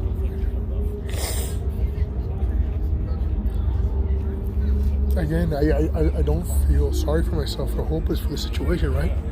When you consider, what if you are a woman here, right, in this situation, or a woman with children, or even a family, right, like a husband and wife with children, right? What if you're out in this situation with disabilities, right, in a wheelchair, you can't walk, you got, colostomy bags, right, all these kind of medical needs and things, and, to bathe, and just the things that we so simply take for granted in our life, right? Again, look, water. I've been out here for several days, and this is like the thing out here in Colorado being so dry and everything. You'll get dehydrated in a heartbeat. Dehydrated so fast you'll be in a hospital in a heartbeat, right? I know because I've been there twice, if not 3 times in the hospital already for dehydration.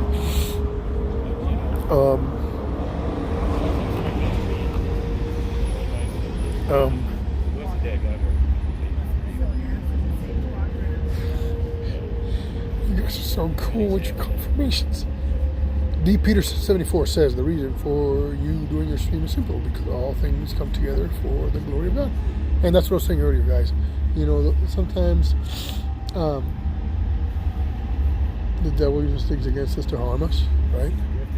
And to ruin our lives because he hates us. And and again, I take this situation to turn it around and see how many people will be blessed by it, right? Maybe in the day of tomorrow, somebody will see my video and say, wow, so maybe it isn't so bad that I'm out here right now, right? This guy taught me what to do today. Whatever, Maybe somebody watching has never been in this situation, right? Or has never been, poor or something, and maybe hear my words, and maybe consider a change. As you guys know, we have a lot of people that support us and come to us, like for example, Miss Bonnie, right? She's a lady who is better to do than most, and she saw what we were doing at the corner bakery, and she came out and said, hey, what's going on here? I want to know why you guys are causing this commotion. And we explained it. It made sense to her, and now she's one of our friends and a regular contributor and supporter over there. And we call her Miss Bonnie, Miss Portion Control, at the feed. And and there's others like that too in our community, right? And He didn't get in trouble from that fact. I think he got in a little bit of trouble for he landed on private property. how people. Oh, there's another dear friend and brother, Mr. Stephen Mazer. Another fantastic human being who saw what we were doing, who, not only watched or whatever and contributed, but he comes regularly, as often as he can, according to his life, and he takes the time to cook the best meatballs I've ever eaten. And he cooks usually about 2 different entrees, and then he loads them in this ginormous bag, and he travels the public transportation system here to get to our feet on time to do his part. And now usually Steve Major, what happens because of his transportation through public transportation, a lot of times he'd get there a little later, which actually worked out perfect, right? Because he would always get there when our food was out. Right? As soon as his food ran out, Steve would show up, and then we have like a second win, right? All his food again, right? And all the guys that thought they weren't getting any food are now being fed. And not only are they being fed, right? They're being fed, right? Like this is the best, pasta you've ever eaten, right? And so yeah, big ups to Mr. Stephen Mazer.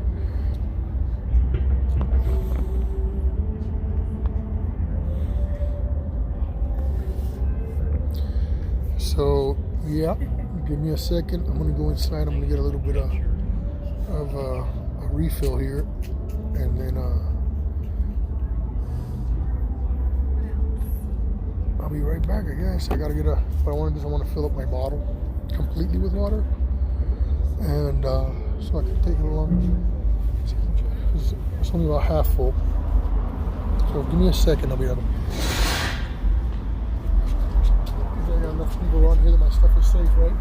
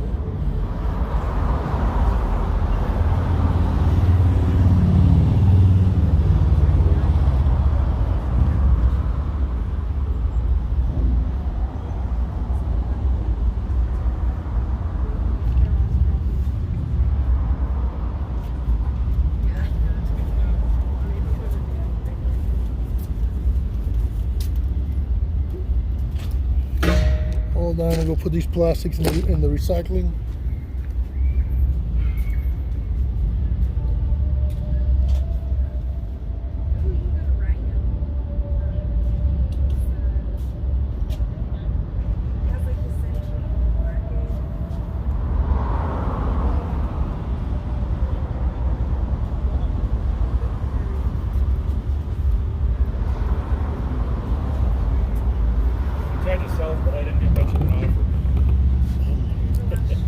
I tried to sell it, but I didn't get much of an offer. Yeah, right. So. Sometimes people don't believe that I'm homeless because, like they see my phone and stuff and they're like, you ain't homeless, you got an S10 Plus. And what they don't understand is that my channel, the people who support me, and they knew that I had my phone for 5 years. Making videos for 5 years with this junky, fake, like one of those cheap version Metro PCS or whatever. And one of my people that was watching was like, and then, it was a cop that said, you ain't no journalist with that crappy ass piece of shit phone, whatever. And the guy heard that and he was like, what's your address? He goes, I just want to send you a gift. And I was like, okay. Next thing you know, that Fox came, I was like, my jaw hit the ground, right? I couldn't even believe it, And the people have just donated and been so kind and stuff, it's really changed my life a lot. So if you guys ever want to check me out, I'm Liberty Freak. If you ever put those 2 words together, it's always going to be me on YouTube.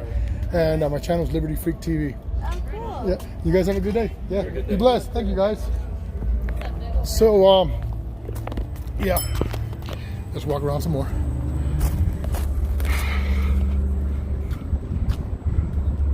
What percentage do I have here? 23%. Unfortunately, I think I'm gonna be cutting off here a little bit because I have to charge all these electronics, and it's dangerous for me to have an uncharged phone. So you guys know how my life is, right? Any given second it goes from 0 to 1,000 miles an hour. So what I'm gonna do is I'm going to probably let you guys go now for a little while so I can go somewhere and charge my electronics. Alrighty guys, thank you very much for being here. I'll probably, as soon as everything's charged, I'll be back on live. Like I said, I'm gonna be live more than I've ever been, right? Because I want to chronicle this thing, and this is gonna be more of a live stream thing instead of static recorded things, right? So that you guys know real time what it's like to be out here. All right, I love you guys. I will see you guys shortly in a little while, a few hours or whatever. And thank you for being here, you guys. God bless you.